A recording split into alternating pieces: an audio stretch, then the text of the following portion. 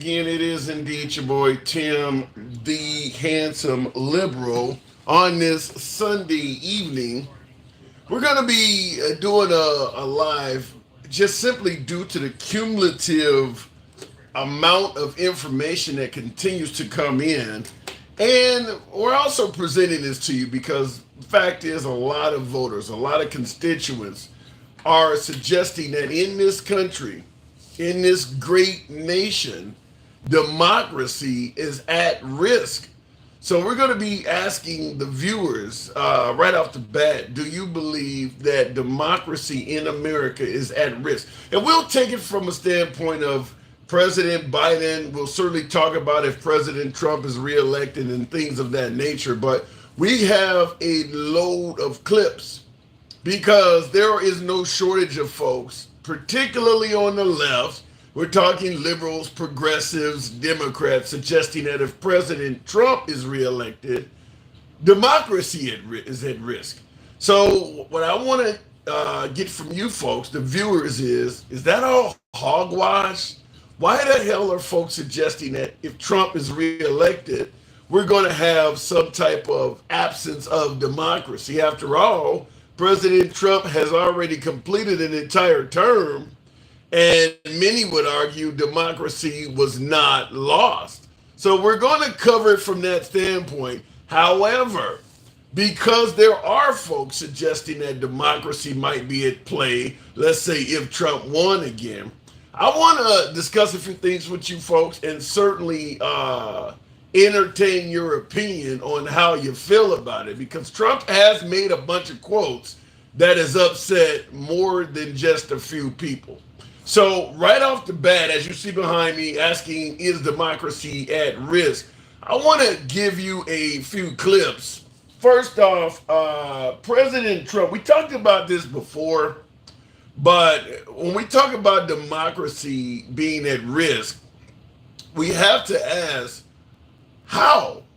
What is Trump doing, saying, proposing that would lead so many folks to suggest that if he is reelected, somehow, some way, democracy would be at risk? Or as we stated earlier, is it just a bunch of bullshit by the left to try to derail Trump's chance at getting reelected? So right off the bat, we've been talking about this one on the program several times. And I want to get your opinion on this because this is indeed something that President Trump has once again, he is proposing this. Give them immunity. We're going to rebuild our cities and become a beacon of hope, safety, beauty. Okay, give me 1 second. I'm gonna move the audio up a little bit. You got the wrong audio output going on, but you guys know this is the immunity claim. We got a lot of other clips, but for folks who have not heard this, I want you to hear this.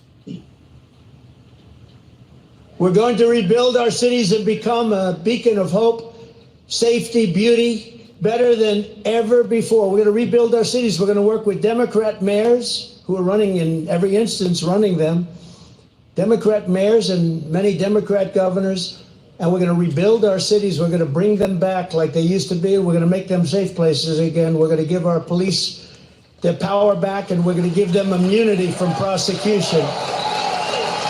So they're not prosecuted for doing their job.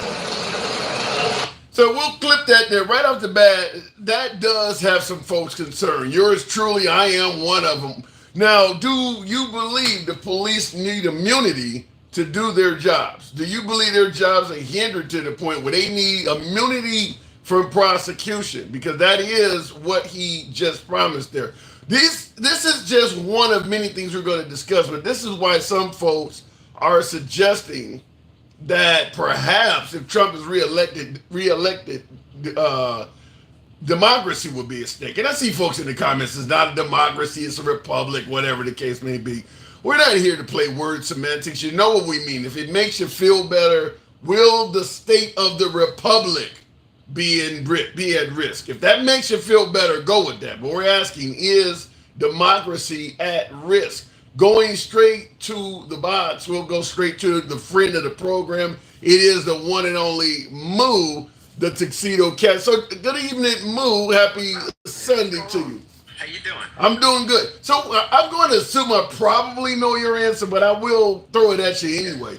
If Trump Sure. is reelected, do you personally believe democracy could be at risk? I don't need to believe anything, my dude. We already have court cases in place. There have already been charges pressed against people who tried to steal the election already. We know that Chesbro came up with a plot to do fake electors, and he submitted paperwork with their names on there, which is why a lot of them are catching charges now, because some of them knew it was a plot, some of them did not, and those people won't be charged because they didn't know any better. But you don't need to believe anything. You can see with your own two eyes via the justice system that, yeah, you need to be scared because your democracy was already at risk. But Trump is stating that it was him who faced his. Trump is stating that it was him that they tried to steal the election from. So yeah, I mean, there were 60 court cases that got thrown out because every time, Trump's people would go up there to present evidence, they would pound the table instead of providing evidence, because that's what you do when you don't have evidence, right? You pound the table. Well, pounding the table might work if you're talking to stupid voters that live in rural, places and they don't know any better. But it doesn't work when you're talking to a judge, and apparently it doesn't work when you're talking to a jury either, right? Yeah. Well, Trump. But and by the way, speaking of that jury, did you hear that one of them allegedly got on Facebook and indicated that he's related to a juror member and gave the skinny of what was going to happen at trial? So, that doesn't really affect how the jurors felt about things. I'll tell you what's more interesting is that it just came out that the Trump's people offered a lot of these witnesses in these different trials money not to testify. Yeah, that's a thing that actually happened. That was on the Young Turks reported on it. So I suggest you watch that, because Trump tried to give a bunch of goodies to a bunch of witnesses. And the only reason I can figure he's not being prosecuted for these charges on top of everything else is because, the fucking prosecutors are so fatigued at this point, and there's already so many charges against this guy that, people are just failing to bring even more charges at this point. Wait, so Mega would shit the bed, right? So you're saying that the Trump side of the Trump side tried to buy off witnesses, or are you talking about juror members? Yes, they tampered with witnesses, absolutely. The Young Turks did a full report on it, and I suggest you look it up on YouTube. You can watch it anytime you want. Yes, Trump tried to tamper with various witnesses in various trials that are going on currently, and they offered them a bunch of goodies not to testify against him. Yes, that is a thing. It did happen, and there was a news report on it. Does this apply to the Alvin Bragg trial as well? You really need to go watch the Young Turks report. I don't want to give you any misinformation. What I can tell you is there was an official news station that reported on this, okay? Wow. I'm really, really interested in that. I mean, it could be a liberal hit job, though, right? So everything's a liberal hit job, right? So everything's just a liberal hit job. My dude, the guy tried to steal the election. You have people already charged. The guy knows he lost the election because people have testified that he admitted it. You have all of these things. Why this has never happened to another president in history? He always said, why doesn't this happen to anybody else? Because nobody else does this kind of stupid shit, right? Nobody does this kind of stupid shit. That's why it's never happened to anybody else before, right? Well, we got to bring up the documents. Mike Pence and President Biden had documents at their house, so they've done it before. You can say what you want about that, right? Police get brownie points for cooperation all the time. So if you don't like that, that's a fair argument. You don't need to like that Biden got brownie points with the FBI for cooperation. But I will say, it is not abnormal for people involved in crimes to get specific things in their favor because they cooperate with authorities. That is not abnormal. What is abnormal is when you obstruct authorities from doing their job, you get in even more fucking trouble. That's absolutely normal too. Yeah. So in regards to this report that one of the jurors basically posted on Facebook that his cousin was going to convict Trump, you think this is something about nothing? I'm sorry. What was that again? We talked about this a minute ago in regards to the relative of one of the Alvin Bragg jurors posting on social media that they were going to convict Trump. Is that a nothing burger? Well, I mean, there were lots of people posting on social media that they were going to convict Trump. Is there any proof that they spoke? Because I've seen celebrities make predictions. I've seen regular average Americans make predictions. I've seen Trump people say he's not going to get convicted. So I guess we better investigate all of the people who made predictions and see whether they talked to one of the jurors or not, right? Yeah. And I see. I didn't make predictions because I don't know what the fuck's going to happen. Yeah, and I see several folks in the comment section already stating that that's been proven to be false. Even if it wasn't, I didn't think it was really going to do much, because even if it was an actual cousin, he could just say that was my prediction. There's no guarantee he actually got the information. I mean, what are you going to do at this point, right? There are people who predict Trump is going to go to jail. Did they talk to the DOJ? Do they have insider information? If you talk to a MAGA supporter, yeah, probably, bro. Anybody who says that kind of shit, it's always a conspiracy theory. It's always some kind of gaslighting, right? That's how it goes. So, in regards to your original statement that you do believe democracy is under threat, do you believe it's just from an election standpoint, or do you see any other? So I don't like the word believe. You can say something like, so there are charges currently against people who participated in a fake elector scheme that shows our democracy is at risk. How do you feel about that? Because it's not something I believe. This isn't a belief. Our democracy was at risk. Yeah. That happened. Okay, well, let me rephrase it. In regards to our democracy being at risk, do you see any other avenues other than just the election itself? I mean, so again, this guy really needs to have the support of the military. That's what's going to make the determining call on whether this guy ends up as a dictator or not, right? Because you can't assume full control of the government without a military willing to walk Congress members out of the door, the Supreme Court out of the door. So really, this is going to hinge on what the military does in response to Trump trying to assume power, right? Yeah. Well, that's the avenue. Okay. So all it is, what about this crap that he's going to be a dictator and all of that? Do you see any validity in that? I mean, so the guy says it. I mean, so if he doesn't mean it, he shouldn't say it, right? Like, I'm not one of these people who's going to make excuses for a guy who's like 77 years old, right? He knows what he's saying, and if he doesn't, he shouldn't be running for office, If he's this blithering, right, that all the time you need to explain to me what he said because he can't explain himself clearly, the guy shouldn't be running for president, right? I don't need people living in trailers with their sisters to explain to me what someone said, right? I don't need that, and I don't think anybody else does either, to be honest with you. All right. So last question before I'm moving on. Do you see democracy at risk in any way, fashion, or form with another 4 years of Biden? Democracy at risk. In the sense that the Democrats have hurt democracy, that they didn't have primaries to get a better person when there were people running against Biden. Yes, they hurt democracy in that way. They are hurting democracy in saying that we are allies with Israel right now, right? Because if you're good friends with someone who's committing a genocide, it doesn't look very democratic, to be honest with you. So they do hurt democracy, but they haven't tried to overthrow an election or overthrow the government, right? So there are nuances to the ways that the Democrats are hurting democracy as opposed to Trump and MAGA. It's just different ways of hurting democracy. What I will say is it doesn't appear that the Democrats are a fascist party at this point. They just appear to be corporatist. So well, I wanna say something real quick, because you mentioned the Democrats standing by Israel and Israel committing a genocide and things like that. I just want to ask you this, because I see a lot of folks talking about Israel going too far, free Palestine and things like that.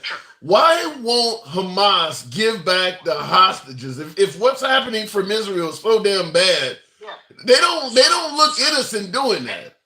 My man, am I Hamas? So how many? So there are about 50,000 members of Hamas. There's roughly 2 million people, Palestinian people. So first we need to separate the Palestinian people from their government, right? Because are you the government? Are you your government? Does No. the government always represent? Okay, so we admit then that the government doesn't always represent us in the best ways. Chances are a terrorist group is probably not representing 2 million people in the best of ways. I gotta push back, because The polls before October 7th showed that the Palestinians, they were fairly supportive of Hamas. I mean, are there Palestinians around the world outside of the Gaza Strip that are condemning Hamas? Do you know what happens if they say they're not supportive of Hamas? What about the ones that are? Do you Hold on, wait a minute. Hold on. Answer the question though. Do you know what happens to a person in that kind of religious terrorist government who says that they don't support you? What would you do to them? What happens to you? If they are in Gaza, they're in danger. But there are Palestinians that are not in Gaza. Why are they not condemning Why it? am I worried about them?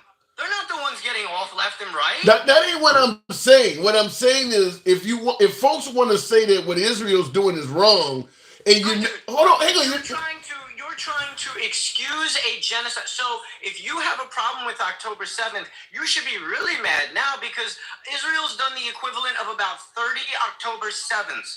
Yeah. Does Israel have the right to defend itself? Sure, they have the right to defend themselves. When you're using bunker busters that aren't guided, right? And the reason you don't need to guide them to their location is because they totally destroy everything within a certain radius, right? I was Navy for 6 years. You use these when you don't need to worry much about targeting, and you're not. Yeah, wait. I think you're confused. I don't believe what Israel's doing is right. But what I'm saying is, why are Palestinians abroad that are not in Gaza not demanding that Hamas give back the hostages? What information do you have that a huge majority of Palestinians support Hamas? I don't hear any of them condemning it. Huh? I don't hear any Palestinians. They're running for their lives. What the You're not. Every single Palestinian is in Gaza. My dude, I don't know what Palestinians you're referring to. You're just generalizing, saying that apparently there's this huge. Okay, what about the rest of the Arab world? Why aren't they demanding Hamas get the hostages back? Because people don't give a shit about the Palestinians, my dude. The Arab world doesn't give a shit about the Palestinians. They're literally a people without a state. Right? So America's full of white people, right? So automatically, are we caring about all the white people everywhere? A lot of people in this country don't give a shit about anybody but themselves. No. We're not talking about being concerned with the Palestinians. The hostages are not Palestinian. What I'm saying is, why is the rest of the Arab world? So why didn't Israel go after the hostages right away? Why didn't they do special operations and use targeted attacks instead of bunker busters that just explode everything around them, right? And they literally have kill zones where they target civilians, right? They have kill zones, and anybody who walks into that kill zone perishes, and they attack humane efforts to get food into the country, right? They actively attacked them, so much so that we had to build a pier. Your tax money had to build a pier into Palestine because Israel is actively attacking human rights people trying to get food in there.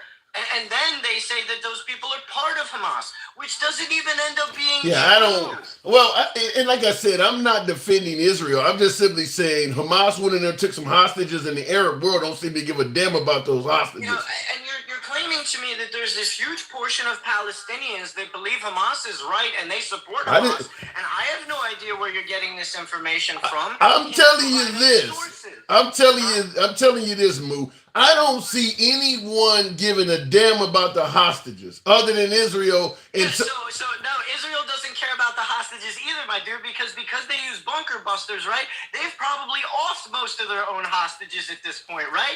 You've used untargeted attacks. You used missiles that are meant to just destroy anything in their path. They're not for specialized attacks. They're not for making sure civilians.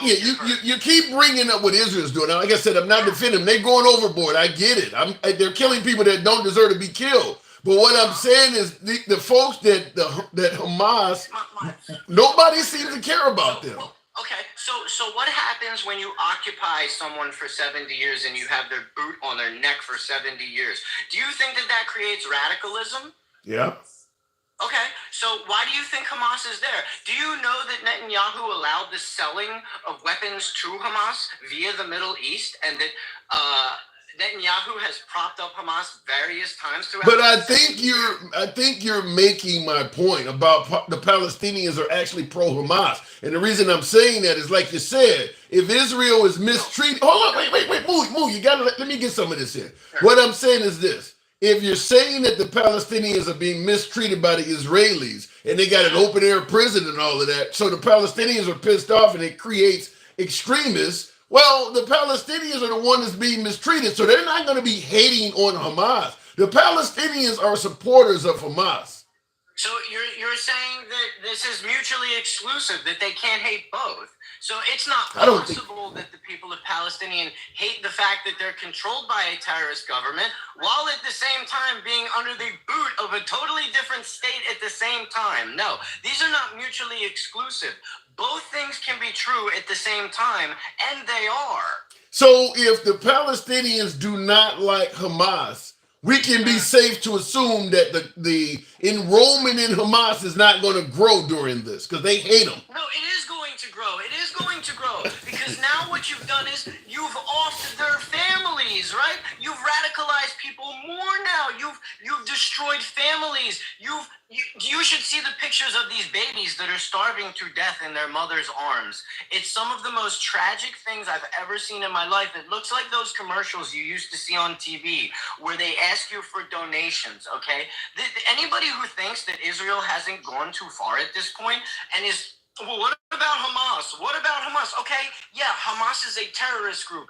And yeah, they need to be taken out of that government, right? That regime needs to be changed. And these people need a two-state solution. But there is no justifying genocide. But you're mentioning the fact that what Israel is doing is going to radicalize Palestinians and make them join Hamas. I don't totally disagree with that, but what I want to ask you is this. Do you think October 7th may have radicalized some Israelis based on what happened to them? Of course it did. Of course it did. But you also need to understand that you've helped create the problem that you're now in, right? Like just like for example, we created ISIS, and I also challenge you to tell me any terrorist group in all of humanity that's been eliminated through methods of war. No, that's it. You're right. That's not going to happen. That's not good. You're not going to get rid of Hamas. Right, I appreciate that. Okay, so again.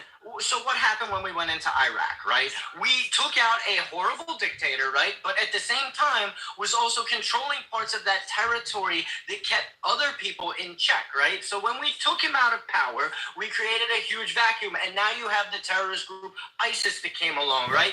And then we tried to destroy them and we go into Afghanistan, right? And we fail there too. We fail over and over and over again. And then when we leave, the Taliban takes over, right? So none of these warlike measures are going to fix anything. I've just given you various examples to prove to you that this kind of thing doesn't even work. You need to have diplomacy, and yes, you need to have diplomacy between people who don't like each other. That's usually where diplomacy takes place, right? It's hard to be at war or hard to have a genocide with people who like each other, right? But you have to come to terms. It's going to be rough. I got to move it on. Look, we totally disagree on the Israeli Hamas conflict, so be it. Who gives a damn? Come on back anytime. Sure, man, absolutely. Appreciate it. Looking at the comments, and by the way, somebody pointed out, what did they say? The score is 1,200 dead, 1,200 Israelis that are deceased and 36,000 Palestinians. And like I said, I don't disagree that the Israelis have went above and beyond, but I don't think anyone, including the Hamas fighters on October 7th, expected the Israelis to only go 1-for-1. I think based on what my last caller was suggesting, the open air prisons and the way the Israelis were oppressing the Palestinians before October 7th, it was safe to assume on October 8th, they're going to really come back and hurt us for this. I think that would have been safe to assume. We're actually going to have a little bit of pleasure for a lot of pain in the future. 1,200 deceased Israelis, as my viewers said, 36,000 deceased Palestinians. Did you expect a lot less? I mean, I'm not trying to defend what folks are referring to as genocide and things like that, but based on what they did you expect the Israelis to take a light-handed approach? Would we, I mean, I'm just going to be serious. Let's say Cuba, a much weaker country like Cuba, came into Florida and literally went down the streets of Miami, Key West, and a few southern areas of Florida and murdered thousands. Do you think we would go 1-for-1 with Cuba? If they took out 1,200 Floridians, how many Cubans you think we would take out in response to that? Just want to tell you how it goes. I mean, when you look at Iraq, you look at Afghanistan, we only lost 3,000 on September 11th. I mean, that's just how war works. I'm not saying it's right, but that's how it works. It isn't number for number. Looking in the comments, we have better choices than attacking innocent babies and women and shocked. I'm shocked hearing this from you, handsome. You're hearing me. You're hearing logic from me. I'm not disagreeing with you that taking out innocent people is wrong. But fact is, on October 7th, they didn't spare women or babies either. We're just basically assuming or hoping that Israel will be the cooler head to prevail. But it's not like what they did on October 7th was fair either. The Israelis just went way above and beyond it. I'm just going to say it that way. And by the way, the only reason you didn't have Israeli genocide is because they don't have the weapons to do it. From the river to the you-know-what, isn't that also a genocidal chant? Isn't that a symbol that Hamas wants genocide as well? They just can't get it. They just can't achieve it because they don't have the equipment. But it sounds pretty clear that if Hamas had the upper hand, they would also be guilty of genocide. They just can't do it. All right, going back to the actual original topic, though, we're asking, as you see on the monitor behind me, do you believe democracy is at risk? Some folks are suggesting that if Trump is reelected, it could happen. Some are suggesting that if Trump, or maybe Biden is reelected, democracy could be at risk. Real quick in the comments, Grady Reddick says, you're sounding wrong, bro. No, they want freedom. I'm not disagreeing with you, Grady. But going into a country the way they did on October 7th, has anybody ever won freedom in that manner? Anyone? Was anything they did conducive to obtaining freedom in the future? That wasn't a desire to have freedom. That was anger because you don't like how you're being treated. That was simply acting out of anger. That's not how you get freedom. I'm just going to tell you that. It's not how you get freedom. Even if Israel only took out 1,000 people in response. What they did on October 7th, no one is going to get freedom in that manner. You didn't send in enough of a force to occupy Israel. You just sent in enough people to cause a little bit of mayhem, and then they ran back into Gaza. You expect to get freedom doing that? I mean, that's like saying, being a minority, I want the police to treat us better. So I'm going to run into a police station, take out a few cops, and go home. You think that's going to work? Even if they're mistreating people like me, you think going into a police station, taking out maybe 15, 20 officers, and then leaving, do you think I'm going to get treated better? You think people like me, that's going to result in me getting treated? No. It's probably going to result in some genocidal shit where people are getting stopped all over the damn place, having their rights violated, and so on and so forth. That's what I believe would happen. Maybe I'm wrong. Going back to the box, talking about the potential of losing democracy, going straight to CEO of Common Sense. Let me know where I'm getting it wrong. By the way, folks, I haven't solicited this, but tap the screen. Get the likes on up to about 20,000 on TikTok for my YouTubers. 20, if you will. Smash that like button on YouTube. They're attacked because they were tired of being occupied and captive in their own land, says Johnny Price. I don't disagree that the Israelis is likely mistreating them. I'm just simply saying I don't know what they thought was going to come out of October 7th other than what came out of October 7th. I mean, what if you go back to October 6th and you hear that they're planning this, other than delivering a message that I'm unhappy, I mean, what do you expect to happen? The Israelis are going to say, yeah, I guess they're pissed off. Let's sit at the bargaining table. Is that what, I mean, where's the logic in it? That's all I'm saying. Where's the logic in it? And by the way, Johnny Price said attention. You're damn right they got attention. They did get attention. They're still getting it. They're still being attended to. CEO of Common Sense. Good evening. How you doing? I'm not real.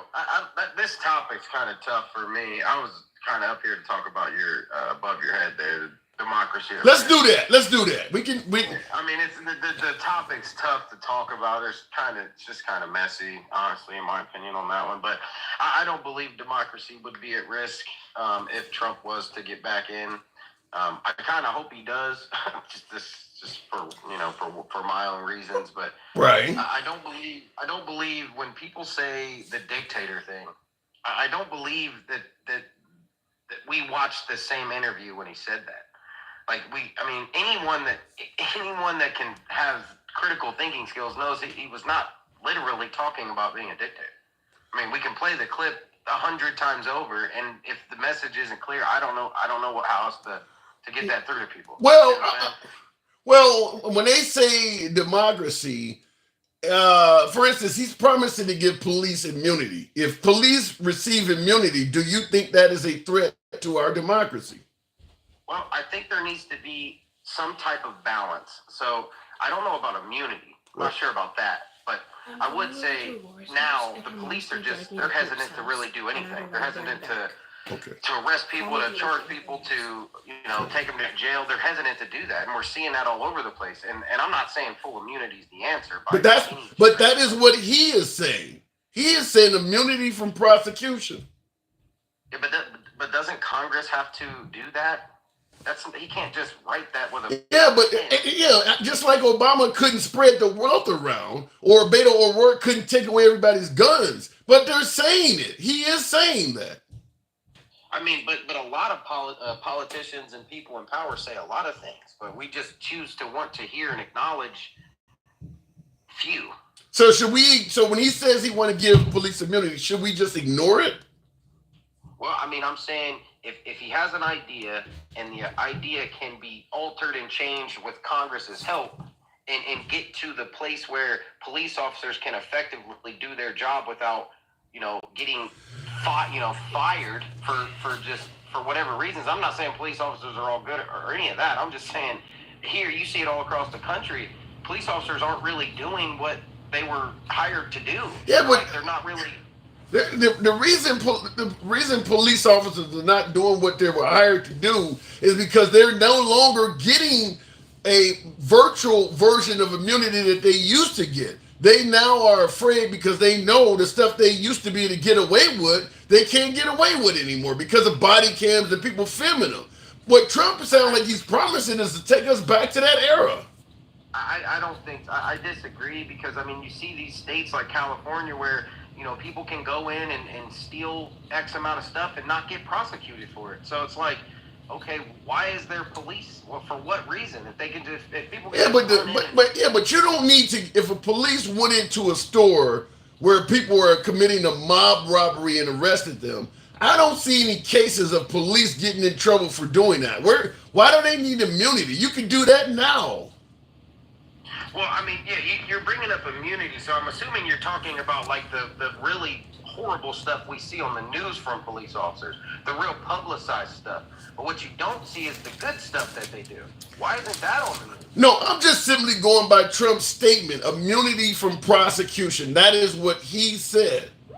Is that something to be concerned about? I would say, yeah. If that's the case, then yeah. But I also understand that it takes Congress to do that. Yeah. You can't just do that. It takes Congress. For him to be a dictator, explain how that would work in the United States. It takes Congress to take away guns from folks. Yet we hold liberals accountable for doing it all the time. Do you think President Obama could turn a whole country socialist? Not likely, but people held him accountable for it. So why does Trump get a different? But let's just say I don't know if this is going to happen, but this is just a thought. If Trump gets back in, the House flips, and the Senate stays the same. Can he do any of those things that you're talking about? Any of them? Most likely not. But I'm going back to my original statement. Why is Trump getting a view through a different glass than we view everybody else? I just mentioned, you want, what did he say? Spread the wealth around to Joe the plumber. We didn't say he can't do that. We held Obama accountable for that. When Beto O'Rourke said, "You're damn right, I'm gonna take your AR-15," we didn't say a governor could never take away your Second Amendment rights. We held him accountable for saying it. Now all of a sudden, when Trump says something, wow, we're supposed to overlook it because he can't do it? Is he getting special views? I guess maybe you could look at it that way, but if we're to sit here and say that Trump hasn't said some outlandish things over the past several years, I mean, a lot of people say some outlandish things. Biden said some outlandish things. What do you think about Biden raising the capital gains tax to 44.5%? I know you know some people that's going to affect. I'm not going to defend Biden whatsoever. But what I'm saying is, because so many folks are suggesting that Trump is a threat to democracy, and like yourself saying that he can't do this or it's not likely to happen, I'm asking you, should people just ignore what he said? I want you to hear this, and I want you to give me your take on it. Local law enforcement additional tools if an individual is reported to be a potential danger to themselves or others. Allow due process so no one's rights are trampled, but the ability to go to court, obtain an order, and then collect not only the firearms but any weapons in the possession of that. Now, before he responds to this is right after a mass casualty event where they were asking him, about how to deal with it. I'll rewind it a little bit, but this was right after a mass shooting, and they're talking about firearms, and I want you to hear Trump's response to it. I rewind it about 5 seconds. An order, and then collect not only the firearms, but any weapons in the possession Or of that might individual. take the firearms first and then go to court, because that's another system, because a lot of times by the time you go to court, it takes so long to go to court to get the due process procedures. I like taking the guns early, like in this crazy man's case that just took place in Florida. He had a lot of firearms. They saw everything. To go to court would have taken a long time. So you could do exactly what you're saying, but take the guns first, go through due process second. Now there he's talking about taking away your firearms without even giving you due process. Should you ignore that? No, I wouldn't say ignore that, and I don't agree with that. I think Trump's two-way stance is lacking, to say the least. So let me ask you this question, though. Let me ask you this question. If he was able to find a way to do what he just suggested, is that a threat to democracy? I would say that would be, yes. Okay. So if he was able to find a way to give police immunity from prosecution, do you see that as a threat to democracy? I would say yes, but I just don't see how there's any way for that to be done. Okay. I don't know how he can do that. There are measures in place to prevent that. We are not these countries that allow this type of stuff. I don't know. You tell me how you do it. I don't know how they got Roe v. Wade rolled back, but they did it. I want you to hear. I got another one for you. I want to get your take on it. Donald J. Trump is calling for a total and complete shutdown of Muslims entering the United States until our country's representatives can figure out what the hell is going on.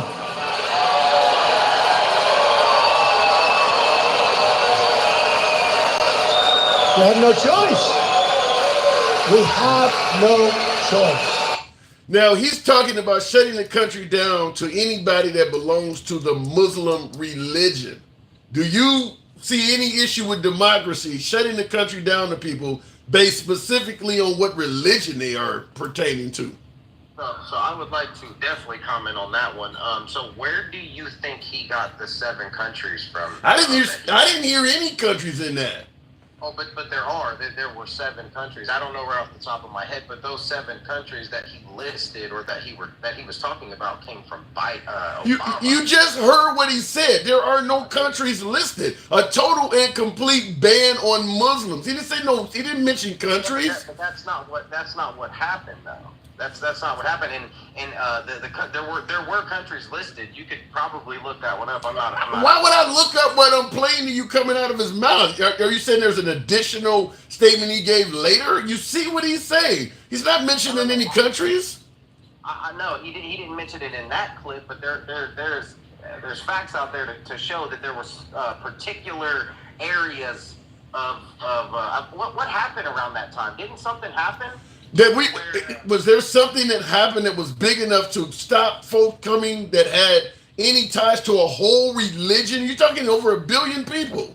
Yeah, but what's the biggest country for Muslims?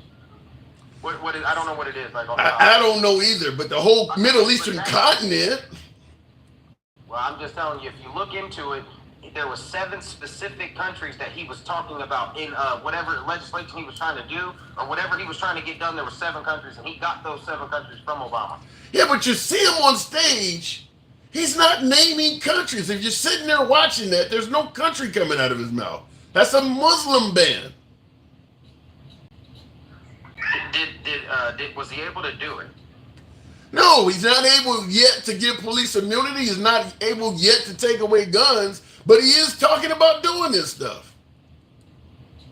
I understand that. We keep going back to this talking about stuff, and I agree with you 100%. Words do matter, and some things are left unsaid, and some things, it's kind of just crazy. We can agree on that. But saying one thing and doing another, they're not the same. Like a lot of people said a lot of shit. Like Maxine Waters said some stuff. Trump said some stuff. Pence said some stuff. Look at Bill Barr. Bill Barr a couple years ago, Bill Barr despised Trump. Despised him. They ended their term on they weren't friends. They weren't acquaintances. Now Bill Barr comes out and says that the trial that he just went through will be acquitted. Like it'll get thrown out. You talking about Attorney General Barr, his top cop? Yeah. Yeah, but if you're going to go by what Attorney General Barr says, he also stated that Trump's stolen election claims are bullshit. Do you accept that? What Bill Barr said about the election? No, when he was still Trump's Attorney General, when they were still in office after the November 2020 election, and Trump was saying that he won by a landslide and it was stolen, and Bill Barr is the one that went and tracked down all of the things Trump was claiming. I'm looking behind me because I actually got his book, and he wrote it in the book. The book is called One Damn Thing After Another. I actually have his book behind me somewhere. I haven't read the book, but I know what you're talking about. But what I'm asking you is, Bill Barr was the one that said Trump's stolen election claims are bullshit. Do you believe that? Exactly.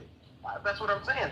So you're going to give him validity to what he's saying there. No, I'm asking you. I'm asking you, do you give him validity? Sure. I don't believe the election was stolen from Trump. I don't believe that. I don't really want to get into all of that, but I don't believe the election was stolen. I believe Biden got more votes, not because Biden's the better guy, but there was also Kamala Harris got a lot of those votes as well. Let's just be honest. That's what happened. But Bill Barr then was right, and I believe he's right now. He believes that on appeal that case will be overturned. We'll see what happens. I don't know. Regardless, it is what it is. So let's go with your statement, though. You stated you don't believe that the election was stolen from Trump. So based on what you're saying, he was trying to get Mike Pence to hold an election that was not stolen from him. If he was able to do that, is that any threat to democracy?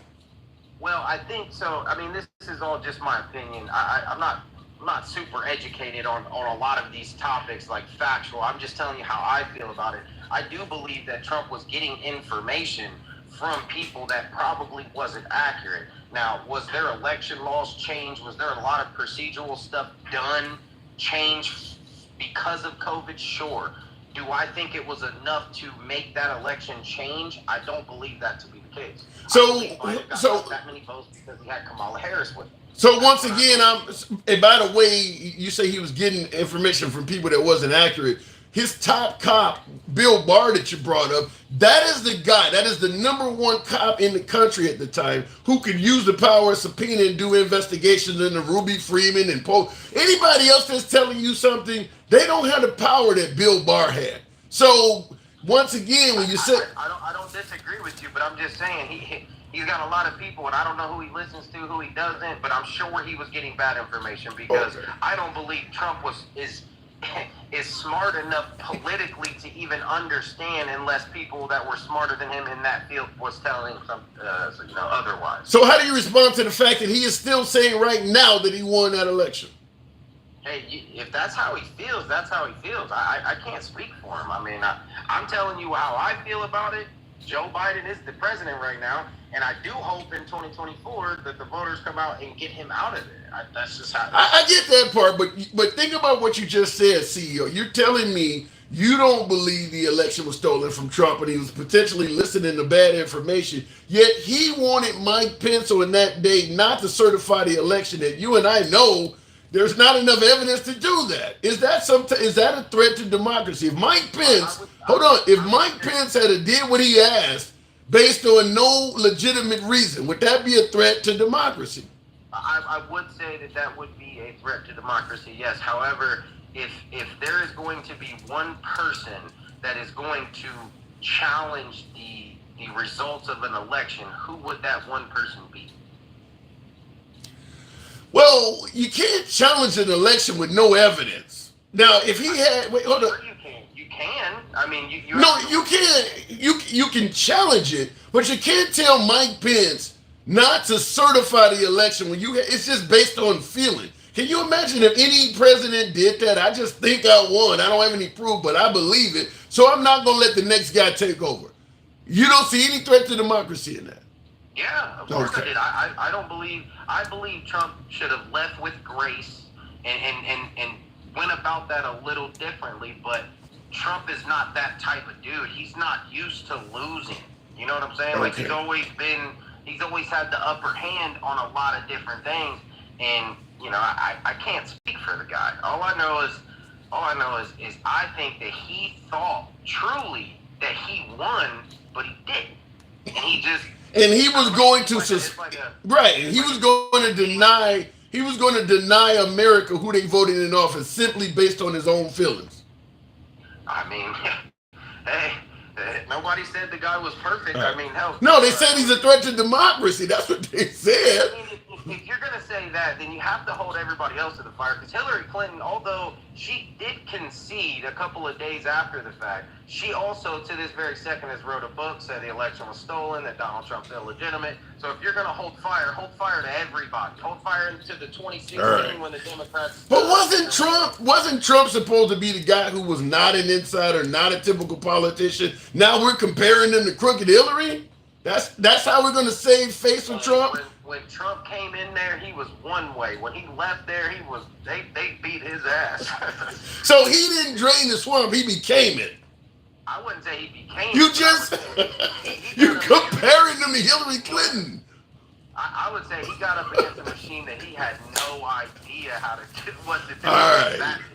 All right, CEO. You drive a hard bargain. I always appreciate you coming through, man. All right, have a good one. You too. Good talk. Moving the program on, by the way, folks. Tap the screen. Get the lights on up to 40,000 on this evening live. Sunday evening. You could be anywhere you want to be. Always good to have you here with yours truly. We're asking that question because so many folks keep bringing it up that I wanted to do an actual show on it. We don't want to show that. Oh, my. So many folks kept bringing it up. So I wanted to ask folks, do you believe there is a threat to democracy if President Trump is elected, or is that a liberal hit job? I see you in the comments. Kim said, oh my God. Yeah, it's a long story behind that, but I see some of you folks did see that. A threat to democracy. Why would folks say that? Now you see with my last caller who absolutely felt certain that Trump was no threat to democracy, yet I got eight items here on my path that we're going to be going over. Most of them have actual video clips to them. We've played a few of them here now. Out of the 8, I didn't play all 8 for my last caller. He started out saying he don't think Trump's a threat to democracy, yet he agreed that if 3 of these things come true that Trump is promising, he does see it as a threat to democracy. And I didn't even play all 8 to him yet. So we're going to continue moving on with the program. Why are you not talking about how Biden is a threat to democracy? Well, let me just say this right off the bat. Because some folks do believe Biden is a threat to democracy. But where I'm confused is, okay, Biden is weaponizing the DOJ. Biden is trying to prevent Trump from running. You know, he's in doing corrupt dealings with the Ukraine. He's a threat to democracy, but at the same time, he doesn't know where he's at. He can't string together a sentence, can't tell Monday from Friday. The reason I'm not bringing it up because some of this stuff doesn't make sense. Either he is a bumbling buffoon that doesn't know where the hell he's at, or he's a mastermind. You can't be both. You don't know his own name, don't know what day it is, but he knows how to be responsible for all this corruption. It's like we're making Biden out to be capable when we need to point the finger at him. But then when we don't need to point the finger at him, he suddenly turns into Michael J. Fox and he's talking like Ozzy Osbourne. And some of this don't make sense. It has to be explained. That's kind of the reason why the Biden is a threat to democracy argument is going to lead to a lot of questions. If he's really that much of a threat, then the can't read without a teleprompter, don't know where he's at, can't string together. Some of this stuff it doesn't measure up. Something doesn't fit right. Let me go back to the box. I don't know what I just tapped there, but we'll continue on with the program. Is he a threat to democracy? One of my subscribers, Den Cow, good evening. I always give my subscribers first dibs. Den Cow, all you have to do is look at him. When I look at Biden, do I see somebody that's a threat to democracy, or do I see Ozzy Osbourne standing like Michael J. Fox? Which one is he? Den Cow, good evening. Good evening. Good evening. So what? Hey, I wanted to quickly touch on what you showed him about what you were talking about as far as the Muslim ban. Yeah. Okay. Originally, after it was the shooting in San Bernardino. It was in 2015 when this happened. Okay. That's when he came out with his right. proposal to have a complete and total. They try to compare it to Obama, but Obama's was a restricted monitoring of people. It wasn't a ban. They were just going to really scrutinize people coming from specific countries that had something to do with terror. Now, Trump's complete ban, once he saw the outrage, his staff went back and made this list similar to Obama's. Yeah. But the one thing they left out was Saudi Arabia. And Saudi Arabia, remember they were that's where the 9/11 terrorists came from. But his son-in-law and daughter, Jared Kushner, were doing pretty good business with the Saudis. Right. So I just wanted to make that clear when they try to make excuses for him and say, well, that's not what he meant. That's what he said. Yeah. And we know it because out of the outcry, that's when his people start coming around saying, we want to do this and we want to do that. Yeah. That's not what he said. Yeah, I mean, it's pretty clear in the audio, but what you pointed out, saying that Obama did it too, it's really odd because you hear a lot of my beloved MAGA. You know, I ain't got no problem with MAGA, but they view Obama as one of the worst presidents in history. But yet, the minute Trump gets in trouble, well, Obama was doing this too. He was separating families too. Like, if you're saying this guy is awful, then why was Trump doing something that an awful person, like my last caller was saying that Hillary Clinton was doing some of this stuff. These are people you believe that are total corrupt. Yet you're admitting Trump was doing a lot of the same things they're doing. Yeah, I don't think a lot of them believe that Obama was really corrupt. We kind of know there were other reasons behind that dislike of Obama. Such as? Look, you already know. I gotta ask. You already know. I ain't trying to send your program in the wrong direction. I'm just saying there were other reasons because on one token they can say at the end of his administration where he turned over a great economy to Trump, they have to kind of admit that. They don't admit that. Trump was asked by Jesse Waters Jesse Waters is on the 5 now, but he used to be an intern for Bill O'Reilly. And Trump was asked by Jesse Waters, did Obama do anything good for America? He said no. His answer was no. He didn't do one good thing for America. So they're not agreeing with you that Obama left a good economy. Right. Well, we know that when we're having a conversation about Trump, we all get to pick and choose and say what he meant.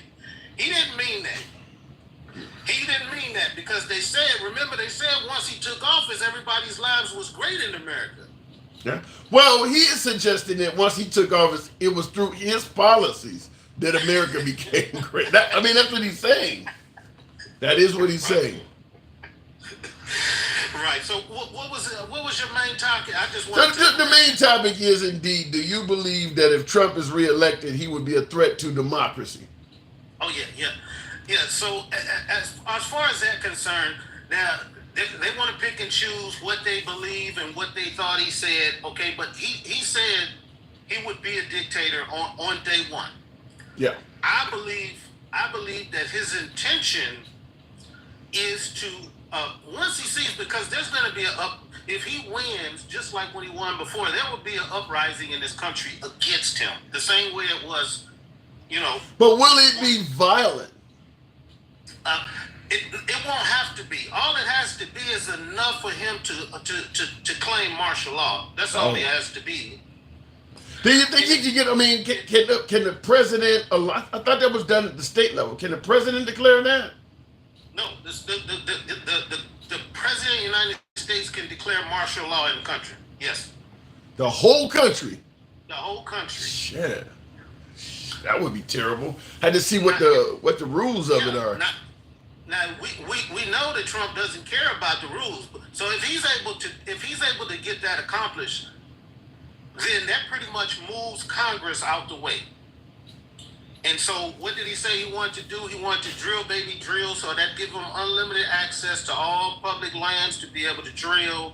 And that would help him create his deportation force, because that would be almost impossible for him to create a force out of what we have in law enforcement and move, 12 to 20 million. Well, with the deportation thing, and I think there's a lot of Americans, even some on the left, certainly independents, that would support, as he called it, the largest deportation in U.S. history. I think he would get good support for that, enough to do it. But it could be simply anybody that is found to not be in this country legitimately by law has to be handed over to ICE.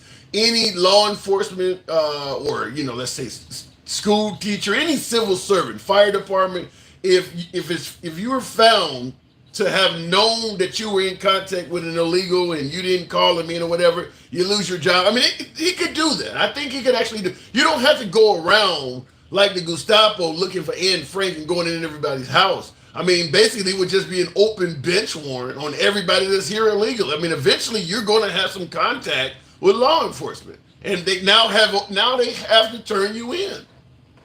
Right. So if I had a magic, a crystal ball, and I looked into the future, I could say something like that would have an effect on this country similar to the '94, the crime bill.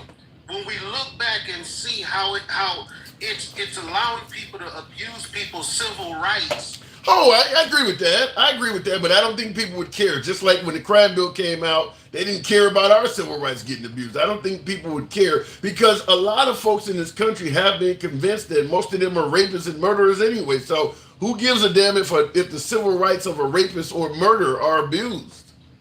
Right. Well, I think what part of the problem would be all of the ones that are legally in this country, when they start getting scooped up in this deportation force, which they are going to get scooped up, they will start having a different perspective on what it was. And we know right now they're about 25% of this country as far as population. And Trump is doing better with them than he is with black folks. So if they exactly, but we would definitely see a shift if he was able. Look, if I didn't think it would cause so much more division in this country, I would say, look, let him do it. You know what I'm saying? Let people see what these types of policies would do. But I just think it would do so much damage, to the country. And I know it would be stop and frisk at a federal level. Yeah. But like I said, though, I think that a large portion of America, now that Governor Abbott and Governor DeSantis was able to, successfully bust them into places like Chicago and New York, they have flipped some liberal mindsets on immigration. There's a lot of liberals now that want them out of here too. So I think he would. I think that mass deportation thing, he would get a lot of support. I think he would get more than 50% of the country behind that. Yeah, but he wouldn't get a filibuster proof majority in the Senate to move the type of funds he would need to do that. Yeah. Because he would have to. I'm not certain. I'm not 100% sure. I hear what you're saying. I mean, I'm not 100% sure. Trump gets a tremendous amount of support from anything with an R behind its name. All he needs is a few D's. I mean, he's going to get almost 100% support from the Republicans on it. Right, but he would have to expand police force, local, state. He wouldn't just be able to say, if you catch somebody, turn them in, because you can't move 12 million people like that. Thank you. Who was that? Said Phillips. I didn't see what the name of that, but whatever that graphic, wanted to give somebody some appreciation for sending me that. Blue Angels, huh? Yeah, that was Phil Mill Kennan, I think it says. Thank you. I've never seen that before, and I do appreciate the support. I gotta disagree with you though, Denkel, before I move it on. I think that if Trump gets reelected, I would say the chances are greater than not. Maybe 51, 49%, but I say the chances are greater than not that he would start deporting a lot of people. I think he would come closer to getting that wish than not. It would be a lot of folks getting kicked out. Oh yeah, for sure. I'm not doubting that he would have the support he needed, but I'm talking about functionally how he would get it done. It would be a lot more difficult than just saying difficult, yes, but I mean, if you can roll back Roe v. Wade, the guy is Superman. I think he can get it done, man. I really do. I really think he can get it done.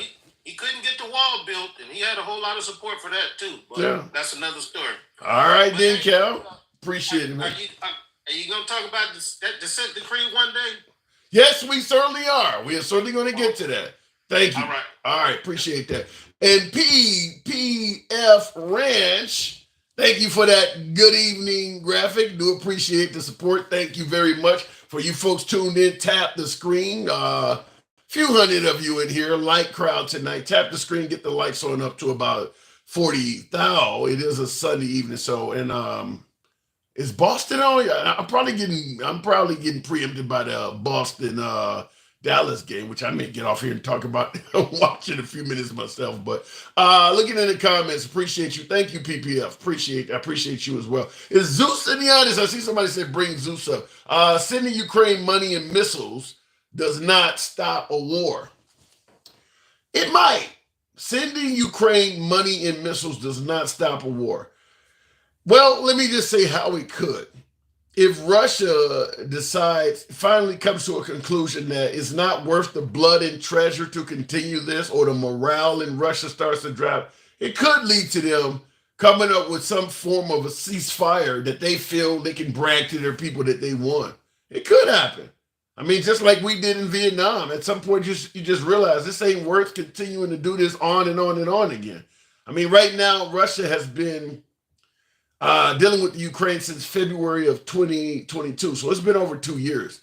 I don't think anybody believed that when Putin went into the Ukraine, he expected to only have come this far 2.5 years later. I think that they probably thought this was going to be a cakewalk. As some of my beloved MAGA often says, Biden is a weak leader. He's not Trump. And they thought this is the perfect time because you got a weak leader in the White House. We'll go ahead and do it. It'll be a cakewalk. Well, it has not been a cakewalk. Biden has stepped up and continued supplying the Ukrainians with arms. And that's even with the pause and the resistance coming from the Republicans. If it wasn't for the Republicans, the Ukrainians would probably have received significantly more weapons. So I don't know if it'll stop it, but I'm assuming the Russians are not happy with what's going on right now. Looking in the comments, well, he's fighting 4 countries and winning. What are the 4 countries? Going back to the box, Robert Porter, as you see on the screen behind me. By the way, tap the screen, get the likes up. Same on YouTube. Feel free to smash that like button. By the way, folks, Monday through Friday, 1 p.m. Central is when we're normally here. Civilized dialogue, both sides of the aisle. We do not block, ban, or censor anyone. So understand your comments do not have to coincide with anybody in the comment section. You don't have to agree with the host. We believe in free speech. Robert, good evening. Good evening, sir. How you doing? I'm doing I good. had to see you the other day on the live. I was on the live with you Oh, the other day. that had to be Yeah, interesting. that's the first time I caught you in somebody else's live. Sometimes I like to go in some of the. Hey, look, now I'm not gonna lie. They got you there. They had you thinking, and they were all mega. Which With the mega guys. hey, look, that's the purpose of a live is to get you to think. No, I mean, no. It was a good live. okay, You held your own, but I usually do. yeah, they had you thinking. All right, nothing wrong with that. I can't remember it, but all the lives I generally visit are MAGA. Yeah. I just want looking at all these comments, man, and I don't know. I just really want to tell everybody, stop voicing your opinion. You do not know really what's going on. One person says the election was stolen, the other says it wasn't. You really don't know either way. But here's the problem. But wait, Robert.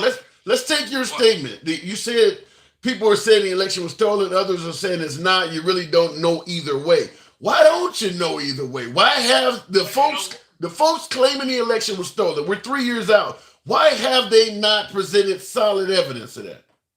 Because they're showing videos and they're showing news documents of Obama and them with the Italian intelligence saying that they sent a disc into one of the satellites, and they're saying that Who was saying that? Who? Votes that were in the machine, that were doing in the machine. This program changed Trump's votes to Biden's votes. That's how he got into. Who was saying It's that? around, and it's just different videos. It's you see little news flash videos about like that one I just told you. That's the main one going around. Well, They feel like yeah, but here's the intelligence. but here's the They put it thing. up in a satellite. Yeah, but here's the thing. Trump had 60 court cases to deal with judges, and many of them he appointed himself. A lot of the stuff that's floating around, like you're talking about the video and everything from Ruby Freeman and all that, they're not going to court with that stuff. What they're telling you and me, if they got solid evidence, they're not presenting that stuff in court. These satellites and Jewish space lasers and all that, that's what they're telling us. But when they have to go in court, where their law license and their credibility is on the line, they're not saying that stuff. What you're telling me, mail-in ballots is not an easy way to criminalize your voting. You can't, you don't think so? No. I agree. I agree with you. Things to do is mail-in ballots. Yeah, I agree with you. There are ways to vote that are less secure. Where I have an issue with is assuming that only the Democrats are cheating. You don't have any evidence that if we believe cheating took place, we also have to believe that no Republicans did it. Like Democrats cheat, Republicans are all honest. Is it possible that maybe some Republicans could have used the mail-in ballot system to cheat as well?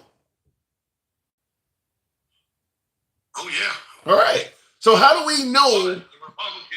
But I don't feel like that side is willing to go to whatever it takes to take power. Do you understand? Yeah. I think you got more. Believe it or not, they want to say megas are cold and Republicans they're crazy. They hate everybody. They want.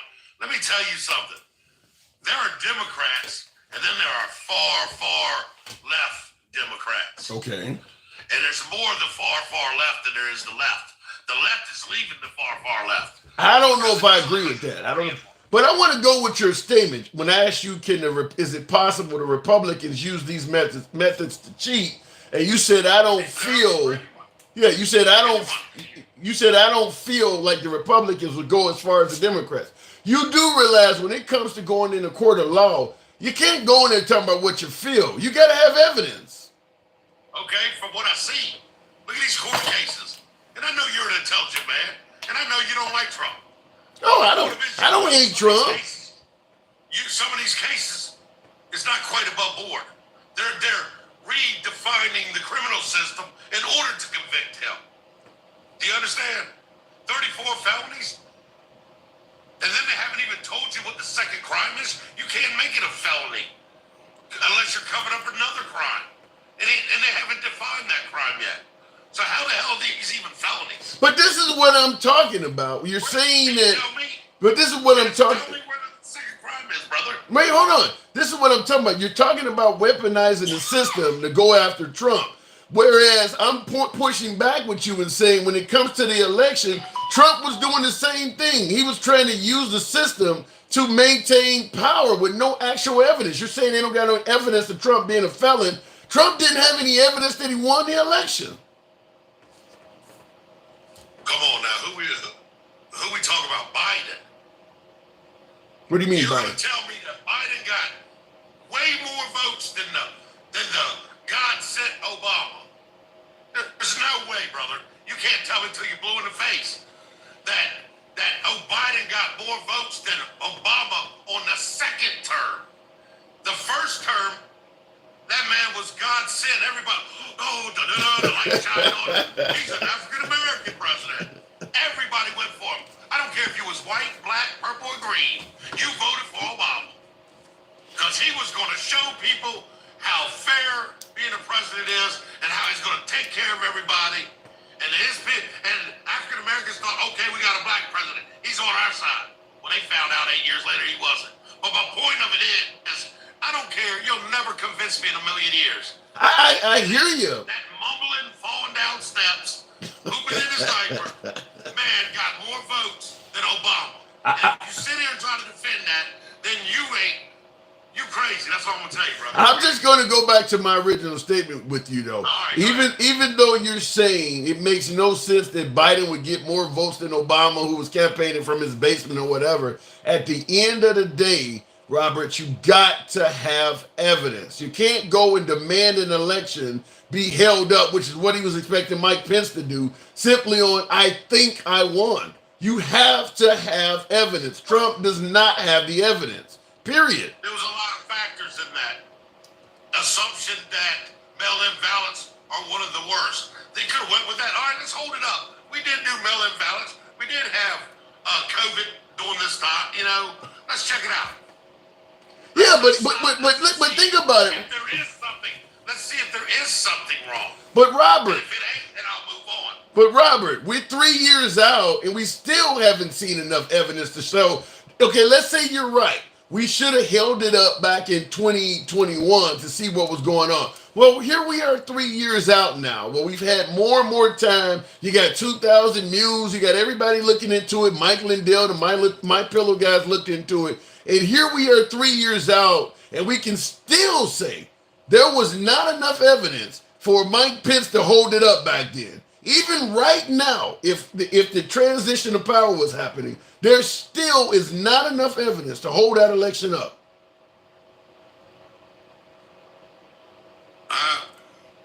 I think it should have at least had a chance to put a hold on it to check. But it's got to be based on something. In this country, you got to have proof in order to stop something. Right. But not with the fact that the way we did our voting that year, a lot of things could have been suspicious. A lot of things could have went wrong due to the fact that we normally don't vote this way, but it was due to, a pandemic. We should have stopped and just checked.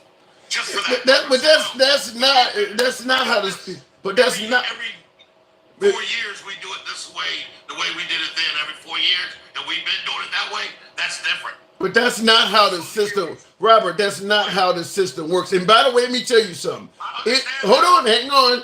In Montana, the governor of Montana during that whole, because when Pennsylvania made their changes that you're talking about and said the pandemic was why they were changing the way they voted, the state of Texas sued Pennsylvania, stating that their changes to how they were voting were unconstitutional. They sued Pennsylvania. And at that time, the governor of Montana appeared on This Week with George Stephanopoulos and stated, we made the same changes to our voting system that Pennsylvania did here in Montana. But Trump won Montana and he's not suing us. And it's stuff like that hurts Trump credibility. I'll give you another one. President. ask you this. No, hold on, let me give you one. I'll let you ask. Hold on, I'll let you ask, but I want to give you another one. Trump was also losing to Biden in North Carolina. It was getting close, and he was losing in North Carolina, and he was all over the place holding rallies saying they were cheating in North Carolina. But Trump ended up winning North Carolina. He pulled it out in the end by a few votes. Once he won, he never mentioned the fraud again. Why is that? Well, I'll say this: most of the states, like, ain't Montana a red state? No, it's blue. It is blue. The governor was blue. Well, the governor was blue, but the state. It's red. Yeah. Right. So don't they? They're not gonna. They're not gonna question that state. It's a red state. They're not. Why would a red state do anything to violate the elections? So what? Trump's gonna win that state anyway. No, but that it's not about the violation. It's the process. No, it's the process, Robert. They sued Pennsylvania because they changed. Hold on. They changed their voting process in Pennsylvania. Montana changed the process the same way. They sued Pennsylvania saying that it was unconstitutional to change the process. They didn't sue Montana that done the same thing. Why is that? I couldn't tell you why they didn't. Why didn't he bring up fraud in North Carolina? He said it. He said they were cheating in North Carolina. Once he won, why didn't Dinesh D'Souza in 2000 News go there? Of course, he's not going to bring it back up. So, He won. So he felt like, okay, maybe I was wrong and cheated. Assuming now, aren't we? What he's thinking. you're basically saying anytime he wins, there's no issue with fraud. There can only be fraud if he loses. There could still be fraud, but I'm saying you're asking me why didn't he bring it back up? Why would you? If you won that state, would you bring it back up after saying there might be a fraud here, but yet then you won? Or you gonna leave it alone, ain't you? That's a good point. And let me ask you this, which leads me to ask you this question. Is Trump concerned with making sure we have a free and fair election, or is his goal to just simply win? In other words, if there's fraud, but I win, I don't care about the fraud.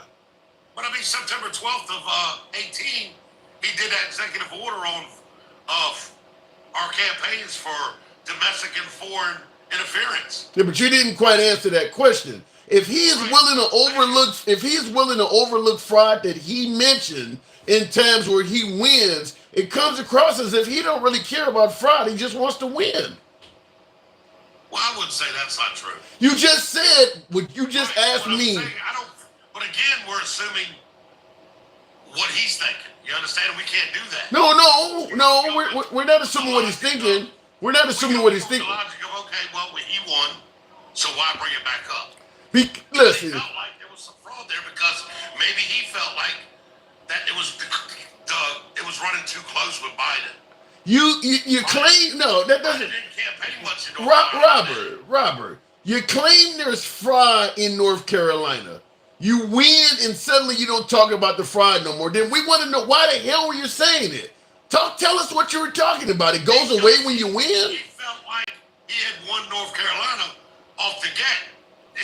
That race shouldn't have been that close. Where is the fraud though? He felt like at the time that it was close, maybe there's some type of fraud going on. Where? No, you can't. See, Robert, that's the problem. You can't just make these allegations without showing that. Where is the evidence of the fraud he was talking about? You just, as you say, he felt like it. Well, all right. Let me give you this. How do you go from? I mean, the mindset we the people and the government's done gave Donald Trump. From the get off, we have attacked this man for Russian collusion, for wiretapping, illegally wiretapping, using shit, a dossier that was fake, the other side used. Why do you think this man has that mentality? Well, The shit they put him through and all the stuff they've accused him of, he's got the mentality they're out to get him. Let me say this. Of course he's going to be paranoid, yelling, if this is closed, this might be fraud. They might be trying to get me here. They might be trying to get me there. Let me respond by saying this. I think if you support Trump, you see when he's being victimized, but because you support, but when you support him, you don't see when he's victimizing others. And here's my point. You just stated shit that they've actually put him through and things that they accused him of. Him saying that Obama was born in Kenya, he didn't prove that. That's him accusing somebody of. That's shit he's putting somebody through. He also stated that Obama wiretapped his office. That's shit he's accusing Obama. He never proved that. He's doing the stuff you're saying is happening to him to other people. Remember crooked Hillary? Where's the proof? All of the years you walked around saying she's crooked and she's committed all these crimes, where's the evidence? What did Comey say? She said she didn't get secret shit on her phone. What did Comey say? Yes, she did. Are we taking the word of the FBI? Oh yeah. Are we actually taking the word of the FBI? Now you know what the FBI has said about Trump? Do you now see the FBI as credible? Absolutely, I know what they said about Trump. I'm only telling you what everybody else seems to take what the FBI says about Trump, just like they did with the papers they found at Mar-a-Lago. They added top secret cover sheets on them and took pictures of them. They admitted it. Come on. Let's What I'm saying is, Robert, what I'm saying is simple. You're talking about all this shit that Trump has been through and all the stuff he's been put through. You're ignoring the fact that he's done stuff to a lot of other. I mean, just saying the election is stolen, saying North Carolina was cheating. He ain't proved this stuff. He is accusing people of stuff. You just said people were accusing him of stuff. What about all these accusations he's making? Does any of that matter? Absolutely. Ruby Freeman? But what I was trying to get to is the fact that this man's mentality is like that because of everything. He didn't start this accusing and saying this is fraud and this is that until they attacked him, until they started. I mean, they got him right off the gate coming down that space. He's racist. All of the people. He's Putin's buddy. Okay, I mean, just Robert. So how do we verify who went to jail for illegal wiretapping of town? Wait a minute. You said they got him when he came down the escalator. When he came down the escalator, he had already been saying Obama was born in Kenya. So by the time they started attacking him, he had already been doing it. I'm glad you brought that up. Because Sheriff Papaya or whatever, do you remember when they gave it to him? And he gave it to the two? Yeah, I watched that. 3 days, I watched that. On one side of the country. I mean, on the world, the other's on the other side. And both of them said that it was fake. Both of them. And they don't even know each other. These are the top world experts on documents. So was he born in Kenya? I don't know where he was born. Again, no matter what's been said, we don't know where he's born at. Honestly. This man's stepfather was one of the 15 richest men in the world. He did business with Bush. Bush had a picture of Obama at 8 years old with his arm around him. I mean, come on. Okay. We don't know what these global elite, these rich men. So what you're saying is, you know what we're busy doing? We're busy doing this online. We're busy worrying about P. Diddy and his stuff and this person and that stuff. See, they throw stuff at us to get our attention away from what they're okay. I want you to hear a clip, and I want to get your opinion on this. It's 30. You've been waiting on me, haven't you? Hey, look, I enjoy talking to MAGA. You're an awesome guest. You can come back anytime. But I want to. You already got to, man. Thank you very much. Listen, we don't have to. You respect people's opinion. I respect yours. Thank you. You can vote Obama, and I still go out to dinner with you. I want to hear your opinion on this. Check this out. Not to mention her in the same breath, but Hillary Clinton and her campaign of 2008 started the birther controversy. I finished it. You know what I mean. President Barack Obama was born in the United States, period. Now we all want to get back to making America strong and great again. Thank you very much. What's your opinion on that? Well, I think that's a man who just wants to let that go. So he's lying? So he may be lying? Listen. I'm going to be honest with you. You want real, right? I want real. He was pacifying everybody. So in other words, so He didn't wait a really minute. feel that way. So He just wanted to get past it, move on, and be proud to do his thing. So in other words, Trump may not always be a man that, as they say, shoots from the cuff, tells us exactly how he feels. Sometimes he may just be making up some shit to pacify us, is what you're Let me saying. ask you something. Haven't you noticed this second time around right now, he's a little more calmer? I mean, except for the court cases and all. How do I'm you- talking about, he's a little bit, I've seen he's notched down one or two, but not much. But he has notched down a little bit. So, Like when he makes speeches and stuff. so how do you? Let me ask you your honest opinion, since you are MAGA. There's nothing wrong with supporting Trump at all. But how do you determine? How do you? Okay, I want to ask you this: how do you determine when he's telling the truth and when he's pacifying people? How do you even know? I guess because I've seen it so long, been watching him, that I can pretty much say, okay, he's just pacifying right now. It's just something you feel. If you've been around Trump, I mean, you learn people, over time. I've learned Biden. You know what I mean? I've watched Obama for 8 years. I've seen his different patterns. I mean, if you're really interested in paying attention to people and what they say. You shouldn't have to, Robert. You shouldn't have to. You should be able to take a president at face value. You shouldn't have to be determining when he's lying and when. Didn't Trump call Ted Cruz lying? Ted Cruz is what you're watching on the screen right now. If it's to pacify people, that means it's a lie, right? Pretty much. Yeah. So he's Ted Absolutely. Cruz. He's doing the Ted Cruz in your opinion. I don't think one president's ever not lied to us, so I won't hold that against it. So he's turning into You understand what I'm saying? he's turning into a typical politician right now, right before your eyes, huh? Bingo! You said it all right there. I gotta go. He took the crash course in politics. You know what I mean? Right. It's 2016 to 20. So he didn't drain. Now he realizes, Yeah, he wait a didn't. minute, these people, it's a no-hold bar, so he has to learn how to work around them. And So he didn't drain the swamp. He became the swamp. he may have to become the swamp in order to clean the swamp. Oh my God! I gotta go, Robert. Appreciate you coming on, He man. can't stay in there long enough if he don't.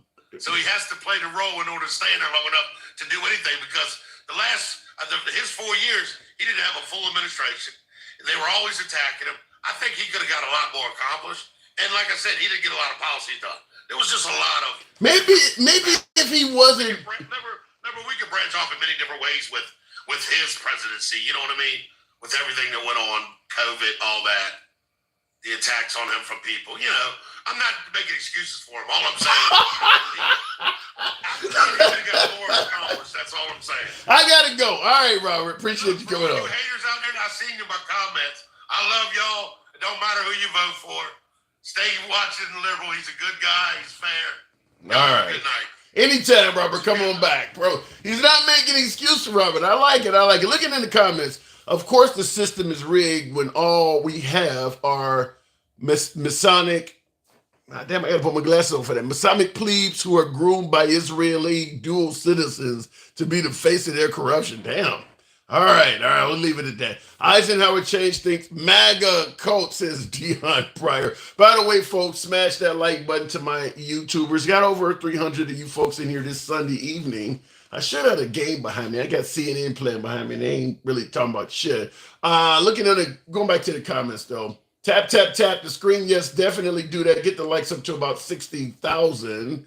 Handsome, how can I speak on the BICS?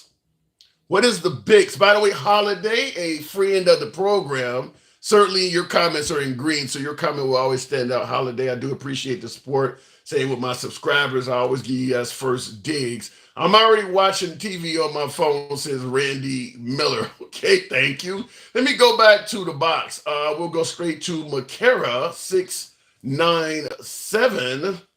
Good evening. I'm going to vote for America and vote for Trump in 2024. All right, we'll see what happens. A little bit, what is it, 5 months or so away? Coming up. Makara, good evening. Good evening. Okay.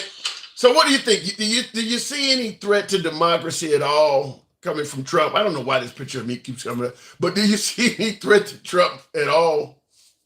I mean, it's no different than what I think I see in Biden. Give me some examples. Give me.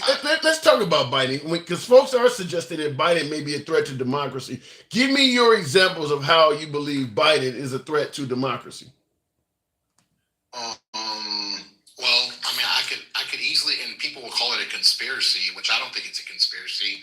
I clearly think that he's running his opposing candidate through unjustified trials. I mean, I don't think President Trump hasn't done anything that any other president has done.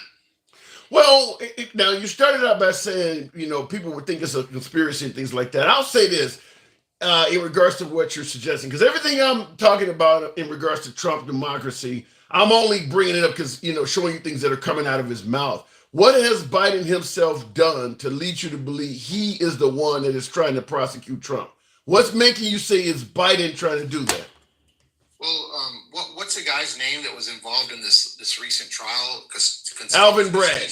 Alvin Bragg. No, Alvin Bragg is the I guess he's the DA of New York, I guess. But there is someone that was in Joe Biden's administration that was pretty much Alvin Bragg's right hand man during this whole prosecution, right? Okay. And we've known for a fact that Alvin Bragg has been to the White House and has talked to Joe Biden, has talked to someone at the White House. Okay. Right. Here's what it confuses me. If we're going to go based on that 1 degree of separation, then you would assume that the Supreme Court was trying to overturn the election for Trump because of Clarence Thomas's wife working directly with the Trump administration. Do you believe the Supreme Court is working in favor of Trump, tried to help him overturn the election? I mean, but is there any? Let me just put it this way: in what capacity did she work for Trump? Oh, dealing with donors. She was actually on the phone with them during the whole Stop the Steal movement, on the phone trying to make things happen in regards to the election. But was she campaigning for him? Is that what you're saying? She's actually, they're doing more than just campaigning for him. They're taking money from big donors and going on vacations and trips with the people. But is she doing that from Trump's friends, or is she doing that because... I don't like. So you're telling me that if I was a Supreme Court justice and I was regularly hanging around with some far left organization, like you guys bring up George Soros all the time. If I'm hanging around, you're going to tell me I'm not corrupted at all? So let me just put it this way then, and I'll go ahead and change it up just a little bit. The judge, the people keep telling me that this judge that actually tried Donald Trump's case, you're telling me that it's okay for his daughter to be making I don't know how many millions of dollars campaigning against Donald Trump? Because that's exactly what she's doing. I mean, she's made money off the trial and Merchan donated to Joe Biden, I guess, or Joe Biden to a Democratic entity or something like that. So what are you saying? Because the judge's daughter is profiting, that should hurt the judge himself? But that's just like saying, just because what's his name? You're talking about relations here. Yeah. You're saying that Clarence Thomas's wife is in cahoots with Donald Trump because they're taking money and taking donor trips, right? I would almost say that Merchan's daughter's making a lot more money. Well, I can even go further than that. The judge that is overseeing Trump's case down there in Miami actually got her job from Trump. He's the one that appointed her. And let me take another step further. I don't agree that Cannon should be the judge in that trial. Okay. But I don't hear your side of the aisle bitching about her that much. I don't hear Trump. Trump don't have any problem with her at all. He's talking about judges that are pure corrupt. He don't seem to have any problem with that one at all. Hey, bro, this ain't about a whataboutism. I'm just giving you examples because you're a good guy. I love your channel. I think you should be on TV. I wish. I'm just saying that that's the same problem Democrats have with Merchan. No one has a problem with him doing any of that stuff. Actually, they'll go so far as say, well, the ethics committee said he wasn't doing anything wrong, and he's a great guy, and he's a great judge. Only the fact that he donated to a party, his daughter is making millions off this case, and no one seems to have a problem with it, man. But everybody has a problem with Cannon, and that trial hasn't even started yet. Everybody but Trump seems to have a problem with her.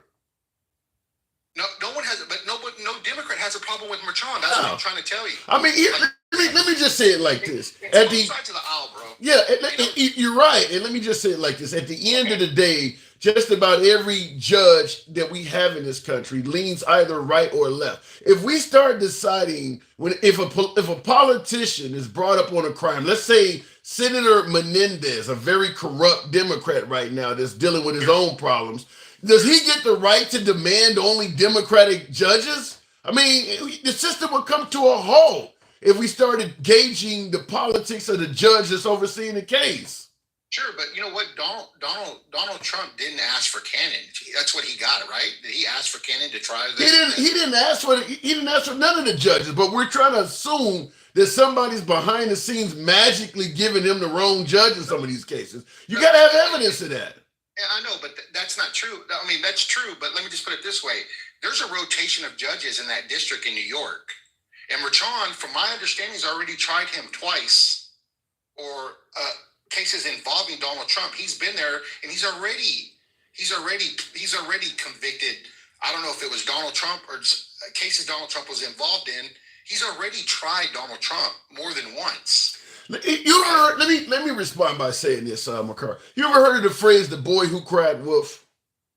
I've heard the phrase, yes, sir. Yeah. Here's the problem: every judge that doesn't rule Trump's way is corrupt. The Letitia James judge was corrupt. The E. Jean Carroll's judge was corrupt. The 60 judges that didn't rule in his favor when he said the election was stolen was corrupt. He even had choice words for the Supreme Court when they didn't want to hear his election claims.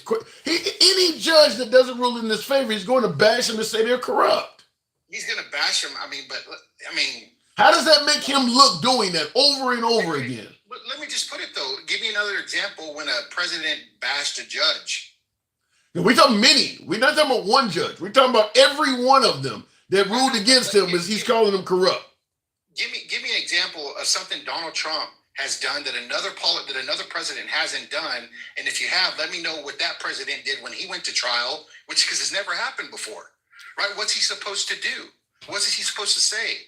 Is he supposed to say everything's fine? I can take this. I did this. Or what's he supposed to say if he thinks he's unjustly prosecuted on every crime he's done?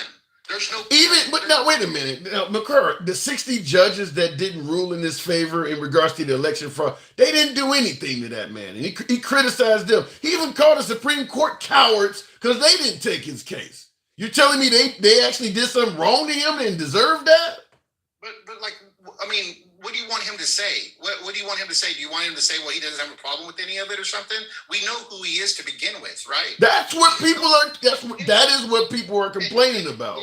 He's the first convicted felon, and virtually everybody from the left thinks he's a convicted felon, and virtually everybody from the right thinks he's an innocent man. I mean, that's split down the middle. And what do you think he's supposed to say? Is he supposed to say, well, I'm guilty? You know what? I didn't do that. I did that. And let me just put this. All the documentation on this trial, I mean, I'm not going to go there. I'm just going to say, I don't know what you expect from him. I'm telling you what I expected. I know a lot of politicians who were getting, I know a lot of politicians, if they were getting what Donald Trump's getting now, I'm pretty sure a lot of them would say, hey, you know what? This isn't right. But you notice when Trump was saying Obama was born in Kenya, he didn't do all of that. When Trump got up there and said Obama was wiretapping his office and he provided no proof, notice how Obama didn't go off like that? Yeah, but you know what? I don't know like if all that equals into like President Obama wasn't going to get convicted of a felony. But Trump is accusing him of one.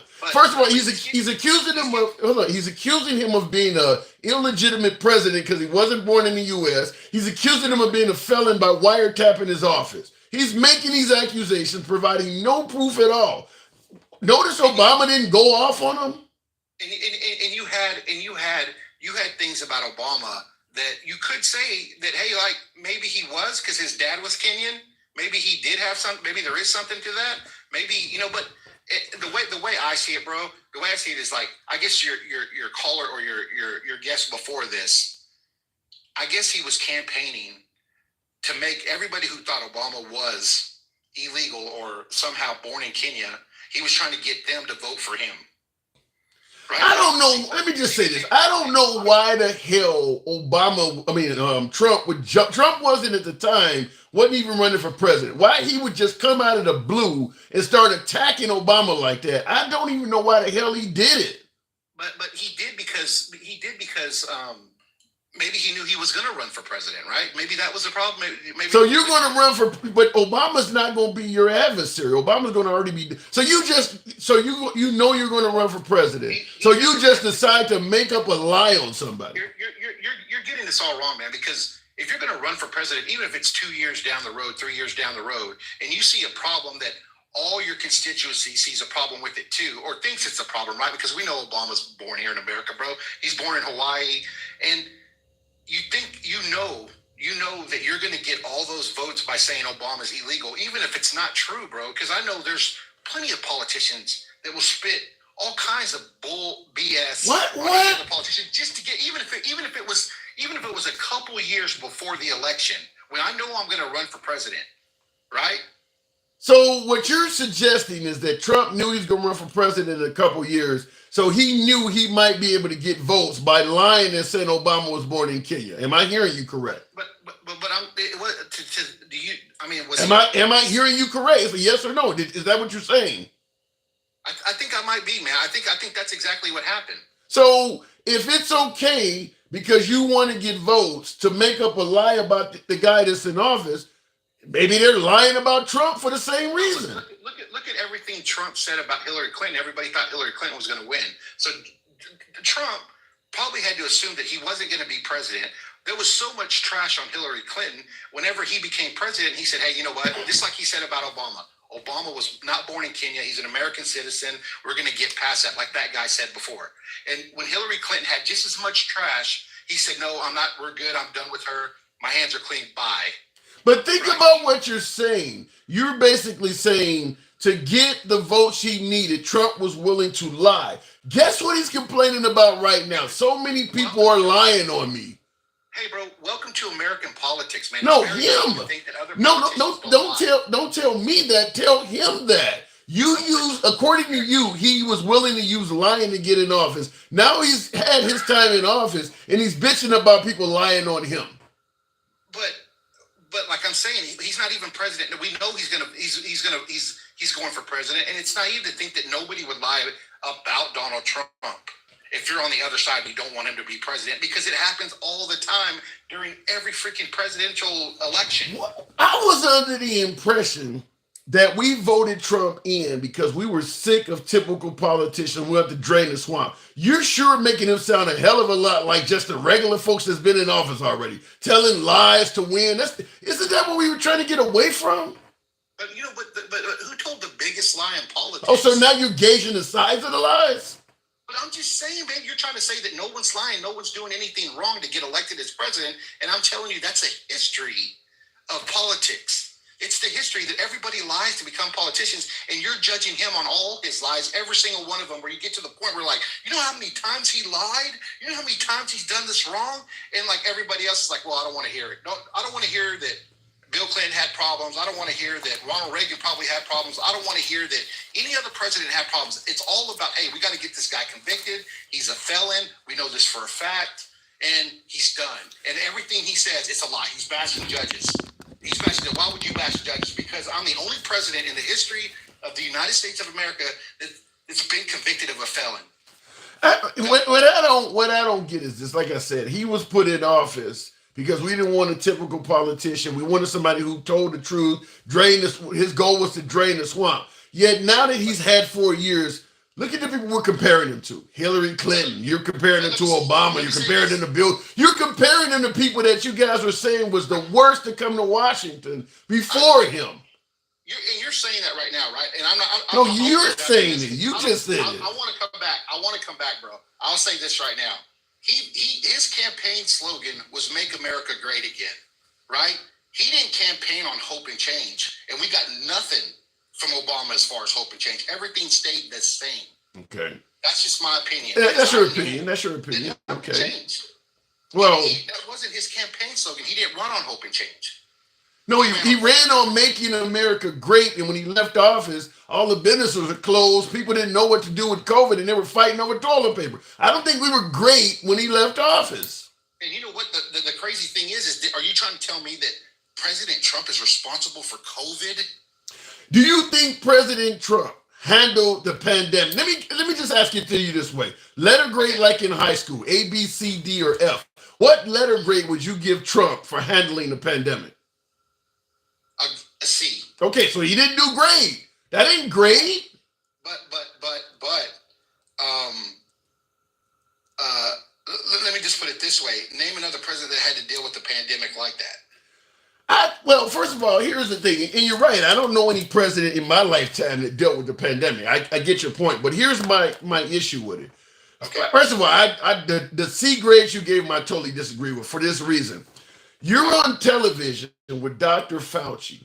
Your entire base thinks Dr. Fauci needs to be fired. In fact, every rally you have at night, they're yelling, fire Dr. Fauci. And he's on stage allowing that to happen and smirking like they're yelling the right thing. Then the next day, you're back on TV with Dr. Fauci while Dr. Fauci provides instructions on how the American public should wear masks, social distance, how they should handle the pandemic. You're standing right beside him, appearing on television as if you're in lockstep with what he is providing in terms of advice. Then you go to a rally that night, and once again, you trash the guy like he don't know what the hell he's talking about. The next day, you're back on TV with him.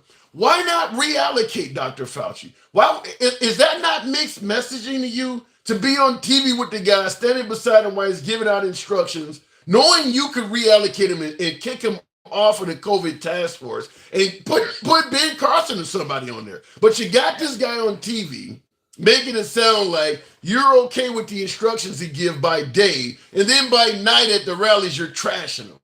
How does that work? Man, you know what? You know what? Maybe there's a criticism I have against Donald Trump is that he did a campaign against Fauci, and now Fauci is on a committee oversight. An oversight committee, and they're asking him questions about COVID, and they pretty much dogged the guy, and they proved that a lot of the stuff he did was wrong.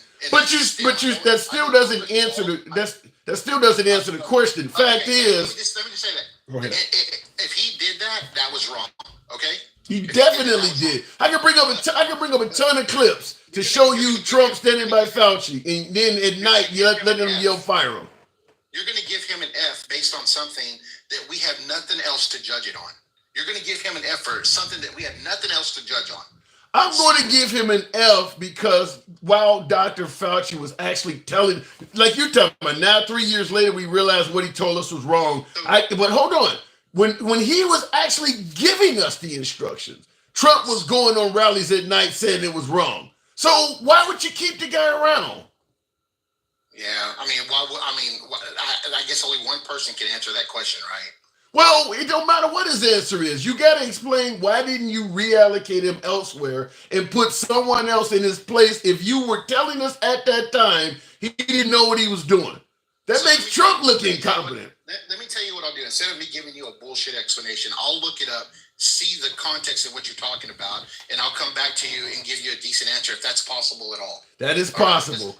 That is possible. Because for me, if I'm wrong, I'm going to tell you I'm wrong. But as far as COVID did, I mean, if you're going to give him an F, the whole basis on Democrats and the left and everybody and all establishment was that you have to take the vaccine. And is there even a vaccine that President Trump is? I'm not giving Trump an F for bad information. I'm giving Trump an F for mixed information. Even if you're telling us the wrong thing, stand by your statements. Telling us what to do during the day and then telling us some other shit at night at the rallies is in the same 24-hour period. For it. Go ahead. He's campaigning to be president, right? I'll go back to that again. He's campaigning to be president. In the middle of a pandemic, you're lying to the people so you can get votes. Well, let me just put it this way. I can't think of a politician who's never lied not to get votes. You really are making him sound bad. You do know that, right? You're picking you're comparing him to the worst of politicians now. What happened to Drain the Swamp? The worst of politicians, under that umbrella, every politician falls under. As far as presidents, there's not a president that hasn't lied to you, bro. I'm sorry that may hurt your feelings, but there's a president that hasn't lied to you. Okay. All right. So what, I'm just simply saying, you're certainly making him sound more and more like a typical politician. I guess I'm trying to say that I judge him on a different standard than you do. I don't know why, based on what you're admitting, but I got to move it on, McCurr. And if you get that evidence, you're always welcome back. I will watch you every time you come on if I have the time, and you have a great channel. Have a good night, okay, man? Appreciate it. Good conversation. All right, moving the program on. Folks, this is how it works. We don't block, ban, or censor anyone. We're going to go back and forth. That happens. That's what free speech is about. That's what uncensored dialogue is about. By the way, if you do enjoy civilized dialogue from both sides of the aisle without any concern of the host trying to block, ban, or censor you for your opinions, you certainly are in the right place. Feel free to subscribe if you're on YouTube, follow on TikTok. This is what we do. By the way, Monday through Friday, 1 p.m. Central, 1,300 hours, Monday through Friday. That's when we're here. Sometimes we come on the weekend, but Monday through Friday, 1 p.m. Central is when you'll find us. Generally, the audience is about 3 times the size it is now, by the way, certainly on TikTok. How do you come in from the box on Holiday? It's on TikTok. The audio you're hearing for the program is coming on TikTok. I have not found a way to bring up guests from YouTube. I am working on that. I don't get a lot of supporters on the program, so I already got 2 devices. To make this shit work, I got to go out and buy more equipment, and there's just, unfortunately, even though it seems like we have a decent product, folks do seem to be loyal and come in here and tear my ass apart every day, and I don't mind that. I believe in free speech, but the actual support of the program is pretty low. I'd say over 99% of my supporters do not, or viewers do not support the channel. So trying to come up with a way of making it happen on TikTok is going to be difficult, like I said, because I would probably have to get on here and start soliciting y'all asses for support. Looking in the comments, you do have talk show potential. Holiday, I like that. I like that. I'll put on a little bit of Madonna Holiday after that in your honor. Thank you for that. Aren't you the commentator for the Cleveland Guardians?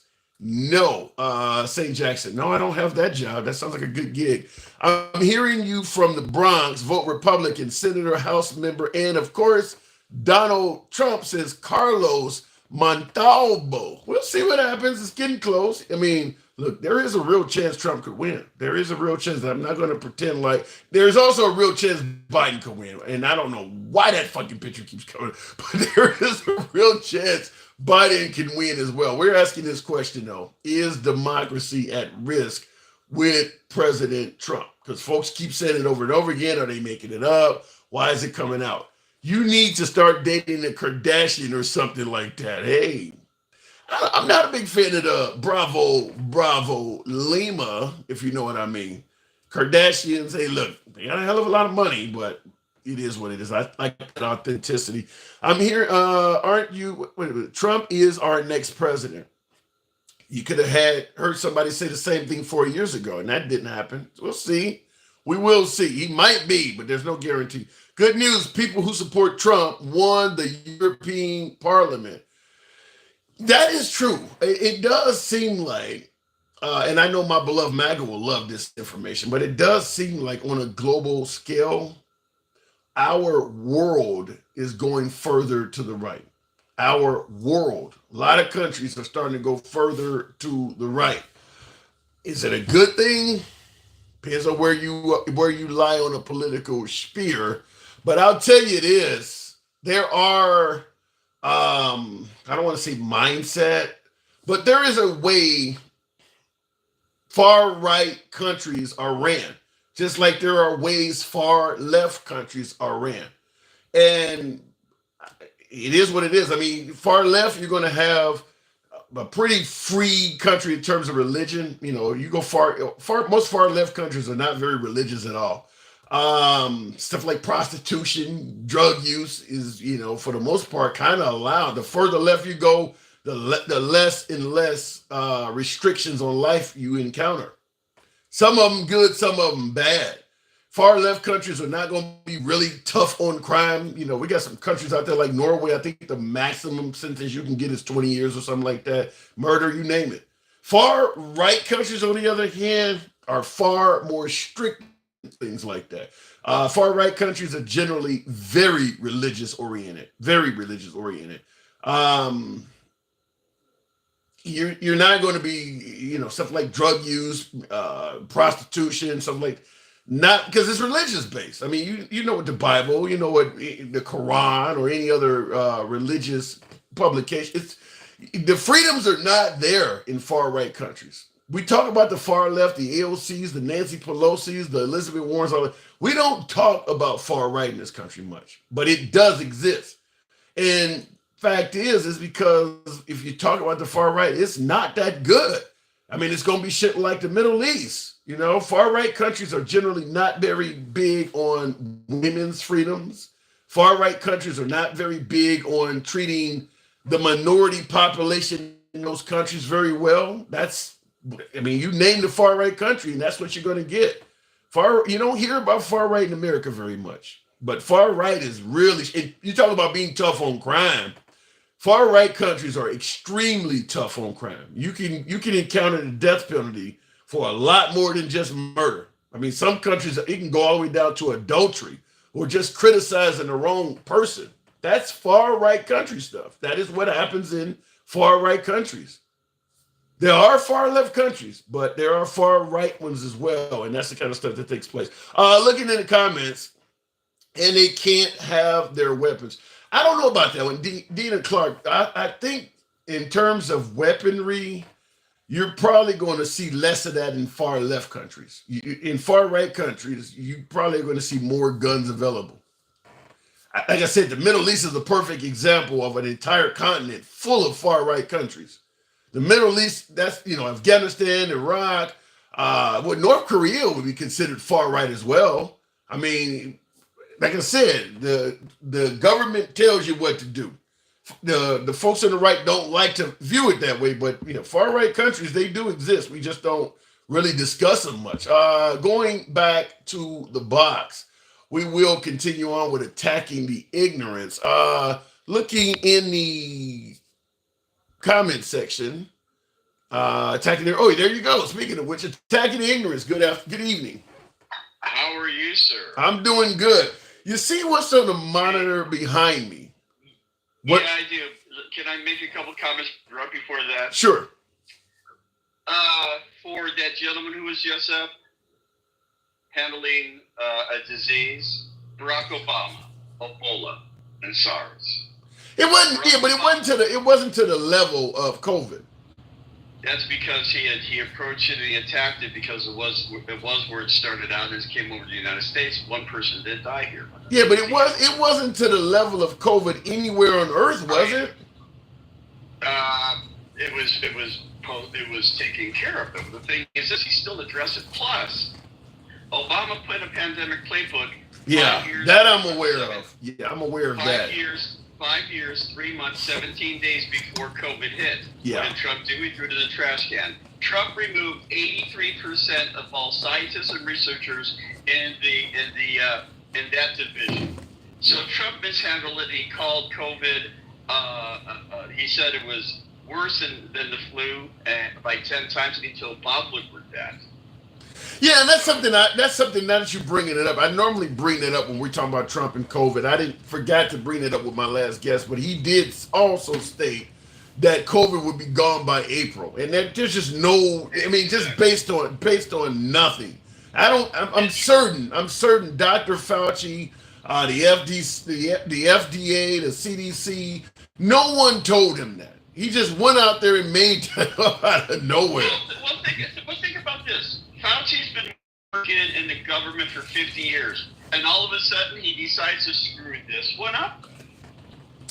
I'm with you on it, but I'm just simply saying, even though I don't believe Dr. Fauci was deliberately trying to destroy the nation, I'm just simply saying Trump had the ability to take Fauci off of the COVID task force. I don't think he had the ability to fire him. I think there's some jurisdiction in that, but he could have reallocated him, put him back to the HIV task force where he's been, gained his notoriety. He could have put Ben Carlson or somebody else over it. If you think the guy don't know shit, why would you leave him in place?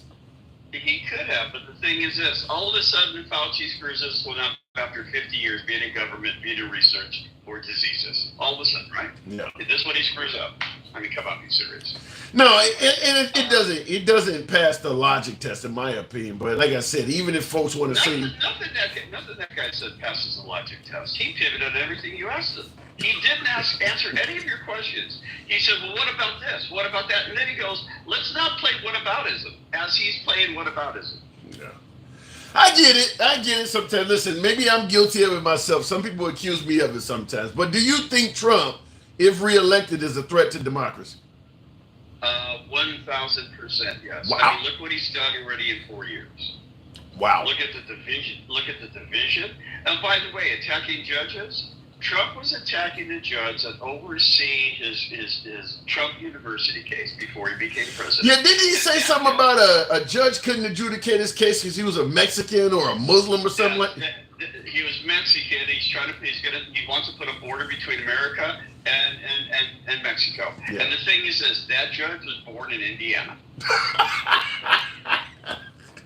Yeah. Yeah, Trump is not very friendly to judges that don't go his way. He attacks his own judges if they don't do what he thinks is right. Okay, Yeah. like you said, the 60 cases. So yes, Donald Trump has attacked everybody if they go against him. He's attacked his own administration when they've come out and told the truth about him. Yeah, yeah. And that's everybody. And then look at his pardon list. Look at the people that didn't come out and testify against him. They went to jail for him. He gave them a pardon. So that could be on par with your suggestion that he might be a democracy? Is that he literally is rewarding? More by far. And the thing is this: he is telling all of America. He does his crime in front of everybody. The difference between myself and the Trump lovers is we see and hear what he says. They don't see anything in a criminal activity, even though he tells them what he's going to do. But what about because I got folks suggesting that Biden is a threat. In the comments, Coffee Talk 2 says, why does Biden want a lawless society with catch and release? Talking about immigrants. Well, let's put it this way. Chip Roy, a Republican, went on the House floor when Trump posted a comment about Joe Biden. Why doesn't he just do an executive order to close the border? Right. Well, first off, Chip Roy went to the floor and said, Mr. President, if that could have worked, you would have done it. In 2017, 18, 19, and 20, if immigration crossings happened to you in the millions. So he called him out. Trump went on video saying, the border is closed, we're catching them. Then the next video saying, we have an open border. In his own presidency. Yeah. So Donald Trump didn't have a closed border, and millions of border crossings happened under him. Yeah. So and then when a bipartisan bill put together by the Republicans and Democrats that the Border Patrol Union says this is the best bill that will ever help us, Donald Trump tells them, don't pass it. I want to use this against Biden for the 2024 election. Leave it open for me, please. Do not pass it. And that's what they did. So in other words, they were on the cusp of getting what they wanted, and Trump was able to convince them not to take it. You have the Republicans involved in what to put into the bill, and they said no because Trump said no. And they came out that even Speaker of the House Mike Johnson said it. Yeah. We did it because Trump said no. So then I have to ask the obvious question. What do you think, in your opinion, has led to Trump getting so much loyalty from his followers? I mean, is he really that good, or is Biden really that bad? Because we got to admit, because Trump always says, no other president in history went through this or went through that. No other president in our lifetime has ever had a following as loyal as he has either. He don't talk about that one, but his following is very, very loyal. How do you think he acquired that? Starting in 2015. He planted the seeds of doubt from that day. If he loses the election, it is stolen. He pushed it, he pushed it, he pushed it. He pushed it up until election day. Then, when that happened, he put together a voter fraud commission to find the $3 million that he lost the popular vote by. He keeps lying about it. He never provides any proof. The judges in the cases have been dropped because they haven't shown any proof, just like you said to that guy. But Donald Trump pushes the lie. Only I can win. Only I can fix this. I'm the one. Don't believe anybody else. Only believe what I say. Donald Trump has not produced 1 ounce of evidence in anything that he has said. He is fear-mongering, like Jim Crome says. He's fear-mongering on them. Have you seen 1 ounce of evidence from Donald Trump in any way, shape, or form? No, 1 ounce of evidence. Yeah, but it's not like all folks who support Trump are idiots. I mean, how is he able to say stuff, provide no evidence, and so many people believe it? How did Jim Jones get people to unelect themselves? Oh my God! So you're going down the road of a cult. They're in a cult. They only believe what he says. They repeat his words verbatim. They know that he's a billionaire, and they still donate out of their own pocket, giving money to a billionaire. They fight with their family. They fight with their friends. And they only believe him, and they take sides no matter what the proof and information is put forth. Every court case that has happened under Trump is not because the Democrats put any documents in Mar-a-Lago. He took them. Nobody told Trump. No Democrat called up Georgia and says, "Hold on, please. I'll transfer you over to Donald Trump." And they made the phone call for him. No, he called them up. No president has ever used their people to attack a Capitol over lies of election fraud to keep themselves in prison. No president has got his people to put false electors in place, which we know they're all being charged. You just had Mark Meadows and Rudy Giuliani in Arizona. You have Georgia, Arizona, Wisconsin, Michigan, Nevada. All these people are now being charged with election fraud. And in regards to Clarence Thomas's wife, as you were explaining to her, she called Mark Meadows. She texted Mark Meadows. That's what I was looking for, because I wanted to tell him the connection. I just couldn't think of it because I've done so much other shit for this show tonight. But that's what I wanted to give him. I don't know if he would have bought it anyway, but the connection between the wife and the Trump campaign. He would not have been. Yeah. He would not have bought it. The thing is this: he kept on pivoting to everything you say to make what you're saying misinformation. That's what he did. Yeah. Okay, we know that, and now you have Trump with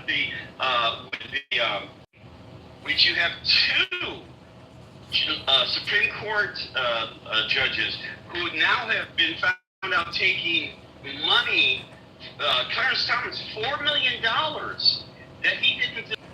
So they have a bias. But here's the problem. And as much as I want to hammer Clarence Thomas and Alito for what they did, in my opinion, because Sotomayor and what is the other one, Natasha, or what is the black one that Biden appointed, something James or something like that. Tashi Brown. Yeah, Tashi Brown. Yeah.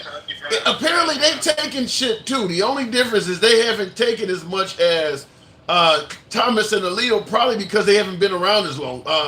Natasha Brown got free Beyonce tickets. You know how much them damn things cost. And Sotomayor has gotten stuff too. So I want to hammer Clarence Thomas and Alito, but it seemed like they all on the take.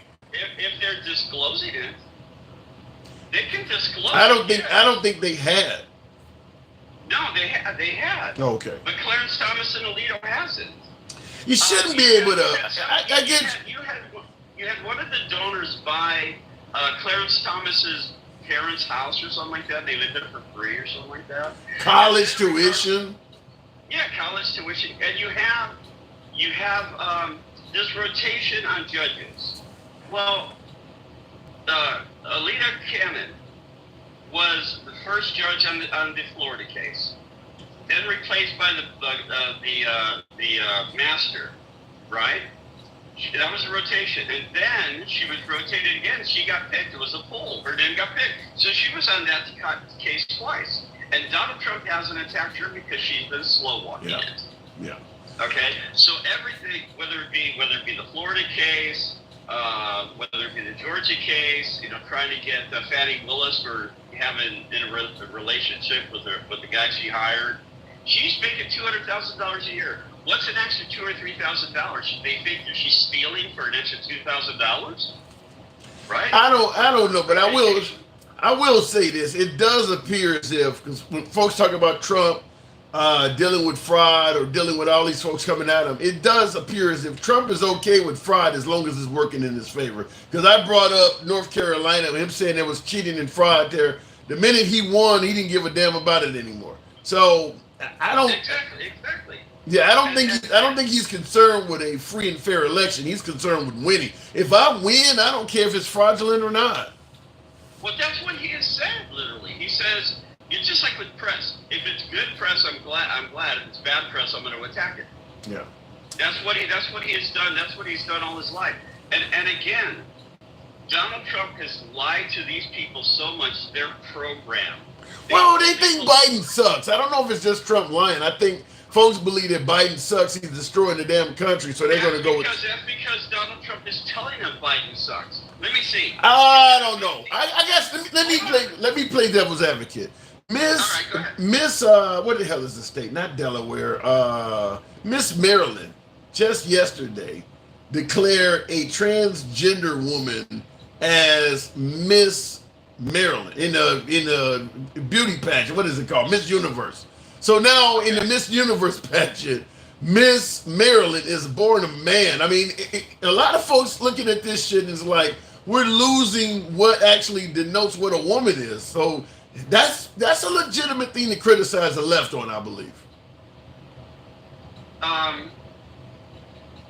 That issue is something that is highly toxic for how people think. But again, I have a picture of a Marine who transitioned from a woman to a male.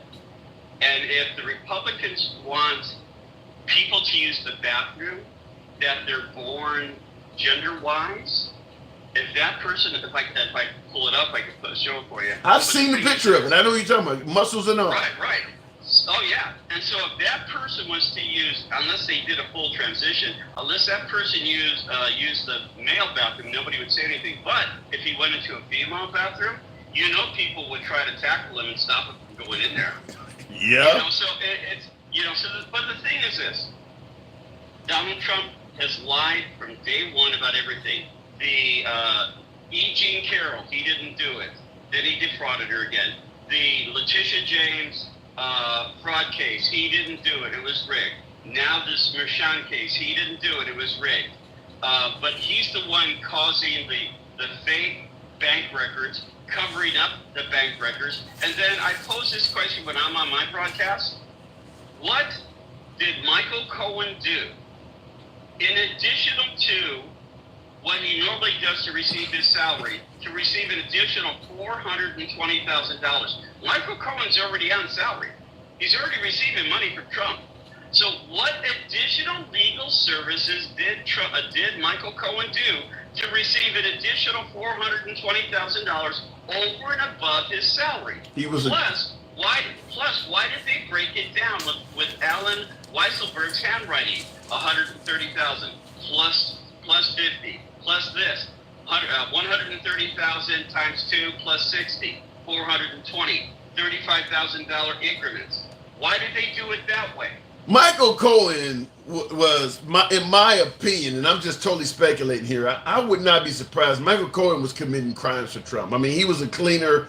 And yeah, because even Stormy Daniels stated that somebody approached her back when that was kicking off and told her, she had a nice daughter, would be ashamed if something happened to her. My guess is they couldn't tell you Michael Cohen couldn't testify to everything because he probably incriminated himself. He's probably committed crimes on behalf of Trump. If Trump was Italian, he'd be the top don of the mafia, and then he would be his hitman.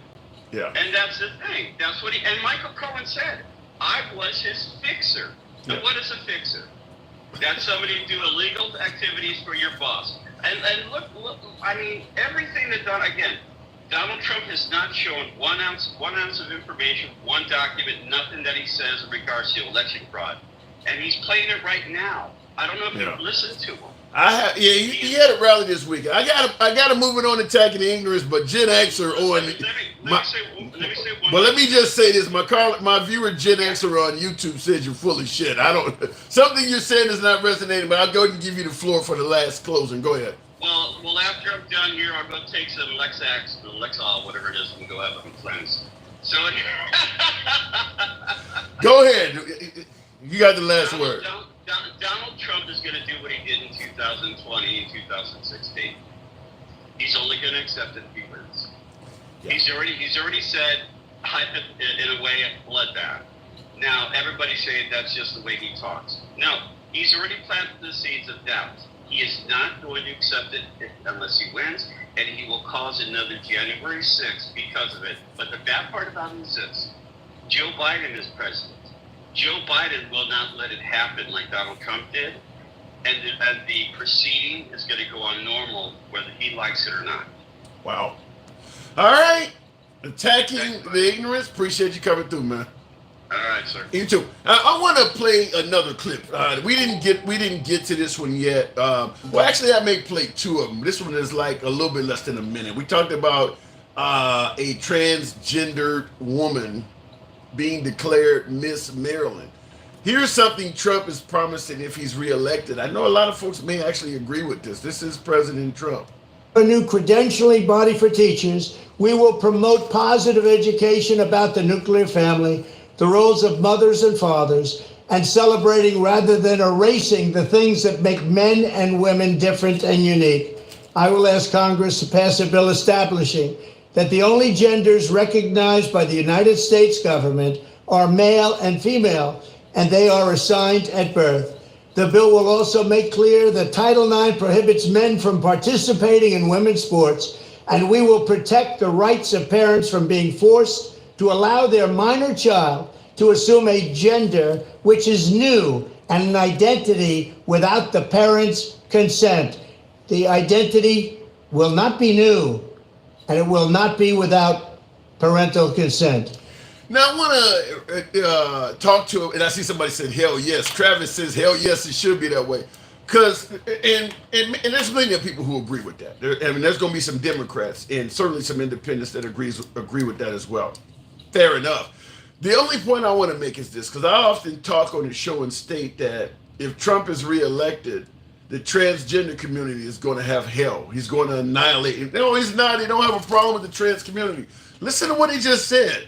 He stated that he's going to ask Congress that they can only recognize the gender you were given at birth.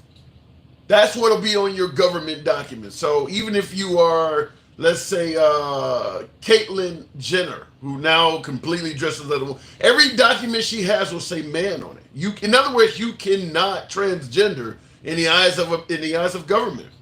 So when folks say, well, Trump don't have a problem with the transgender community, no, he's going to get rid of them. He's going to you can't become a woman if the government completely makes it impossible. Now you can put on a dress and things like that, but he's making it so that I don't care if you go out and have surgery, have your wee-wee removed and get it replaced with a vagina or whatever. Because the law says they got to go by the gender at birth, which is what he just said there. Even if you look 100% like a woman, your documents say man. So he's basically saying you cannot transition. So, like I said, I know a lot of folks will agree with it, but understand, anybody telling you that the LGBT community, in regards to the transgender portion of it, Trump doesn't have a problem with them, they're kind of lying to you. He just basically told you, if I'm president, you won't be able to even make the transition in terms of government documents. That's the only power he has. He can't come to your house and force you to dress like the gender he chooses. He's using the power he has to take it as far as he can. I'm going to make it so that government does not recognize you and your transition. That's about as far as you can go. So I just want to point that out. But that wasn't what we were going to talk about. But just understand, when folks say he is okay with the transgender community, that is absolutely not true. This one I thought is interesting. President Trump recently sat down for about an hour and interviewed with Dr. Phil. Now, during the interview, the topic of whether Trump was going to be a vengeful president came up, and many folks are suggesting that the liberals are fear mongering and that Trump is not, they say Biden weaponized the DOJ and Biden is doing all this shit. Trump would never do that. Now, Dr. Phil is a friend of Trump. Dr. Phil has stated he believes that Trump is being railroaded by the criminal justice system himself. But also, Dr. Phil was asked whether he believes Trump would try to weaponize the system. Would he try to, would he try to go and get revenge and all of that stuff? I want you to hear Dr. Phil's response to this.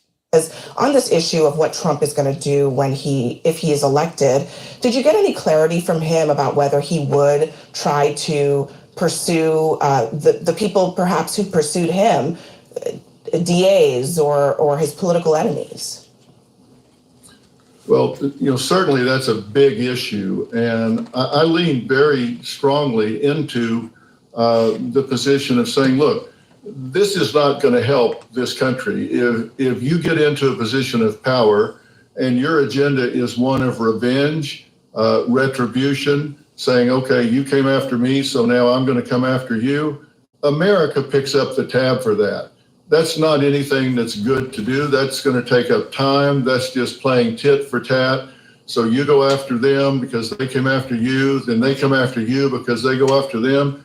In the meantime, what about America? What about the business of America? What about the issues of education? What about the issues of the border? What about the issues of inflation? What about the issues of health? Now, I'm going to continue on with this, but you notice he hasn't said no. She's asking him that if President Trump is reelected, is he going to operate from a pulpit of revenge? Now, many would suggest that Biden weaponized the DOJ or they went after him. Fine, we can talk about that.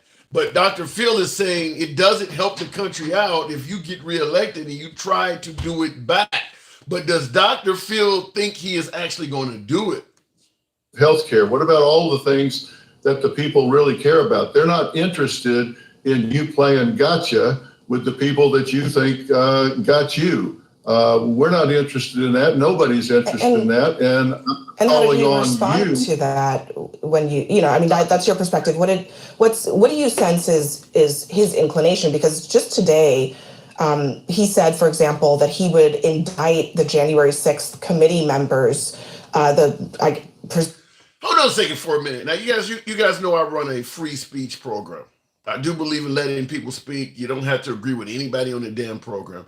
Who in the comments section, because somebody on my TikTok side, folks are suggesting that it's making threats in the live. I like to know the name of that because I like to look it up and see. Because listen, we can't have civilized dialogue if people are in the comments actually making active threats towards others.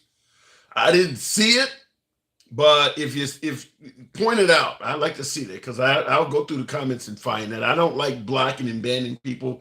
Been running the program for about 3 years without a moderator, and I think I've only had to take maybe a couple people off. Somebody constantly saying the N-word over and over again, but for the most part, I don't take people off the program.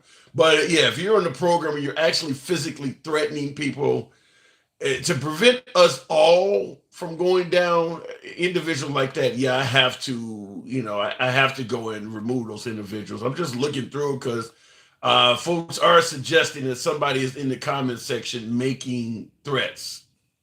Can we not have a decent conversation without that shit? That's all I'm saying. Let's try to have a conversation without it. I'm looking through, but I thought Republicans wanted less government in our lives. That came from Jackie. In regards to the Republicans wanting less government in our lives, I think there's some validity to that. But I will say this, and I'm responding to Jackie, by the way. I will say this: if in regards to the Republicans wanting less government in our lives, I think there's some validity to that. But I do believe that everybody says they want something until it goes in the wrong direction of how they want. For instance, Chicago banned guns. The Republicans often talk about states' rights and, we don't want to force one city to live like they didn't have a problem stepping up and defending these cities when they wanted to, just like with abortion. You're going to tell me you don't believe that eventually the Republican Party would want to force some liberal cities to be pro-life? So, we can say we're pro states' rights. We're for small government. But when those governments don't do what you want, then you're not for it anymore. Because the abortion bans is a perfect example of, the goal is going to be to use big government to make this a pro-life country. I'm just saying, people say they're for small government until just like free speech. A lot of people say they're for free speech until somebody says some shit they don't want to hear. Then they suddenly want it censored. A lot of people say that. Looking in the comments, we can agree to disagree. Amber, that is so true. Trump definitely plans to pay back those who have gone against him in any way. So let me continue on with the program. I want you to hear Dr. Phil, because he is indeed being asked, after interviewing Trump for over an hour, does he think Trump will try to run a administration bent on revenge? I'll go back a few seconds, but we'll continue on. That and how do you on respond to that when that's your perspective. What do you sense is his inclination? Because just today, he said, for example, that he would indict the January 6th committee members, presumptively the members of Congress who were on that committee investigating what happened on January 6th. Are you more or less convinced after sitting down with him that he actually would follow through on those kinds of pledges?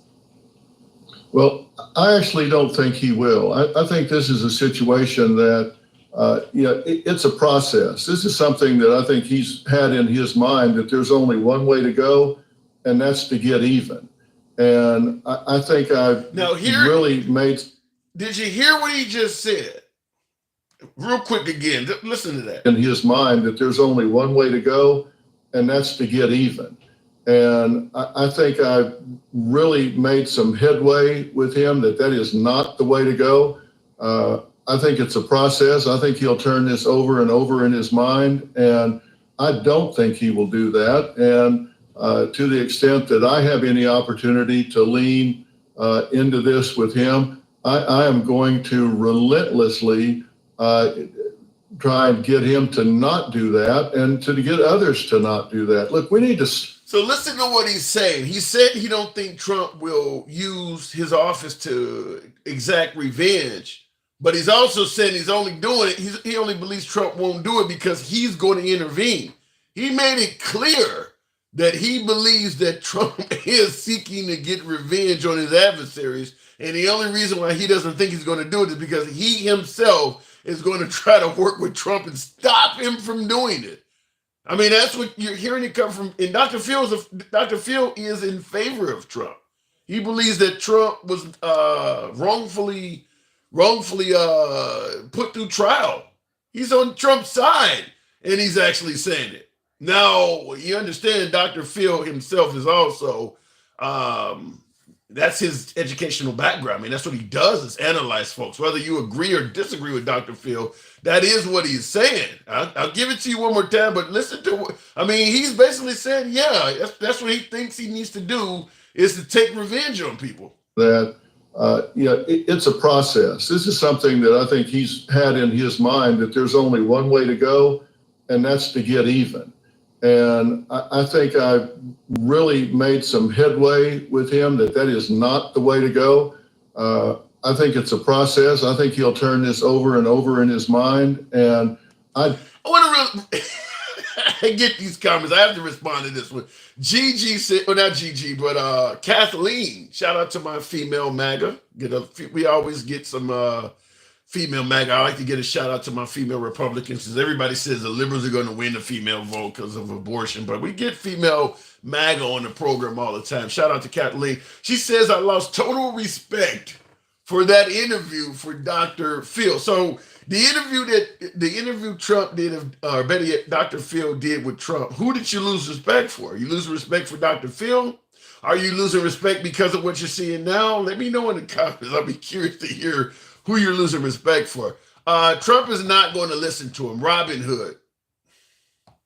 I don't totally disagree with you. I think it would be hard for Dr. Phil to convince Trump, because he clearly is saying that he believes Trump will seek revenge if he's back in office. This is a situation that, It's a process. This is something that I think he's had in his mind, that there's only one way to go, and that's to get even.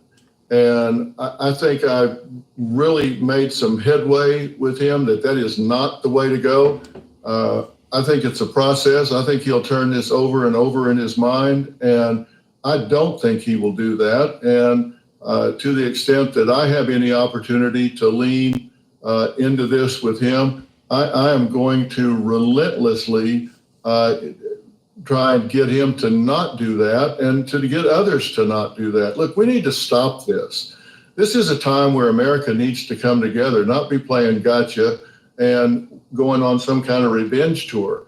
We don't need that. We don't have time for that. It's not good for America. We need to unify, not be going after people that we think came after us, whether we think they did so fairly or otherwise. Yeah, it sounds like We don't need. And let me say something too, because when he's talking about Trump potentially going on a revenge tour, during the interview he had, and I have the clip of him interviewing Trump, very similar to Sean Hannity, when Sean Hannity asked him about the dictator thing and he gave kind of the wrong answer, and Sean Hannity tried to correct him. Dr. Phil did the same thing when he told Sean Hannity he wanted to be a dictator from day one, and Sean Hannity started indicating you're not really giving the right answer, which was trying to help Trump out, and Trump wouldn't accept the help. Dr. Phil told him the same thing. Dr. Phil kind of told him, listen, if you're trying to make America great, you don't have time to be going after people. And Trump was like, well, but sometimes it's justified. Under no circumstances, you are promising America tonight, you would never abuse power as retribution against anybody. Except for day one. Except Look, for? he's going crazy. Except for day one. Meaning? I want to close the border, and I want to drill. That's not retribution. I'm gonna be, he keeps, I love this guy. He says, you're not going to be a dictator, are you? I said, no, other than day one. We're closing the border, and we're drilling. After that, I'm not a dictator. Now, I want to respond to that, and I'll see what you guys, and I'll go back to the box shortly, but okay, you want to be a dictator on day one just to drill and close the border. What type of dictatorship powers do you use to close the border? I mean, how do dictators normally close their border? I'm thinking things like the Berlin Wall. I'm thinking North Korea has a dictator. They're pretty good at shutting off their border. What kind of dictator? Because he said he wants to be a dictator only for one day, and he's going to use that power to close the border. We know how dictators protect their borders. It's usually with lethal results if you violate it. So I'm just saying, listen to what he's saying. We'll go to the box and make it happen with Andy. Appreciate you holding, Andy. Dictator from day one. So what do you think? Do you think Trump is a threat to democracy?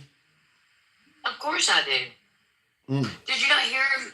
He did another interview. Was it Hannity again, where where Hannity's trying to get him to walk back some of this stuff, even the retribution, and Trump's like, well, no, there's got to be something. And Hannity's like, God, you can just see the misery on Hannity's face. It's like, Jesus, I give you the softball of the year. You can't even nail it. I mean,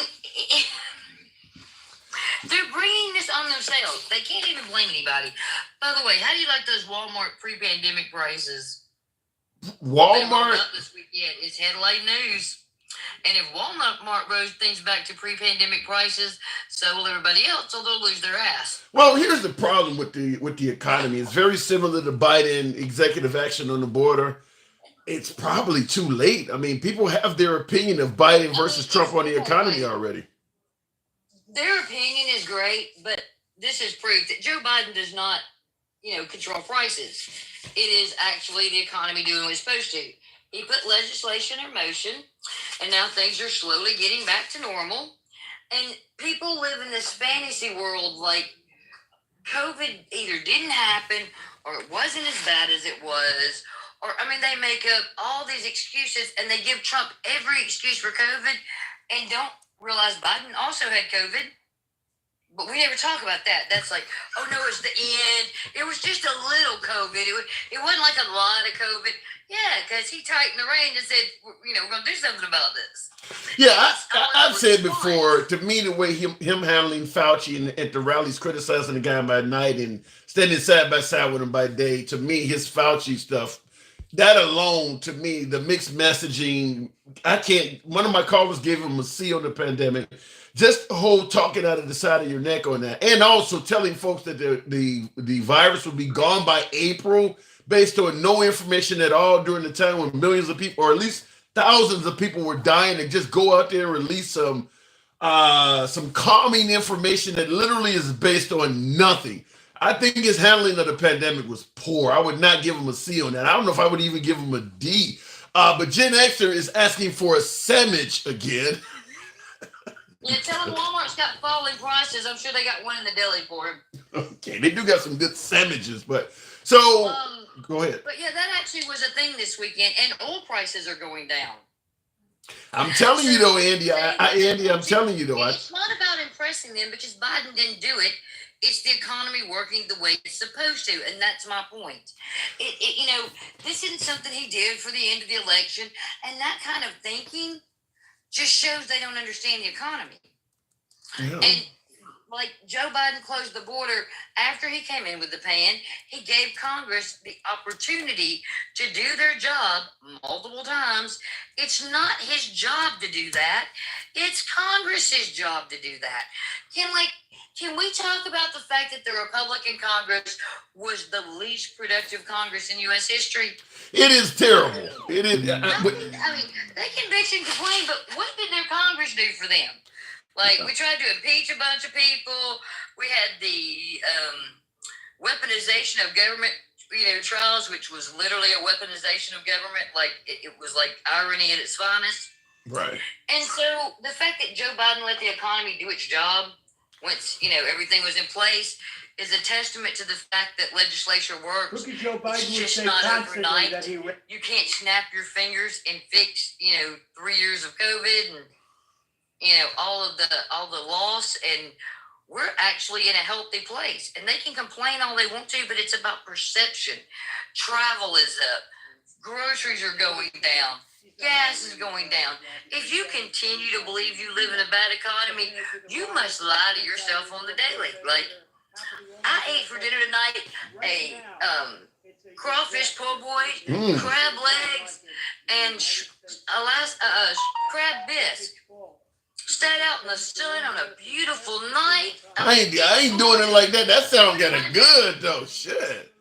That sounds actually. Yeah, good Cajun restaurant down the street. I'm just saying. But life is what you make of it, and it seems like they're in perpetual victimhood. Like everything. Like, to believe them, you would have to believe that every judge, every grand jury, every juror, every Republican, because that's who testified against him in the January 6 hearings, at the Capitol. Right. Like, you would have to not believe anybody but Trump, and he changes his story all the time.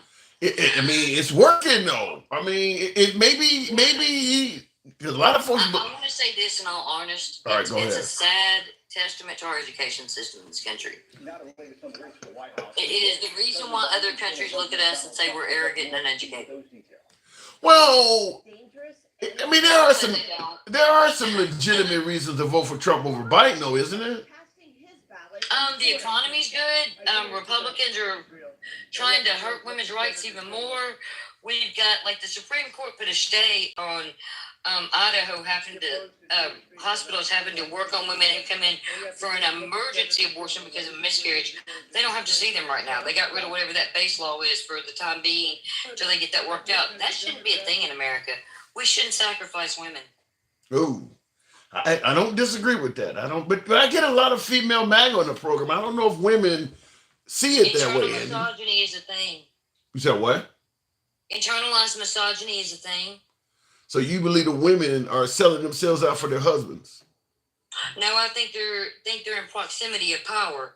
I think they think by like most MAGA supporters believe that Trump will give them like glorious things and punish the Democrats unmercifully. Shit, I believe that. I believe that too. Exactly. But they're okay with it. That's the difference. And so with that logic, they think that nothing that he does that is harmful will happen to them. And they're starting to find out they're not immune. Well, I think as long as you go in and the doctors say, "Hey, are you a Republican or are you a dirty Democrat?" that may happen. That may happen in the future, though. And so you can tell I'm in a really good mood on the Sunday evening. Like, they can't make me mad tonight. Like, So I just thought I would share that with you because prices are going down, gas is going down. We just had the best travel weekend last year in U.S. history. I mean, some people know the economy's getting better. MAGA may not, but MAGA's still willing to vote for him after 34 felony convictions. I think the reason... As they held on, and the party on the Hill January 6th. So they're okay with anything. So that's okay. They're just telling me who they are. I will tell you this. When you say some people don't know the economy's getting better, this is where I give Trump credit. Trump goes out there and gets the message out. Even if the message is incorrect, he gets out there and says what he wants the people to believe. Biden doesn't do that. And as a result, you leave it up to your people to... Tim, and he spent more time being president instead of being out on tour while he was president, dividing us even further, because MAGA likes to say they're not the dividers. But remember, Trump went on a rally after he got to be president for a victory lap and demonized Democrats even further and never embraced them. It's been working, Andy. It's been working. Yeah, it is, but it's a sad state of affairs for the people that vote purely on hate.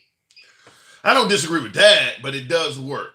That rhetoric has actually been very beneficial to him, up to and including. I think Trump could basically say anything about the Democrats, and they would believe him. I don't think Trump needs any proof for anything he accuses the Democrats of. You heard it earlier, cult. That is cult-like behavior. Well, I don't want to go into calling anybody a cult, but I do believe he has a hell of a following. Okay, there's something called the BITE model. Behavior, information, technology, and emotional. And he controls all of those, and that's a cult.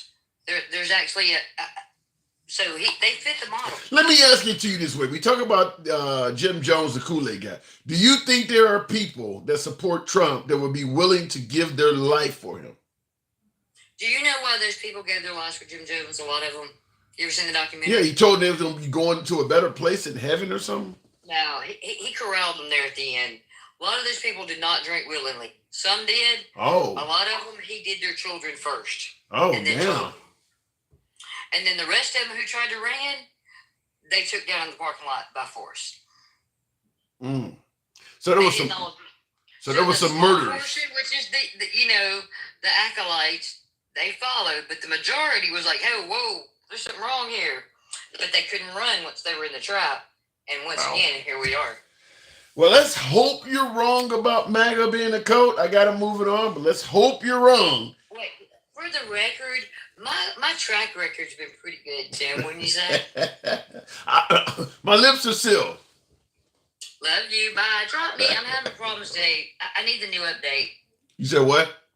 There's a new update, and I haven't updated it. It doesn't want to let me drop on my own. Like I'm trapped. I got you. Appreciate you coming through. What I want to also bring up, folks, is somebody rightfully brought up in the comments. I saw it on YouTube. I didn't get the actual viewer's name, but remember Biden, vote for me or you ain't black, and folks hammered Biden. Even some of the African Americans hammered Biden for that. Many suggested that shows Biden is either intolerant or completely racist. Folks brought that up that Biden said that, vote for me, you ain't black, as if black people don't have the ability to make their own damn choices.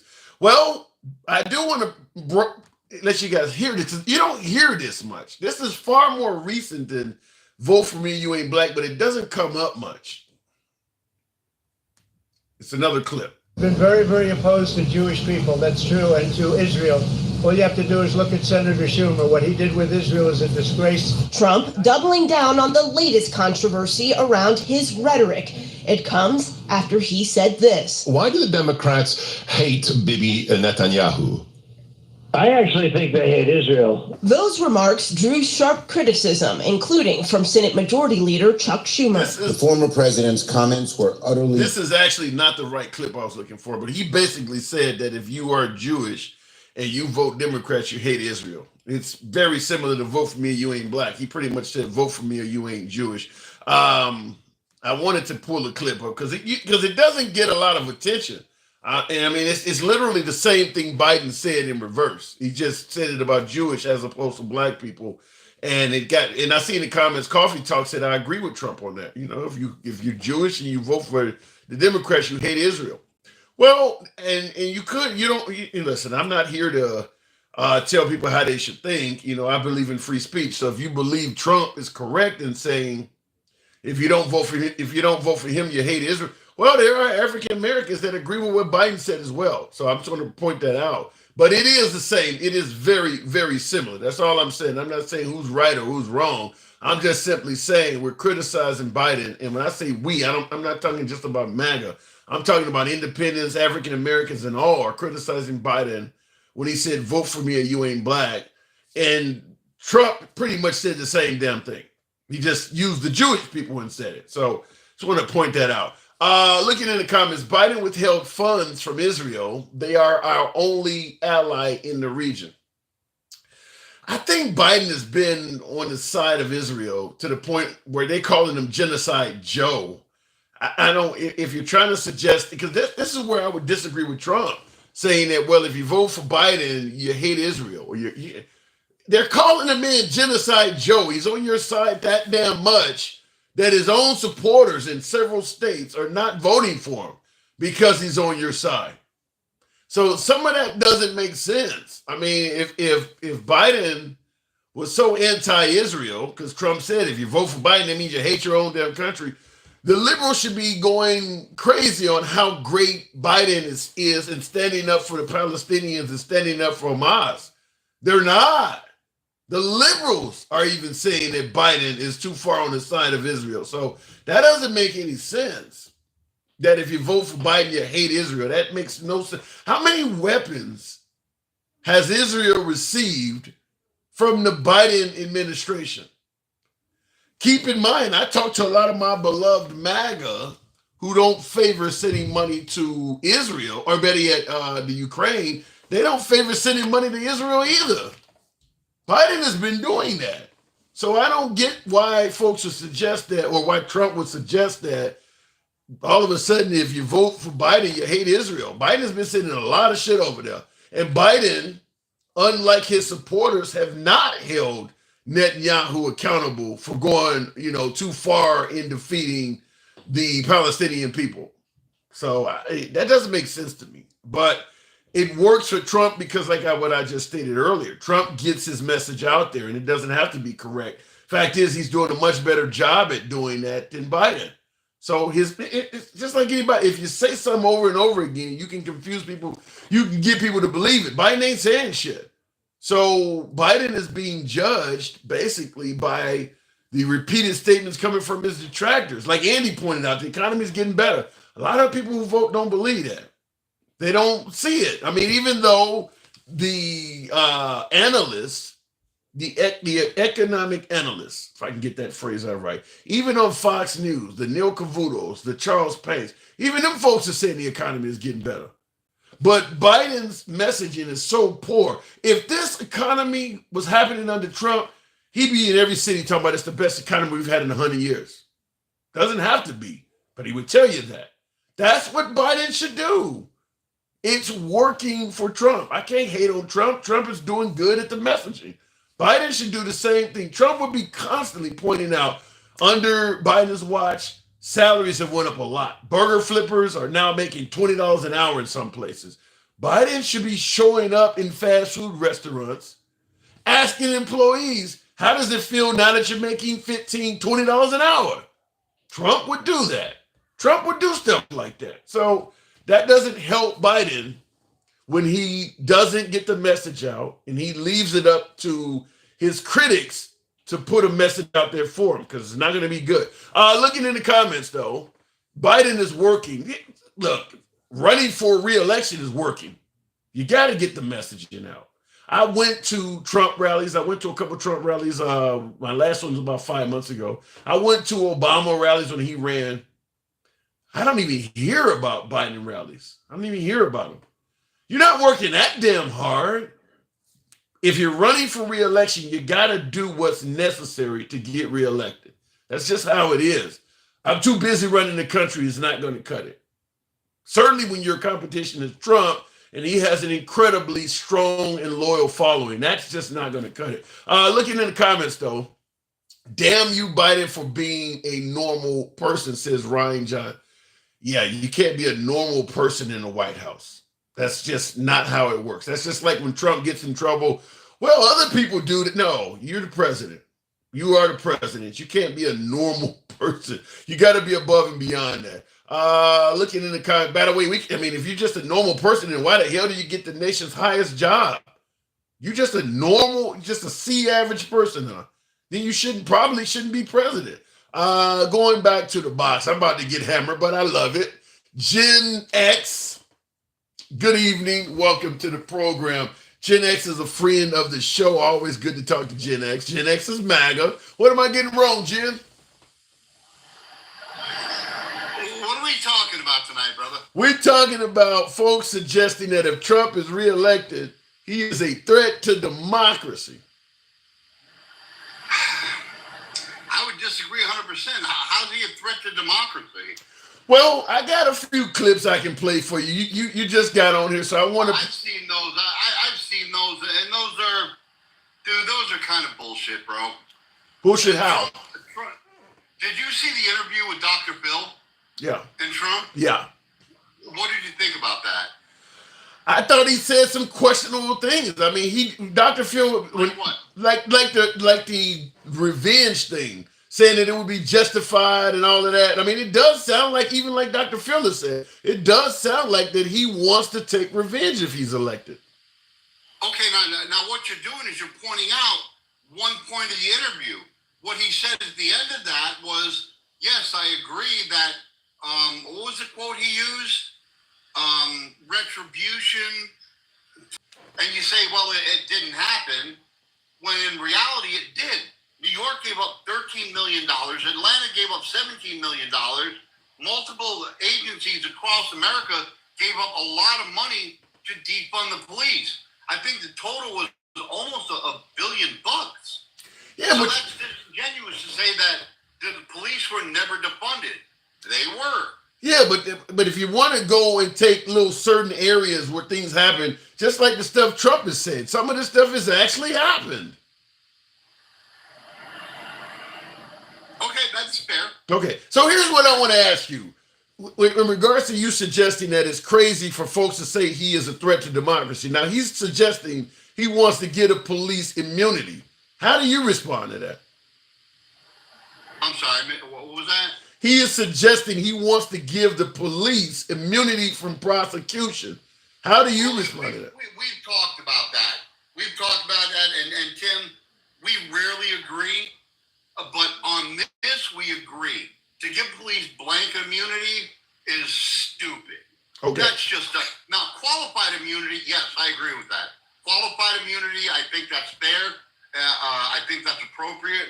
But a blanket immunity, even as a conservative, I don't agree with that. I don't think that's a great idea. So if you get a police immunity, let's say, for instance, we know it would be almost impossible for him to do it, but let's say he did somehow, some way do that. Is that a threat to democracy? Well, now, but you see, you're saying immunity as a broad statement. Are we talking blanket immunity? Or are we talking qualified immunity? Well, because they're two very different things. That's a good point. Let's listen to what he said. Give them immunity.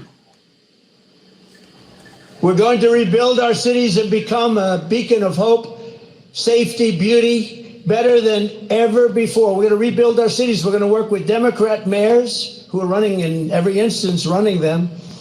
Democrat mayors and many Democrat governors. And we're going to rebuild our cities. We're going to bring them back like they used to be. We're going to make them safe places again. We're going to give our police their power back, and we're going to give them immunity from prosecution. So they're not prosecuted for doing their job. Okay, give me your opinion. And that's pretty broad. That's pretty broad. But when he says we're going to give our police immunity, he doesn't specify. Again, qualified immunity or blanket immunity. Those are two completely different things, Tim. So based on what he's saying there, as you called it, being pretty broad, if he was able to do that, is that a threat to democracy? No, I don't think that. Until he specifies what he means exactly, I don't think that's a threat to democracy. Now, I think it is a point of contention and a point for conversation. Absolutely. Is it a Absolutely. I'll give you that. if the police were able to receive immunity from prosecution, you don't see nobody being at risk? Again, you're not specifying the immunity. Maybe he's not. Absolutely. Yeah, but maybe he's not specifying the immunity because there is no specific immunity. Maybe he wants to give him. You're hoping that he narrows it down. Maybe he doesn't have an intention of doing that. But we don't know that. Yeah, we do. We do know that. If he wanted to do it, he would have told you. You're assuming stuff that he's not saying. He didn't say he wanted to narrow it down. He's making it clear what he wanted to do. You're assuming that he wants to give blanket immunity. No, I'm taking him at his word. His word that you just heard him say is. You're assuming he wants to give blanket immunity. Why would you think he wants to give blanket immunity? Because what would lead you to that conclusion? What would lead me to that conclusion is what I'm hearing coming out of his mouth on this video right here. He's not specifying any type of slotted immunity. He's giving him blanket immunity on this tape here. If he gave him immunity based on what he is saying right here, would it not be blanket immunity? So he said blanket immunity. No, he said immunity from prosecution. That's blanket immunity. Now, did he ever say blanket immunity? Did he ever say qualified immunity? He did not specify either of the two. So he actually has to say the words blanket immunity, in your opinion. Well, I'd say that's a fair, yeah, absolutely. If I say I'm going to give you immunity from prosecution and I don't put any limits on it, why would you assume there's going to be limits on it? Why would you assume it's not? Because I didn't add them in there. I think we're. That would be like me coming to your house, or better yet, you coming to my house and I'm saying, look, my refrigerator is open, whatever, go ahead and have it. Do I have to specify you can't drink my Kool-Aid? I mean, if I told you what's in the refrigerator is yours, if I didn't add any specifications, that means anything in there is yours. Tim, if you invite me to your house, I'm drinking all the Kool-Aid and replace it with beer, my friend. All right, I'm just saying. All right, let me give you another one. And since you're so good at these, I want to run this one by you, and once again get your opinion on it. I played it earlier, but you weren't Can here. we talk about Israel? Because we're not going to agree on this. All right, what about Israel? We're not going to agree with this, my brother. I love you to death, but we're not going to agree on this. I think because he was so vague, I don't have an answer. And I'm kind of with you, but I'm not, because he was so vague on what he meant. Is it blanket immunity? I agree with. If it's blanket immunity, I don't agree with that. Well, because he is so vague, that means blanket immunity is possible, though, right? It is possible. Yeah, okay, I'll give you that. So now that he's within the realm of possibility. Right. So now that we know. So now that we know, even according to your own admission, that if Trump is reelected based on his statements, blanket immunity is a possibility. Is there a reason for folks to be concerned?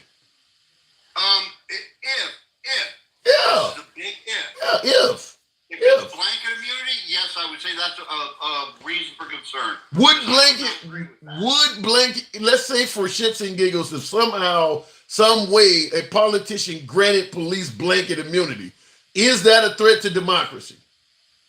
Absolutely, but now let me turn the tables. If he came out and said, what I meant was qualified immunity, would you concede and say, okay, I might have overreacted? First thing I would say, if he offered to give police qualified immunity, I am answering it. Qualified immunity to do what? What can police not do now that you want to give them immunity to do? Qualified immunity means that you can't be prosecuted for everything and anything under the sun. I think cops need that. Wait, repeat that? I think blanket immunity is the ultimate immunity, and they cannot have that. That's wrong. I won't agree with that.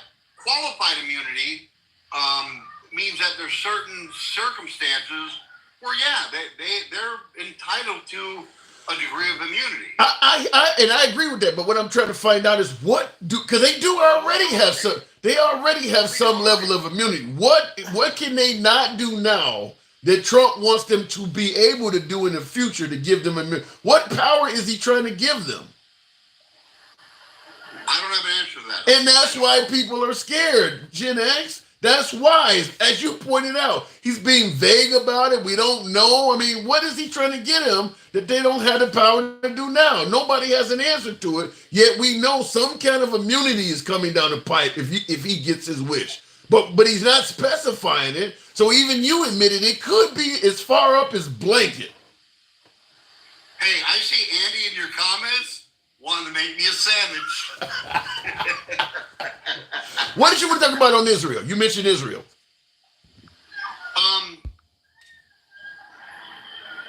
What's your position on what's going on in Israel? My position is, I heard you in a heated conversation with someone else, where you kind of back Israel and their response to the terrorism. Listen. You think their response is appropriate, and I agree, but I disagree. I think there is a great argument that, yeah, they've got a right to defend themselves. They went too far. They went too far. People is kind of excessive. Yeah, they don't went. Yeah, I'm not gonna pretend like they haven't went too far. I don't believe what. I think some folks are suggesting. Look, they killed 30,000 Palestinians, and Hamas only killed 1,000 or something. What I disagree with is the notion that, well, I only killed 50 of your guys, you can only kill 50 of mine. That's not going to happen. But I do believe that at this point, some 6-7 months later, Israel is not acting in self-defense. This is all revenge. It's been revenge for several months at this point. Hamas is no great threat to Israel at this point. They are just trying to annihilate them. I mean, and keep in mind, because Hamas is Hamas is not like the Air Force or the Marines, where you go out and you go training and you get a official uniform and all. Anybody could be a member of Hamas. I mean, you can just literally go up there and pledge allegiance to the organization and you're in. Just like with ISIS, when we were trying to get rid of ISIS and get rid of Al Qaeda, you can't get rid of something that is as fluid as water. I mean, anybody can be that. They went overboard. You know what killed me was listening to you and Moo, because I do not like Moo. I think Moo is a moron. He's a progressive. I actually agreed with him on the fact that at some point, when do you say enough's enough? And Israel's kind of they went buck wild, dude. Well, they're killing civilians. Okay, if you're killing military combatants, I get that. Do it. Take them all out. But when you're killing civilians and children, yeah, I understand, but it's like, man, that leaves a real bad taste in my mouth.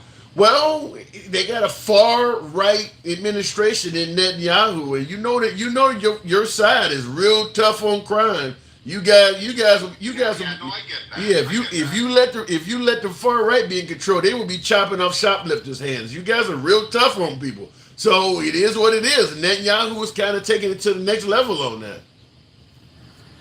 They took out 232 civilians for 5 hostages, which I get it. We got the hostages back, okay.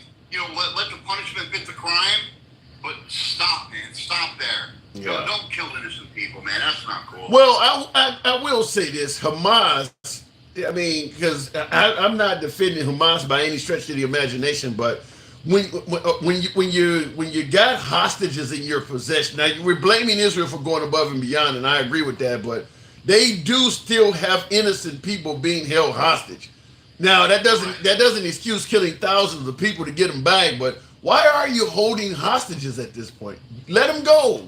I mean, let them go. If you're going to say that Israel is doing wrong and they don't went above and beyond, I mean, should they stop and call for a ceasefire while you're still holding people hostage?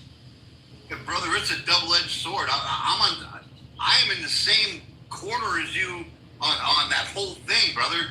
But it's got to make me stop and think of one, because I was all the way for take them all out, kill everybody. Yeah. But now it's like, oh my God, man. They're going to. Come on, dude. They went above and beyond. And I see in the comments, Leonard says not proportional killings. And that's true, but just like in this country on September 12th, the day after the World Trade Center went down and we had lost 3,000 Americans, were we thinking proportional? Yeah, we're gonna go over there, but we only gonna kill 3,000 people. And nobody's thinking proportion after they have a major tragedy, you know. So. Yeah, that's not going to happen. I mean, I would assume that even Hamas knew when they went over there and started shooting people like that. Like when they come over here, it's going to be mayhem. They're not going to just, go one for one with us. It never happens like that. No, I agree, brother. There we agree. All right, but we also agree that Trump promising immunity is a potential threat to democracy. So you're kind of on my side. If it's blanket immunity, yes, we agree. If it's qualified immunity, I support it 100%. Okay. Well, but like I said, even if it's qualified immunity, he needs to explain what the hell is he giving police, because he states, I'm giving them powers. What powers do they not have now that you got to explain that in detail? Are you giving them the power to stop and frisk people at random? Or pull people over? I mean, because at some point you're maybe violating civil rights. The fact that he is not explaining it at all in detail, to me, is probably the most frightening thing about it. Because even you're admitting blanket immunity is on the table. You're hoping he don't do it, but he's not making it clear that he's not. No, and you bring up some good points, Tim. I got to move on. We're going to bring some new guests on. All right. Always a pleasure, man. I love you, brother. Hey, man, you have a great weekend. Andy, sandwiches. I gotta go. All right, moving the program. I always enjoy talking to Gen X. And Gen X, I did see your comments suggesting that Proud Boys did nothing wrong.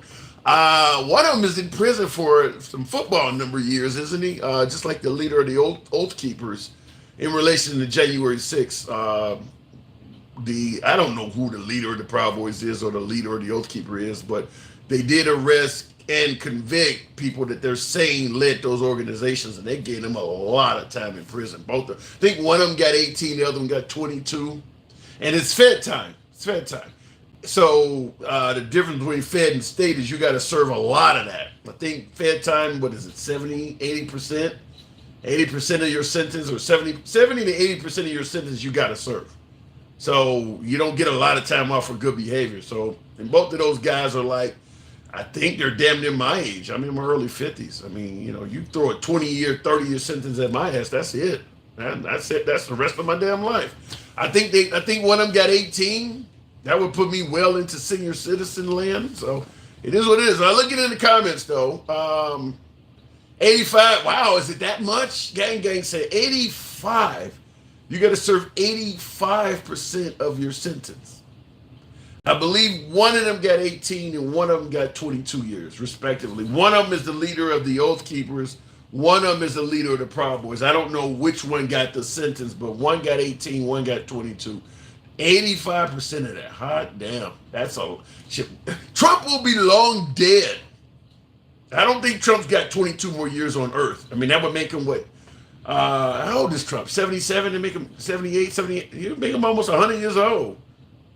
Yeah. They're going to be in prison longer than Trump's alive. Kind of like the guy who tried to assassinate Reagan back in 84. He was in custody after Reagan was dead. So those folks are going to be around. They're going to be still in the system. And then once you get out, they got you on paper as well. I mean, they probably will be on paper for the rest of their lives. Yikes. All over an election that to this day has never been proven that what they were there to protest was actually a legitimate cause. Never. Right now, as we speak, what is this, June of 2024, there is no solid evidence that what they were there on January 6th to protest was actually a legitimate cause. Remember, he was asking Vice President Pence to, stay the election or overturn it or not certify it or whatever the case may be. Even right now, in June of 2024, there is not enough evidence to delay the election. Still haven't presented enough of it. And those guys have got that kind of time in prison. Wow. Looking in the comments, case 118. See, I don't know what that means. Direction of individual, one Trump something. Let's go back to the box. Trump will pardon him. Yeah, that will happen, but he's got to get in office first. I do believe that Trump will, because Trump believes that they got an unusually harsh amount of punishment.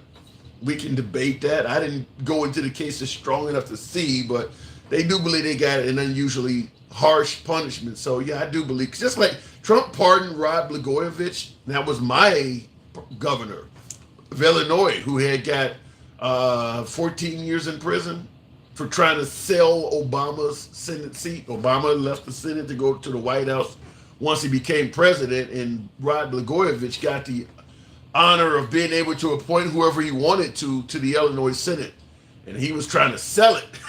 So he got 14. Anyhow, going back to, and Trump pardoned him for that. Trump pardoned some bad guys too. Sheriff Joe Arpaio down in Arizona is another bad guy that Trump pardoned. I can give you his story if you want it. But going back to the box, we'll continue on with Justin Hayes. Trump being a threat to democracy. Is that liberals fear-mongering, liberals making that up just to prevent the man from being reelected? By the way, yes, thank you. Dot, tap the screen, folks. Get the likes on up to about 100,000. That might be able to happen this Sunday evening. Yeah! Thank you for the hat and mustache, Jimmy. Appreciate that. Thank you. What does that say here? Just got the number 3. Yeah, Jimmy, thank you, by the way. No, he is a threat to our democracy. That's what we're asking. I like it, Andy. Thank you. Appreciate that. Is President Trump a threat to democracy, or is that the liberals just making up shit? Real quick, Tommy Brown on YouTube says, we are a republic. Okay, look. This came up in the beginning of the live. We're a republic. We're not a democracy. All that. At the end of the day, I think you understand the question being asked. Is President Trump a threat to the republic? If that makes you happier, we'll go with that. But I think you understand the question being asked. First time I haven't seen you in your car, says Matthew Mish.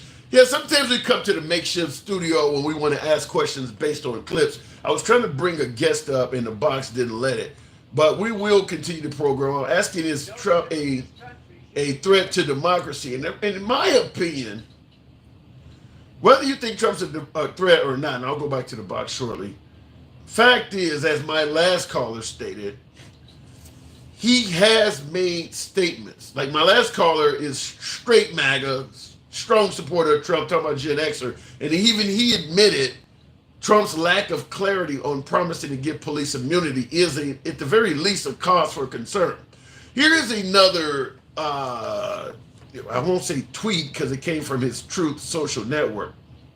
This came from President Trump, looks like back in December of 2022, but it says, so with the revelation of massive and widespread fraud and deception, talking about the election, this would have been right after, well, December 2022 is right after the midterms, actually. So with the revelation of massive and widespread fraud and deception, and that's all in caps, in working closely with big tech companies, the DNC and Democratic Party, do you throw the presidential election results of 2020 out and declare the rightful winner? Now, he's got rightful winner in caps. So he's basically saying the Democratic Party has been working with big tech companies, the DNC and the Democratic Party. Because he believes the Democrat Party was working with big tech companies, he's asking, do you throw out the presidential election results of 2020 out and declare in big capital letters the rightful winner, or do you have a new election? A massive fraud of this type and magnitude allows for, and this is highlighted in yellow. You can't see it on the screen very well, but it's highlighted in yellow. He said a massive fraud of this type and magnitude allows for the termination of all rules, regulations, and articles, even those found in the Constitution. Our great founding fathers did not want and would not condone false and fraudulent elections. So he's saying because he believes the election was held fraudulently, that should give him the ability to terminate all rules, regulations, and articles, even those found in the Constitution. Wow. Now keep in mind, we're 3 years out, and there's still no solid evidence that any of the stuff he said is actually true. No solid evidence that the election was stolen. Yet he's talking about terminating the Constitution. Wow.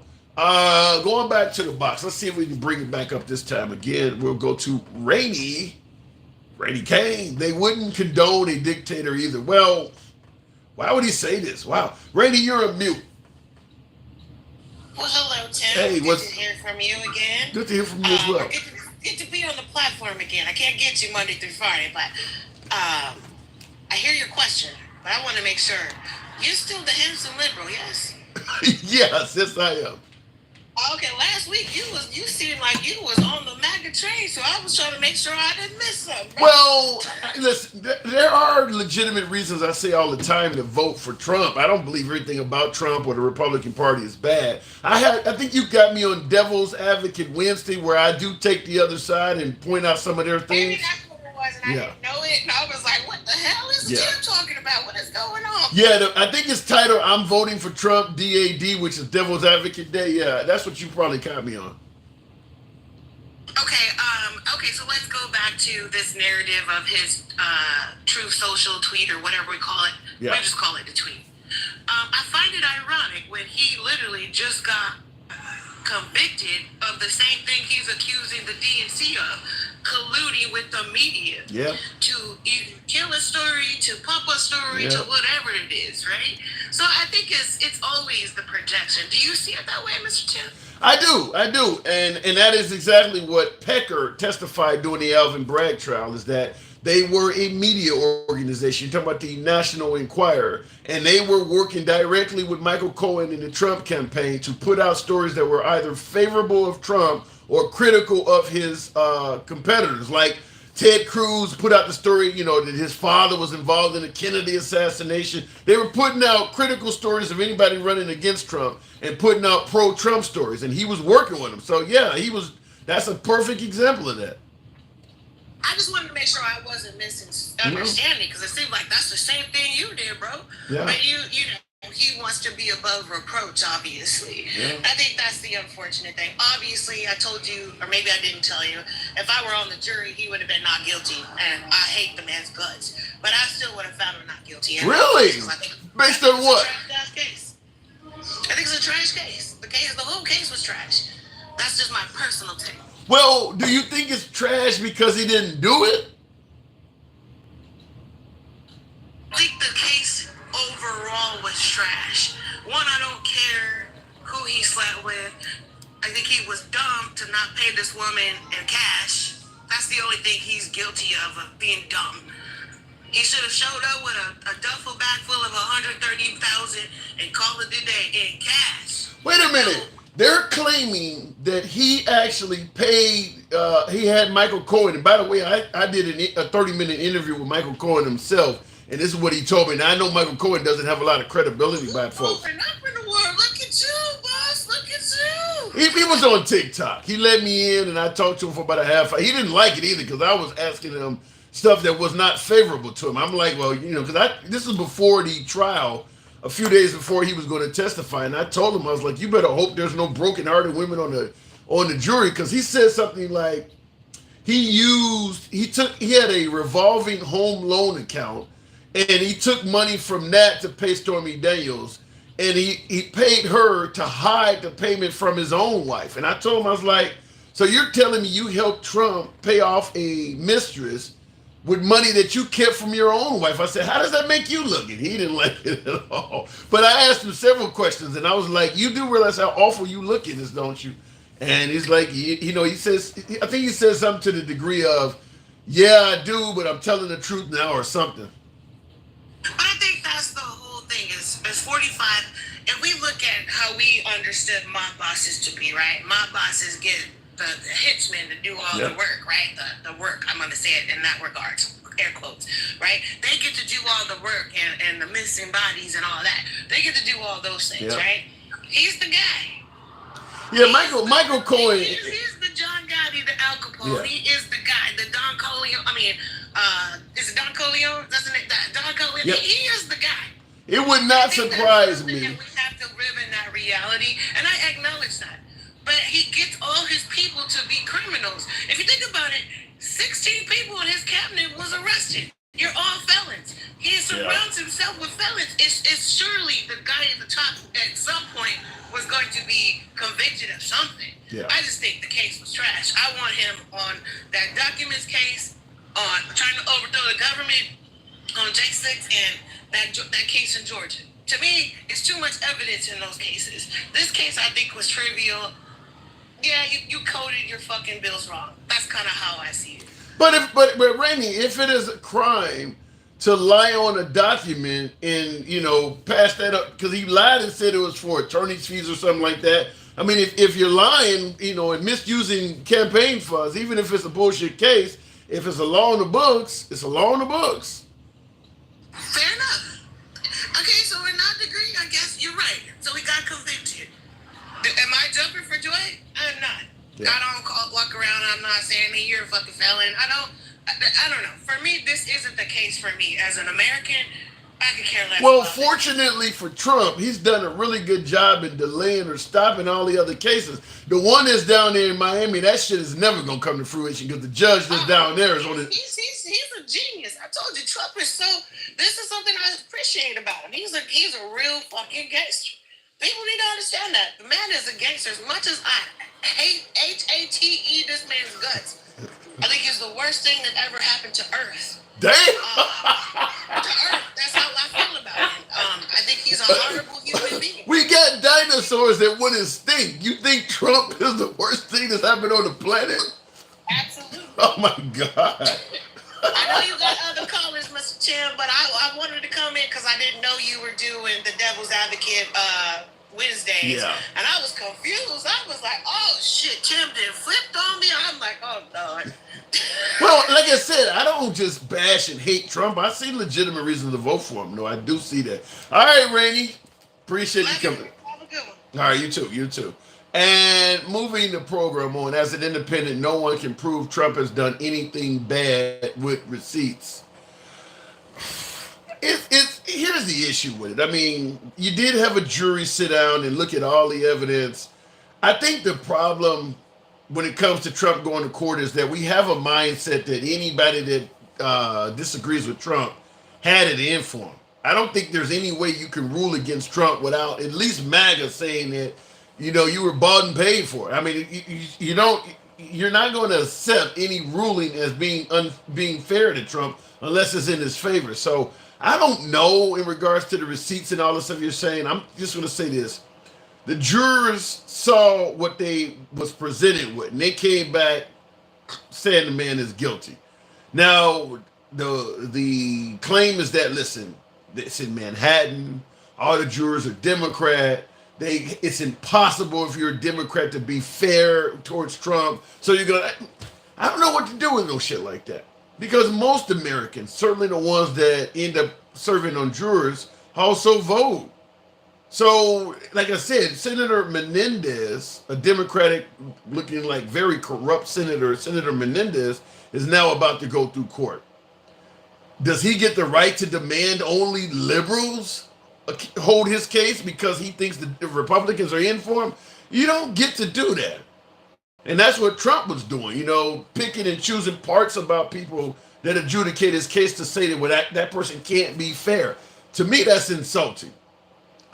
Just like my last guest, Rainey, she stated she absolutely hated Trump. But if she was a juror, she would have found him not guilty. Think about that.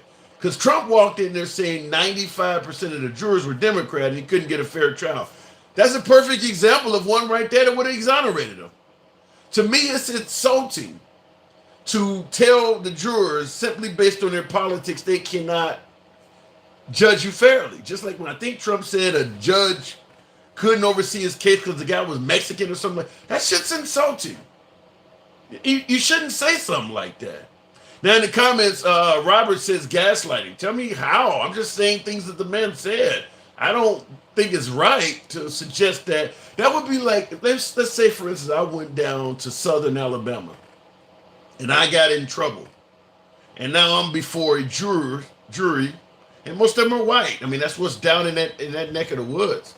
And I'm claiming that I can't get a fair trial because they're mostly white. You don't get to do that. It's very possible that whites may judge me fairly. I don't get to go in there and say, well, because you're white, you're not going to do a good job. For him to say it's that all Democrats are going to judge him unfairly, in my opinion, that's an insult to the jurors. That really is. Same thing with judges. He said it. You know, a judge can't adjudicate the case because the guy's Mexican. That stuff is insulting. It shouldn't be allowed. It just shouldn't be. Looking in the comments, though, juries are picked by the prosecution and defense, and that's true, too. That is true, too. Which also is an insult to his lawyers who picked the jury. And also keep in mind, before the Alvin Bragg case, Trump, I believe it was the Letitia James case that he had before that. He had E. Jean Carroll before that, but Letitia James case, he opted not to go with a jury and let the Judge Engoron, that guy was over the Letitia James case, Judge Engoron. So he opted not to have a jury, I can't keep saying the word wrong, but he opted not to let a jury decide his fate and left it in the hands of a judge. And then when the judge found him guilty, he said the judge was biased, and then he was denied an opportunity to be judged by a jury, which is just a lie. I mean, it was just a lie. Your lawyers had a chance to pick between the two. You picked the judge, and when the judge didn't judge things your way, I mean, it's crazy. That's some of that stuff's crazy that he does it. I don't know why, but looking in the comments, liberals have been saying the justice system is broke till it comes to Trump cases. That is true. And Trump has been saying just the opposite. All you got to do is comply. You know, Blue Lives Matter, I'm back to blue, I'm a law and order candidate. Now all of a sudden he's getting charged and suddenly he sounds exactly like Black Lives Matter. Good point though, both sides are crooks. I like the name, but that's a good point, is that the liberals, the African Americans, minorities have been saying the system is corrupt since I was born, before my time. And the folks on the right, we're not giving them any type of credibility at all. Now that Trump is going through the system, they sound just like Black Lives Matter. I mean, the feds are after me. I mean, literally, most of the complaints he's making sound like some shit you hear from Black Lives Matter. Going back to the bots, by the way, folks, tap the screen, get the likes on up over 100,000. Still got about 500 of you in here. Wow, the numbers went up a bit for a Sunday evening, but tap the screen, get the likes up to about 110. Same on YouTube. Feel free to smash that like button, get the likes on up to about 65. The top three dots in your screen, I think, gives you access to the like button on YouTube. We are on both platforms simultaneously. Question we're asking is re-electing Trump putting democracy at risk? We'll continue on with Al B. Get off on your own. Al B. Sure. R&B singer from the 80s and early 90s, I believe. Al B. You know, I bet Central Park 5 loved the verdict. Yeah, I'm sure they did. Difference is there's PA historical context that proves what black people say. Not all of them. Now, I mean, there are black people who cry racism on shit that's clearly not racist. I mean, there are plenty of them. I mean, I'm sure we've seen videos, might even know people that have done it. I know for a fact, you know, somebody's clearly caught committing a crime and they start yelling racism. I mean, you know, it ain't always racism. Sometimes you just fucked up. Just like in Trump's case. It ain't always somebody after you or trying to get you. Sometimes it's because you're doing some wild ass shit, such as this democracy thing. It ain't based on nothing. He is saying some pretty strong things. Folks may be saying it's being taken out of context, but Trump is saying some pretty inflammatory shit. So when folks say he's a threat to democracy, they're not making it up or pulling it out their ass. He is saying some wild shit. You and Bobby have the best demeanor on TikTok lives. You should be you would be an excellent host. Thank you. But it says Sensei Jensen, thank you. Appreciate that. Appreciate that accolade. By the way, folks, if you do enjoy civilized dialogue from all sides of the aisle, without any concern of the host trying to ban you, block you, or limit your speech, you're in the right place. Subscribe if you're on YouTube. For my TikTok viewers, feel free to follow the program. And by the way, tap the screen, get the likes up. You know what I always say. Going back to the box here real quick. Bobby is awesome. I agree. Bobby who? What is the screen name? Now, I generally can be found when I'm not on my own, doing my own thing here. I'm generally in MAGA, Republican lives, but usually MAGA debates and forums. I will sometimes go and speak with the liberals, but usually it's MAGA. And I'm just a glutton for punishment. I'm usually being called all kinds of names. You're not handsome, you're ugly. I get all of that shit, but I enjoy the conversation. All right, looking in the comments, Tim, look like your office looks more comfortable than that. It is. I got heated. I'm sitting on the heated leather and shit, recline, everything. Yeah, it's far more comfortable. But I'm working when I'm talking to you folks, so that's in the middle of my workday. I don't work on weekends. Do you think we should change the felony laws? Be for real. That is an excellent question. Yeah, DJ Julio, appreciate the hat mustache. Well, I'm still getting a little bit of support this time of night. Thank you, DJ Julio. Change the felony laws. Yeah. Before Trump got arrested and convicted, I think we should have. Such as, I believe once you served your time, in the best interest of recidivism and letting that person become a model citizen, taxpaying citizen, and reacclimating society, they should leave you the fuck alone.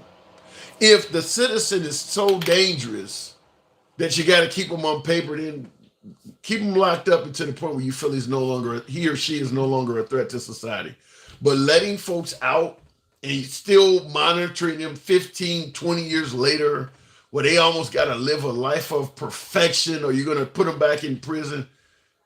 I don't support that at all. They need to change the felony laws. To me, once you're out of prison, they should leave you alone fairly quickly. Maybe a year, maybe 2 years of monitoring at the most. At that point, let them go. If they need more, then they should still be in jail. You shouldn't need to monitor anybody for 10 or 15 fucking years. If they that dangerous, they should have still been locked up. But the problem in this country, other countries too, but predominantly here, in my opinion, is we are a capitalist society. We talk about how capitalism is better than communism, socialism, fascism, all the other isms. One of the downfalls of capitalism is it's about making money. Our criminal justice system is for profit in this country. On every single damn level, it's about people making money, getting bonuses, being promoted to keep people in prison. And I'm not even talking about just the for-profit prisons. Even the ones that are owned by the damn government are that way. Think about it. If you're a judge, you generally get reelected or get your accolades because of giving people tough sentences. If you're a judge that works with people to get their lives back on track and not give them ridiculous lengths of time in prison, they're going to call you soft on crime. Nobody likes you. They like the Judge Judy types that are tough on crime. That's so the reward for judges is generally being tough on crime. Same thing applies to the senators and Congress. Pass laws that make it tougher. More things become felonies. Everybody in our system, the cops generally are viewed more positively based on arresting more people, not less. The whole system is rewarded on incarceration. Everybody is receiving rewards for keeping people in prison, not trying to help them get out. So that's where the problem is. And then, of course, also we know people go to prison and they're charging them exorbitant amounts to make a phone call. A pack of ramen noodles costs 5, 10 times what it does at Dollar General, just ripping these people off. Got them working for a nickel an hour, whatever the hell they pay them. You don't think nobody's benefiting and profiting off of that shit? The whole system is fucked up based on the grounds of it's not meant to make this person, you know what they call it, correctional facilities. It should be about making that person realize the error of their ways and get them back out in society as a better person. It's not. It's not. It's literally designed to keep you on a revolving door policy with coming back. It's because people were benefiting from it. Everybody along the way is benefiting from you serving time. It's giving them job security, giving them reason to build more prisons. It's helping people get reelected. The whole system is designed to keep people in. And that's what you do in a capitalist society. You do what's best for your bottom line. Up to and including locking people. Healthcare system's the same damn way. We got several systems in this country like that. The healthcare system's the same damn way. Food and drug system is the same damn way. If you took this drug and you're now getting sick, call this number. Maybe we can get you a cash settlement because we can prove these fuckers knew what they were giving you was harmless, but they did it, or harmful, but they did it because they make money. The whole system of capitalism is about making money, and they don't care if people die because of it. That's just the way it is. Would that not exist in a socialist system? I don't know. But I do know in a capitalist system, people are dying. People are being killed because folks are chasing money. Telling you tobacco's good for you. I mean, this is the kind of stuff we've done. That's what happens in the capitalist system. People die. Look at it in the comments, though. If Jamal stole and wrecked your car and you heard he was coming back to your neighborhood, would you? I don't quite get that comment. If Jamal stole and wrecked if Jamal stole and wrecked your car and you heard he was coming back to your neighborhood, would you what? Would I recommend he stay in prison for the rest of his damn life? This is the problem, is we are a vengeful society. When you get caught in America committing a crime, we don't want you to get better. We want you to spend the rest of your life paying for that crime you committed. Even when you go to prison, we don't want you to get better when you're in there. We don't want you to be educated. Hey, I had to pay to get my college education. Why should you get one in prison? We don't want you to eat decent food. Hell, I got to pay at the grocery store for my food. You should be eating bread and water. You got folks wishing people get harmed, up to and including raped in prison. The free society wishes for bad things to happen to these folks. Do you realize 95%? I've heard as high, maybe a little bit less, but I've heard as high as 95% of those incarcerated will one day get out. And in this society, in America, we wish that when you're in there, you're treated like an animal. We want you treated really bad, even though there's a chance you may get out. So what do you think is going to come out? This person went in prison for whatever they did, and now they've survived gladiator school because you want the system designed to really put them through like a devilish version of Navy SEAL bud training. So when they come out, you expect them to be a good citizen, right? No, and they don't. And then not only do you put them through all this shit and expect them to come out and be a model citizen, you also give them a probation officer that damn near demands perfection. Some people can barely even have a drink. Like you can't even have a beer. You can't hang around somebody that may have done things wrong, or you can't hang around a felon, even if all your friends have it. I mean, you just make their lives miserable. And then wonder, why do all of them keep going back? It is awful. And just to get off of this rant, I will just say this. There are countries on this planet that have inmates that get better in prison and do not come back at the same absorbently high level that American cons do. I think in America, 50% of inmates are back in prison in 1 year. 80% are back within 5 years. And they call themselves correctional facilities. You ain't correcting shit. That's got to be an F grade on any stretch of the imagination. 50% are coming back in 12 months and 80% in 5 years. You ain't correcting shit. But there are countries that people don't come back that fast. And if you look at their systems, it's exactly the opposite of what we want here. The inmates get treated respectfully when they're locked up. They actually eat regular, real food. They're not getting raped and all of this shit that we wish for in our system. When they come out, they're not on paper forever. I mean, you would never be able to have that system in this country because we want people to be punished over and over again. We want them punished for what they did. We don't just want them locked up. We want, while they are locked up, for bad things to be happening to them while they're in prison. And then when they get out, we want that lifestyle to be really, really obstructive. And they end up going back. I mean, that's just the way it is. And like I said, there's a lot of money to be made. But anyway, getting back to the topic, that was a long spiel, but it's 100% racism, says Eric B. for president. It's rooted in racism, but it gets, you can be white and get caught up in it too.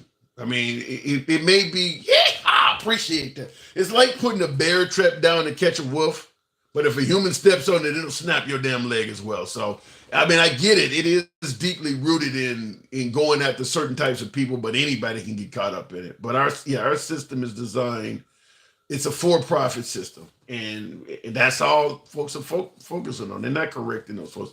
I'm voting for inflation. Someone who is old and has a failing memory and talks to dead people. Damn, says Amber. Shout out to you, Amber. Well, I say this all the time. I do believe that Biden is a weak presidential candidate. After all, there's not a lot of love for Biden, even on the Democratic side of the aisle. You're not going to see a lot of Biden bumper stickers and Biden flags come autumn this year. Once the fall gets closer to the election, you're not going to see a lot of Biden shit. Biden's biggest accolade, the biggest thing Biden got going for him, he's running against Trump. That's by far the biggest thing that is helping Biden out, is that his opponent has a lot of people that hate him. A lot of people that hate him. That's what's helping Biden out. I believe if Biden was running against Nikki Haley, he would have lost. I do believe that. I've said it on the program a number of times, but fortunately, Trump convinced MAGA that Nikki Haley was some kind of traitor or something like that. And I do believe that if he may not lose, but I do believe that if Trump loses, you're going to have a lot of Republicans saying that we actually snatch defeat out of the jaws of victory. I do believe that. That's if he loses. He may win. And the reason I say that also is this. We're judging Trump because we either like or hate him. We know who he is. Take the actual knowledge of the man out of the picture and just look at him on paper. The trajectory of Trump does not say he's going to win. I mean, think about it. He won in 2016. And since that, he ain't won nothing. The midterms of 2018, the election of 2020, the midterms of 2022, he's lost all of those things. Even some of these smaller elections in the off years, the Democrats have been making ground. And in addition to that, once again in court, even in the court cases, the only wins Trump is getting in court are in the form of delays. This is a victory because I was able to delay that. This is a victory because I got Fonnie Willis being investigated instead of me. Not guilty is not happening. He's just not winning on anything. So what I'm saying is this. If you take the knowledge and the way you feel about Trump, whether you love him or hate him, out of the picture, just imagine you're judging some strange political leader from abroad. You know, let's say, for instance, it's the president of Peru. You don't know who the hell it is. And I just give you the stats on what has happened. You would be like, nah, he probably ain't going to win. I mean, just the trajectory that he's on. I mean, several members of his administration, as my last caller pointed out, they've all went down. Some of them are currently incarcerated. There's losing happening all around him. I mean, there's not a lot of people that are hanging around Trump that can say, I'm winning. Most of the people that are associated with him, there's losing, people are losing freedom. They're losing their law licenses. Some, like Ashley Babbitt, lost their lives. They're losing political risk. There's not a lot of victory hovering around Trump. Now, he stated you're going to be tired of winning. I get it, but I'm just telling you, I'm not This is not liberals making up shit. I'm telling you, you've seen what happened in 2018 with the midterms. 2020, the election. Now, some folks believe the election in 2020 was stolen, but they don't believe the midterms in 2022 were stolen. He lost those too. I mean, the only thing he has going from, like I said, is he's been able to delay a few cases, like Fonnie Willis and the documents case.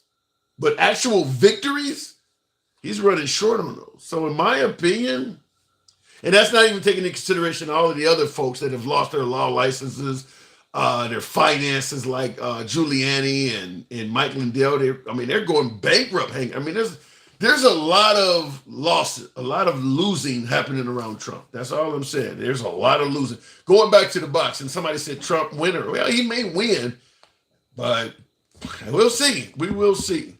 Cows and sheep. I like it. I like it. Good evening. Cows and sheep. So What's up? I have Hanson Liberal Live, so I gotta acknowledge that. You know, that's a thing. So what about the screen behind me? Yeah, it's at risk. Mr. Trump is definitely a danger or potential danger, and we have to allow him this next election. Let me Why anybody wants to vote for him? Okay, let me interrupt you to just say this. So somebody in the comments asked, in regards to what I was saying around Trump, there's a lot of losing. You asked, what is Biden winning? Well, the midterms for one. He didn't lose his first midterms like Trump did. The midterms is what he's winning. So there you go. And just a little bit, sometimes it seems like we can't have like a nuanced conversation and like recognize that most of us recognize that our conversation is beyond Trump or Biden, that it's not a Trump or Biden conversation. Some of us actually identify as Americans and think that what we'd like to have, what I'd like to have, is a dialogue amongst Americans and not so much, this team ball thing. Yeah. And well, let me just say this. It's okay because I accept the world as it is, and I get where we are, but I do want to just at least take the moment to remind us that we're Americans, and so here's the problem with that. Here's the problem. Hold on, hang on. Here's the problem with that. The unity and the we're Americans and let's work together. That stuff starts at the top. The people are not going to unite from the bottom. If the top, where does that happen at? But there's a whole lot of disunity and weird conversation happening at the bottom too, right? Right. Because there's these new Indians that I've been passing through lives and there are conversations that are new to me, unique in this American space, and there are I don't quite get what you're talking about. People who believe that Africans were in America, thousands of years ago. But if you believe the Lucy story, that's potentially possible, but you don't really have a lot of information to go on. Okay, yeah, you're talking about something that's way off topic. Yeah, I don't quite. You're talking about Africans being in America. I don't know where to go with that. No. I'm just saying that there's a dilution of our conversation as Americans, and part of that dilution are these extra conversations. This should just be about democracy. This should just be about the two guys we got running the premises, the things that they're trying to offer us one way or the other. But we see, and what I think is that we seem to be way distracted and we're not even. We're looking past the notion of democracy. He's telling you things that he wants to do, and yet somehow we reduce that conversation to all these other like subtexts. I don't know if I'm following you. I think that people are holding him accountable for what he's actually saying. I mean, if you say he wants to give the police immunity, I don't see where the subtext is coming from. They're holding him accountable for what he said. I don't present the subtext. The people that defend him have the subtext. Oh, well, that's yeah. not actually what he meant. Yeah. And that's not what he was saying this, and it wasn't, it doesn't matter, that there's an actual New York Times, page that he, took out, there's a subtext to it. There's a reason. Well, he was only, and that's what I mean as far as subtext, is that it's always, people say, oh no, you're always presenting your excuse. Let me ask you this question though, because this is coming in on YouTube. David Hargrove said if Biden wins, this country is over. What's your opinion on that? Bro, madness. This country is not going to be over anytime soon with any one of these two guys. The problem we're facing and we confront is that we allow ourselves to keep walking away from what we thought we understood as democracy.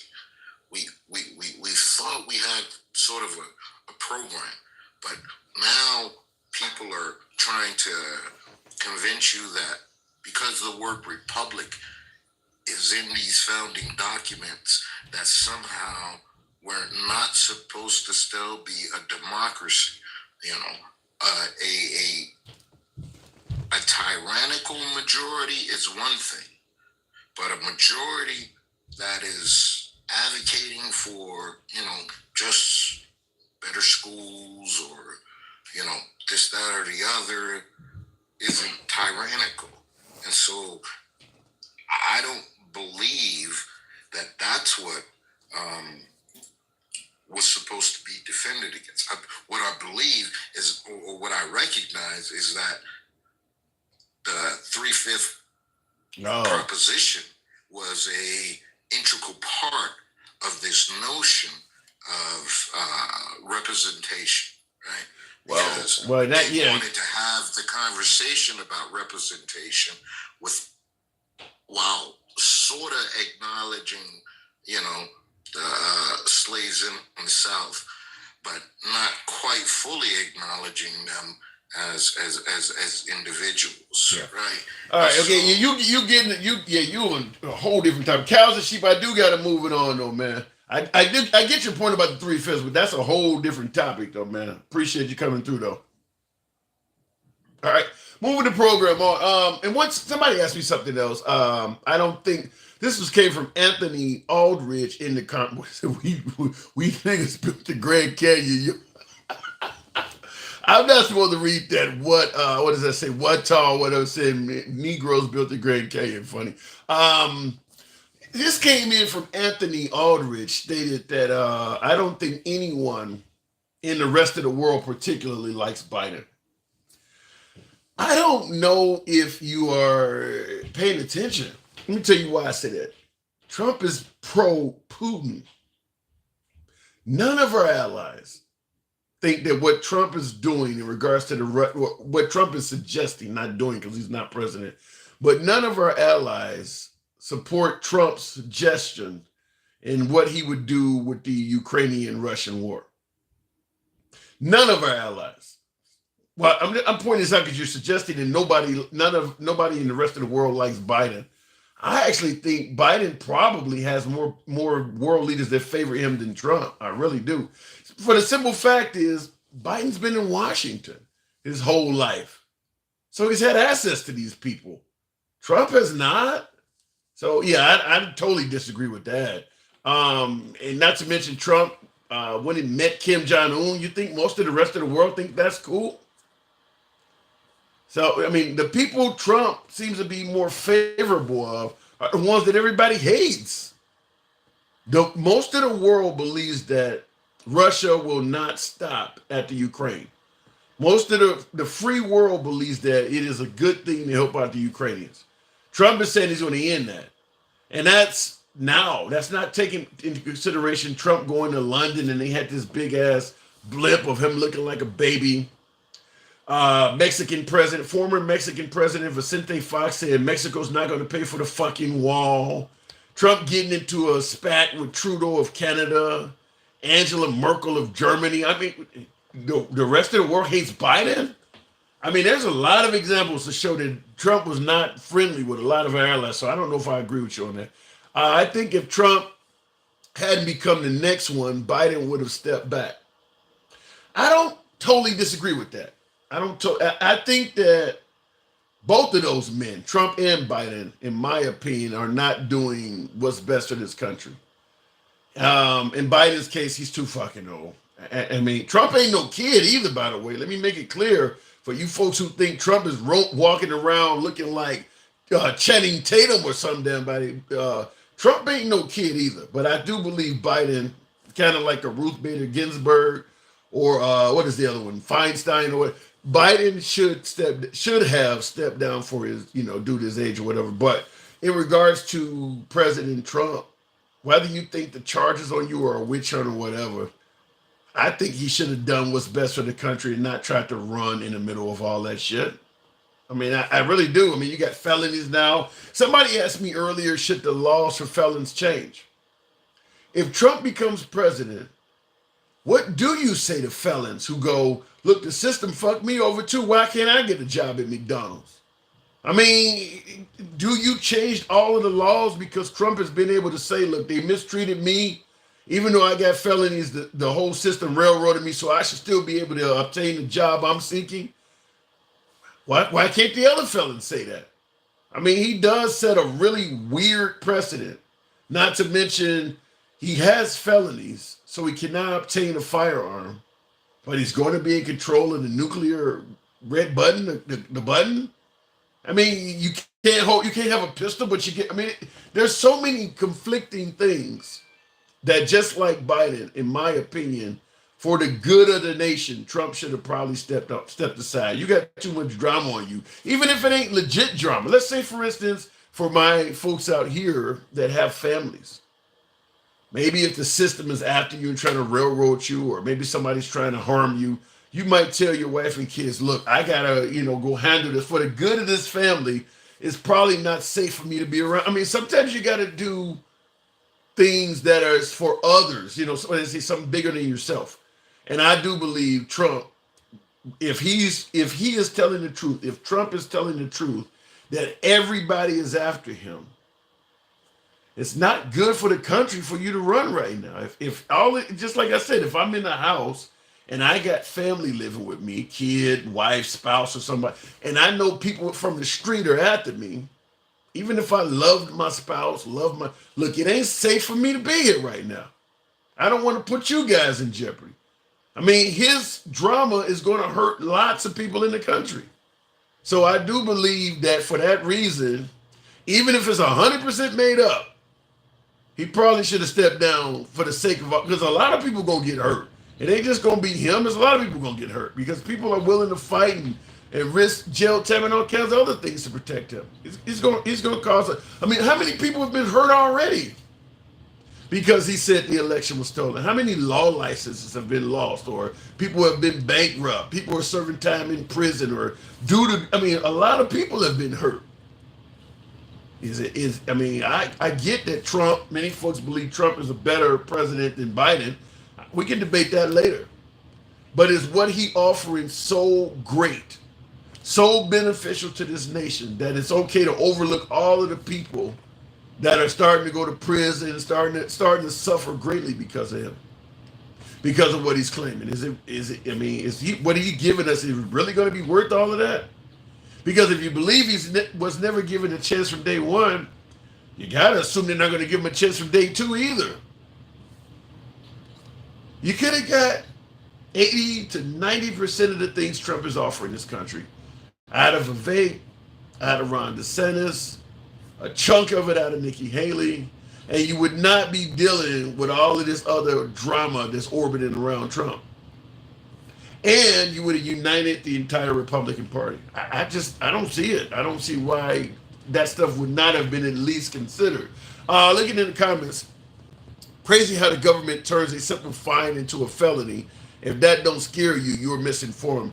DJ, even if it does scare me, that doesn't mean that, look, while he is dealing with the government mistreating him, according to you, turning a fine into a felony, step aside, get out of the way of the White House and fix that. We don't need you in the White House setting all these awful precedents trying to, step aside and fix your problems. The Red Russian says, I'm Russian, but I think they are trying to jail Trump because the U.S. government know he is the most sane option for a leader. I don't know if he was more sane than Ron DeSantis or Vivek Ramaswamy. He wasn't more sane than those other. Trump has said, things like the soldiers were defending airports during the Civil War. He's confused Nancy Pelosi for Nikki Haley. Trump he's made mistakes. He just doesn't get credit for it. Like I said, Ron DeSantis and Vivek, some of them, they ain't did all of that stuff. Biden has had a hell of a lot of slip-ups. Trump is not slip-up free. He is not slip-up free. George W. Bush, as in Baby Bush, will it mean he wasn't the cleverest guy in the world? I don't know. George H.W., I think the country would have probably got behind George H.W. a lot more than Trump at this point. Yeah, he broke the law. He's the only president to leave office with less money. That speaks volumes, yeah. I don't know. Well, if it wasn't for the criminal charges, I think Trump would have made money. Biden can't do a simple press conference. Like I said, you could have got Ron DeSantis or somebody and had somebody who could have done that press conference and would not have had all of the hatred and drama that's orbiting Trump. Less of a hurdle. I really think Nikki Haley would have beat Biden. I really do. Big, busy, stand for something or fall for anything. I like it. But I don't think you should do it while you're running the White House. I just don't. Like I said, there's a lot of people that's going to get hurt. I get Trump maybe wants to prove a point, stand for something or fall for anything, that's fine. But you're going to take a lot of people down with you. Trump is going to take a lot of people down with him. Because let's be clear, folks. There are two, what I want to say, two things. Trump's not going to be around much longer. He's an older guy just like Biden. But there's two things that are going to happen in Trump's life that people are never going to accept. One being if he loses the election. I don't care what anybody says. People are going to believe the Democrats cheated, and Trump is going to tell them that. I don't care if everybody in this damn country voted for Trump or for Biden. People will say that Trump won. So that's going to. Second thing is Trump, whenever he goes to meet his maker, is not going to go naturally. I'll just say naturally. I don't care if he lived to be 110. Because of how controversial he is, whenever Trump passes away, somebody's going to say somebody took him out. The deep state got to him. It's going to be controversy on how he go because he is that controversial at this point. A lot of that is started by him. All the conspiracies that are ordered. Whenever he could, like I said, he could die of natural causes at 100, and somebody would say he was poisoned. He is not going to go out without somebody saying something because he has literally drowned himself in controversy. We have a constitutional republic, not a democracy. I've seen that. Real quick, you're still a slave. You're still a slave to your master, says Sleepy something. What is your definition of a slave? I lived overseas. I was able to leave this country and go live in Australia for several years. How many slaves can say they were able to leave the nation they were born in, move away, and come back at their own leisure? That doesn't make sense. What do you mean slave? You really are misdefining what a slave is, in my opinion. Slave, wow. They don't like him because he exposed all the corruption. What corruption did Trump expose? I'd be curious to know, because just about everybody who was in office when he came still got their jobs. He's the one that lost his job. I mean, what good is exposing the corruption if you don't do nothing about it? Most of the people that Trump got rid of are the people he brought to office with him. You know, the Scaramucci's, the Ambassador Bowden's, the Attorney General Barr's. Most of the folks that lost their job once Trump got elected are people that got their job once Trump got elected.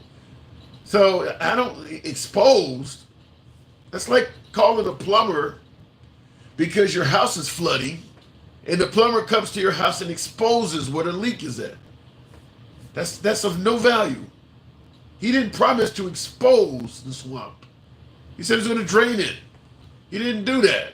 He didn't do that. You're lowering the bar to make it work, sounds like to me. Anthony Bowles, the box is problematic this time. Trump exposed who? Yeah, I don't get the exposing thing. Who did he expose? And if there's no type of, if nothing came out of it, it's useless. I mean, we could say that he quote unquote exposed Hillary Clinton. Talked about how corrupt she was. Nothing came out of it. The woman's still walking around free. She's a millionaire. Okay, you exposed it. So what? I mean, if that's all you got to do, I don't see any value to that at all. Looking at the comments, though, the box is problematic tonight. Money does not vote. People do. Wait a minute. Money does not vote. People do. Money does not vote. Okay, there's a commotion. Okay, money does not vote. People do. I am voting for Biden, DA. All right, fair enough. Robert De Niro has a murder on Donald Trump since day one. What? Come on now. Hillary was right about everything. Did they make a hat that says that? I used to have a Trump hat around here that says Trump was right about everything, and I would hold it up when there was things he said that he was right about. I can't find my Trump was right hat. Look, everything about Trump ain't bad in my opinion. I just think there's reason to vote for Trump, reason to vote for Biden. Even if you're black, I believe that. Did you see that Congress is holding a hearing on Bragg, the DA? It's not going to go anywhere. It's just like what did they say the other day that one of the jurors' cousin put on Facebook that they were going to convict Trump?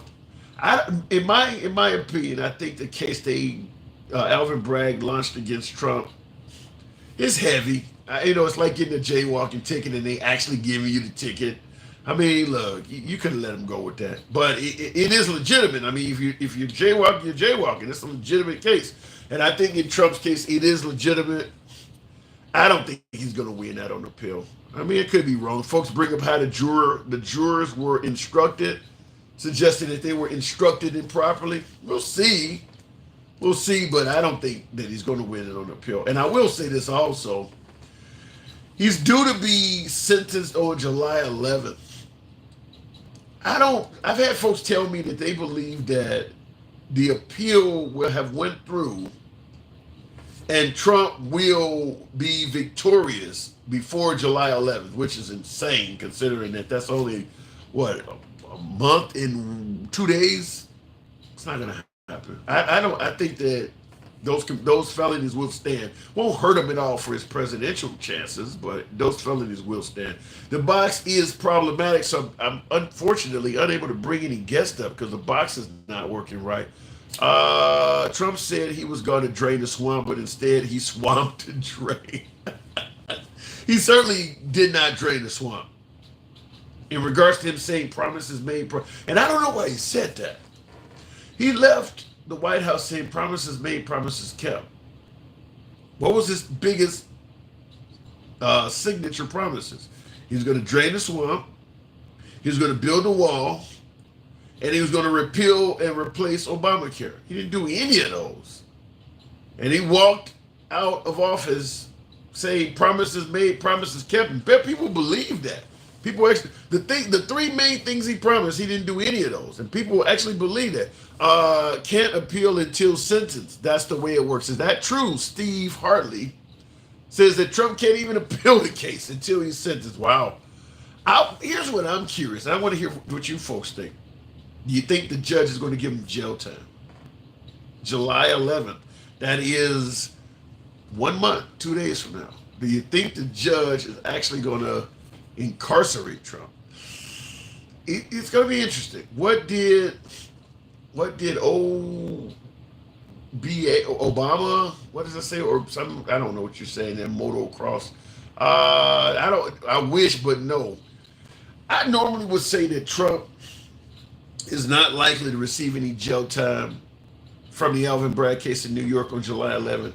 However, I'm just going to be honest with you. Trump takes things personal, and we don't want people that are insulted by Trump for them to take things personal. But I mean, he really treated that judge like shit. It would not surprise me if that judge responded by giving him a little bit of jail time. I don't like I said, I'm kind of with you guys. I don't think the judge is going to do it, but he did. I mean, talking about the man's family and every damn thing, he treated that judge like shit.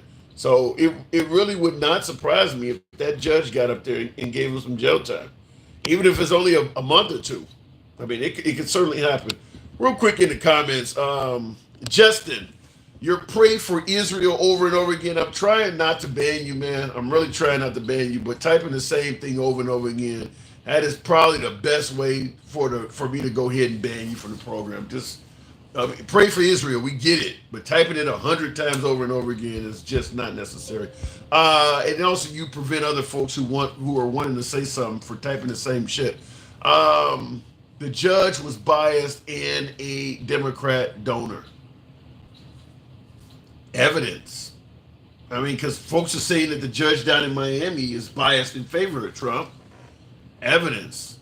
In regards to it being a Democrat donor, like I said earlier in the program, every judge just about, and jurors, by the way, most folks vote. Most judges and jurors and prosecutors do vote in the elections. If you're a politician being charged with a crime, you don't get to pick and choose the prosecutor or judge based on their political affiliation. I mean, so in other words, you believe that the judge, like this person said, well, this person actually donated to the Democrats. So let's assume we had a judge that donated to the Republicans. You telling me Trump would want to get rid of that person? They all political. They all vote either Democrat or Republican. They all do.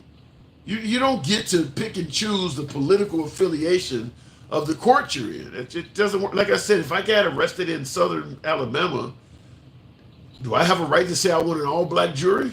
No, you don't. I mean, look, if you want to be tried by then commit your crime in a Republican area. It's as simple as that.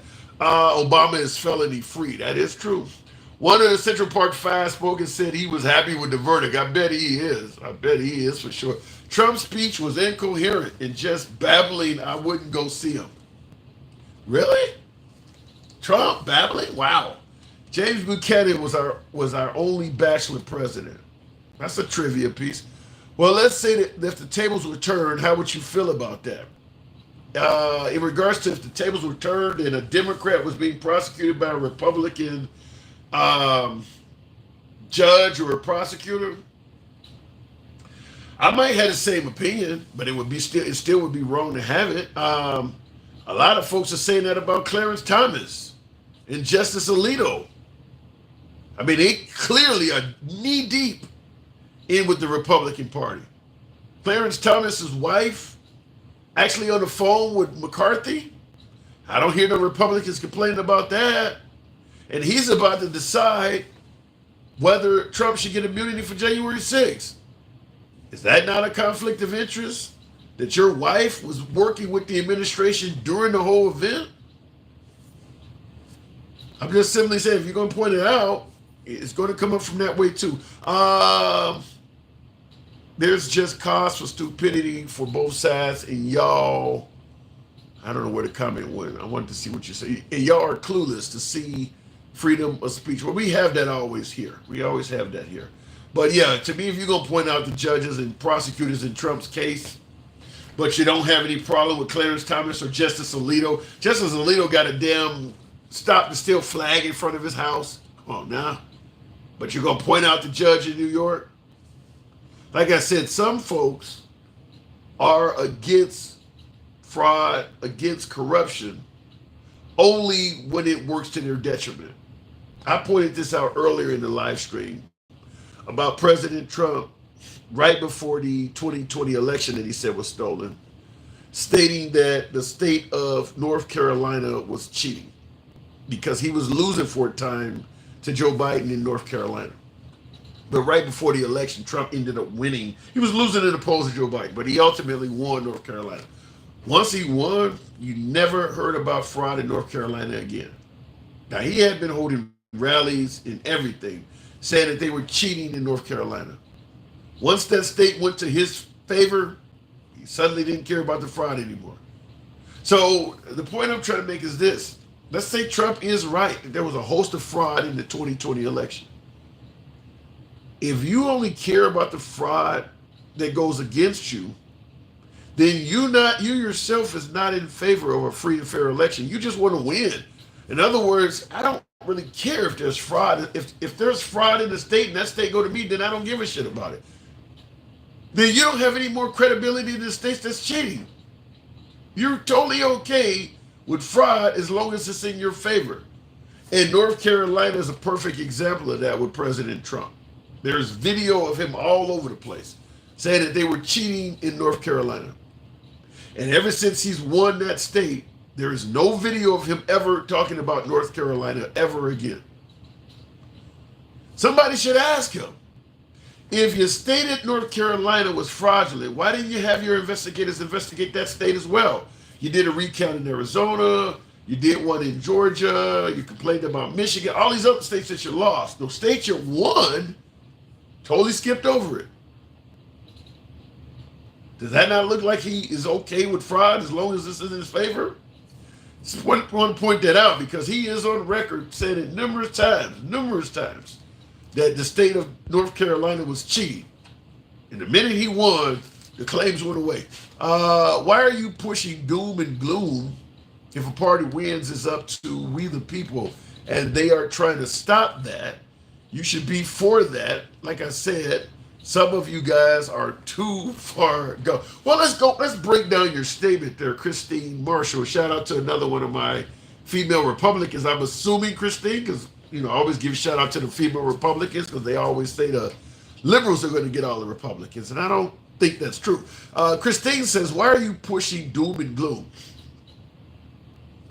Have you heard all of the things that Trump says about the country is falling apart, the military is dilapidated, the president don't know where he's at? I mean, me, one dude on social media, I'm the doom and gloom guy. We about to vote for one.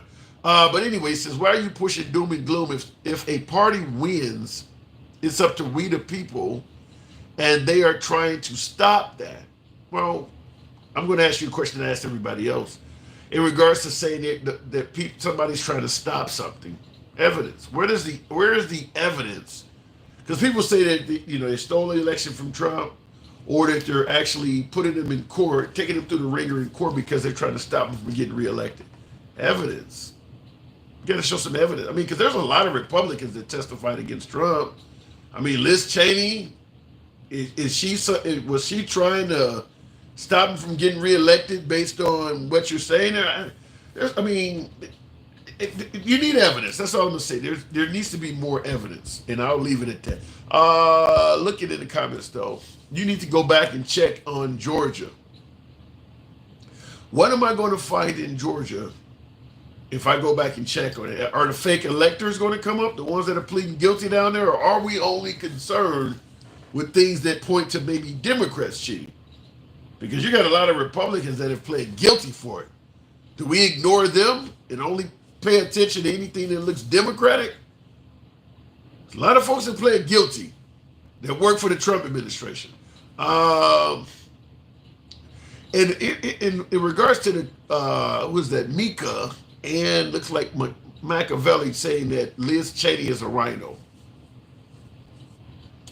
My opinion, is laughable. I'll tell you why. On January 5th, Liz Cheney was not a rhino. No one was calling Liz Cheney a rhino on January 5th. Trump's whole term was over with. No one was calling her a rhino. As of January 6th, she suddenly became a rhino. That's not how rhinos work. It doesn't work like that. She voted with Trump 95% of the time. If Liz Cheney is a rhino, I'll ask the simple question. What are you basing that on? Because her political record in Congress doesn't reflect it. She voted with Trump 95% of the time. Tell me what she did to make her a rhino. Other than she suddenly started saying Trump was trying to steal the election. Please answer, how was it right that New York judge handpicked Trump's case? Supposed to come from a pool. I'd have to see some, if that happened, we can debate, we can talk. I don't see evidence that happened. Judges don't normally get to pick their cases. So I'd have to see evidence that that's true. Because you'd have a valid point, but I'd have to see evidence that that's true. What you said, Mitt Romney and Lisa McKelsey, Susan Collins, and others are rhinos too. Fact is, anybody that goes against Trump is a rhino. I don't know of any Republican that is routinely critical of Trump is still viewed as a traditional, honest Republican by the right. Really, that's all you got to do. If you criticize Trump, you're a rhino. You don't have to do anything else. You can criticize Trump, you lose your party affiliation. That's kind of how it works. It makes her a rhino because she isn't loyal to Trump. But that is how it works. If you're not loyal to Trump, you will be referred to as a rhino. That didn't happen. This person is lying. It says Aubrey in regards to the judge handpicking the case. I haven't heard that. I haven't heard. And by the way, how would you know? How would you get information to know that the judge handpicked the case? How would a regular citizen, anybody even know that? Pelosi and Bowser refused National Guard, big dummy, says Mr. Nice Guy Alexander. Thanks for the compliment. Now, in regards to Nancy Pelosi and Bowser refusing the National Guard, we covered this a lot, but my guess is Mr. Nice Guy Alexander probably didn't hear me say this before. Let's go with the notion. Let's say you're correct. Nancy Pelosi's job was to provide the National Guard on January 6th, and she failed to do it. Whether she did it deliberately or did she just simply drop the ball. I'm going to say what I always say. When Trump, on January 6th, you had, let's say Trump wanted the National Guard, felt there may be some issues before the protest, so he called for the National Guard, and it was Nancy Pelosi's job to send. I'm taking your statement at face value. I disagree, but let's just say what you're saying is true. It was Nancy Pelosi's job to provide the National Guard on January 6th.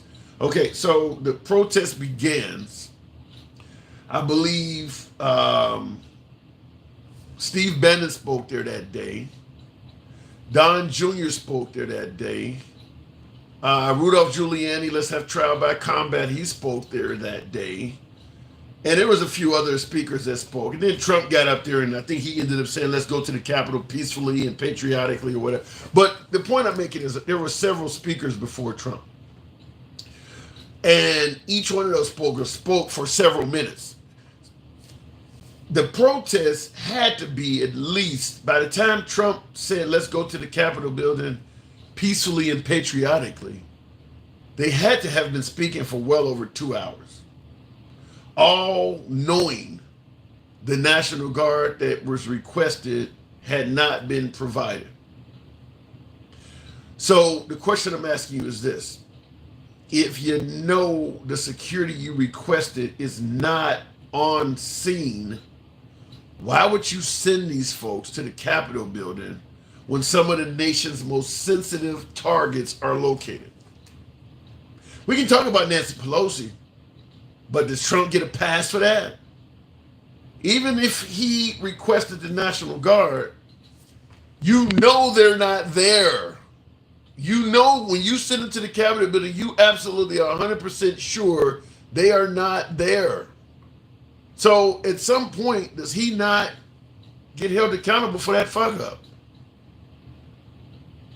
You had 2 to 3 hours to know that the security you requested is not present. So you send a bunch of unsecured people. They haven't been patted down. Now that we're bringing up Antifa and Ray-Ups and the FBI, that means you don't even know who these people are.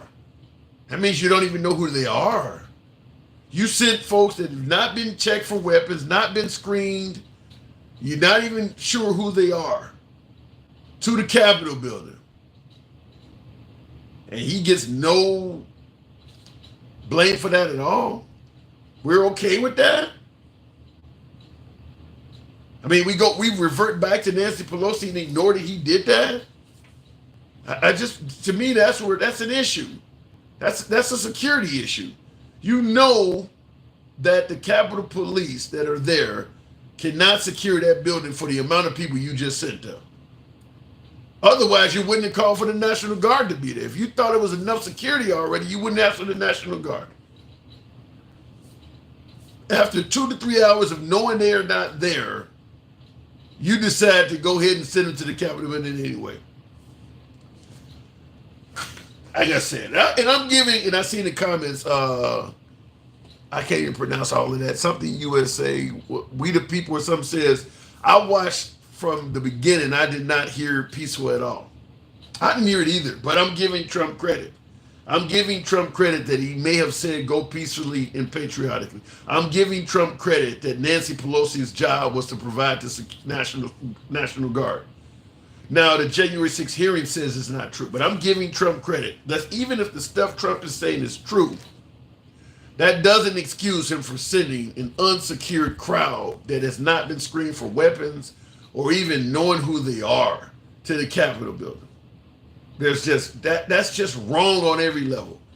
And for folks who are ignoring that part of it, yeah, then you're just biased in favor of Trump.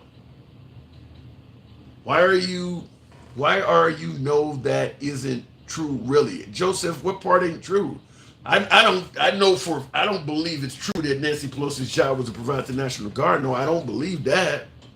But I'm saying even if that is true, you know they're not there. So why would you send these people to the building? You know that the security you requested hasn't arrived. So why would you send an unsecured crowd to the Capitol building? Can you show me anywhere in the founding fathers' documents that we are a democracy? How many times does the we're a republic thing have to come up? Okay, it's word semantics. All right, if you want to be asked, is the republic at risk? Then do that. Stop giving Trump power. The Constitution of the United States of America. All right, you don't have to be screened for weapons at a Trump rally. Actually, you don't get to go to the Capitol building like that. I don't know what just happened. Okay, I gotta reset it apparently. That's what happened.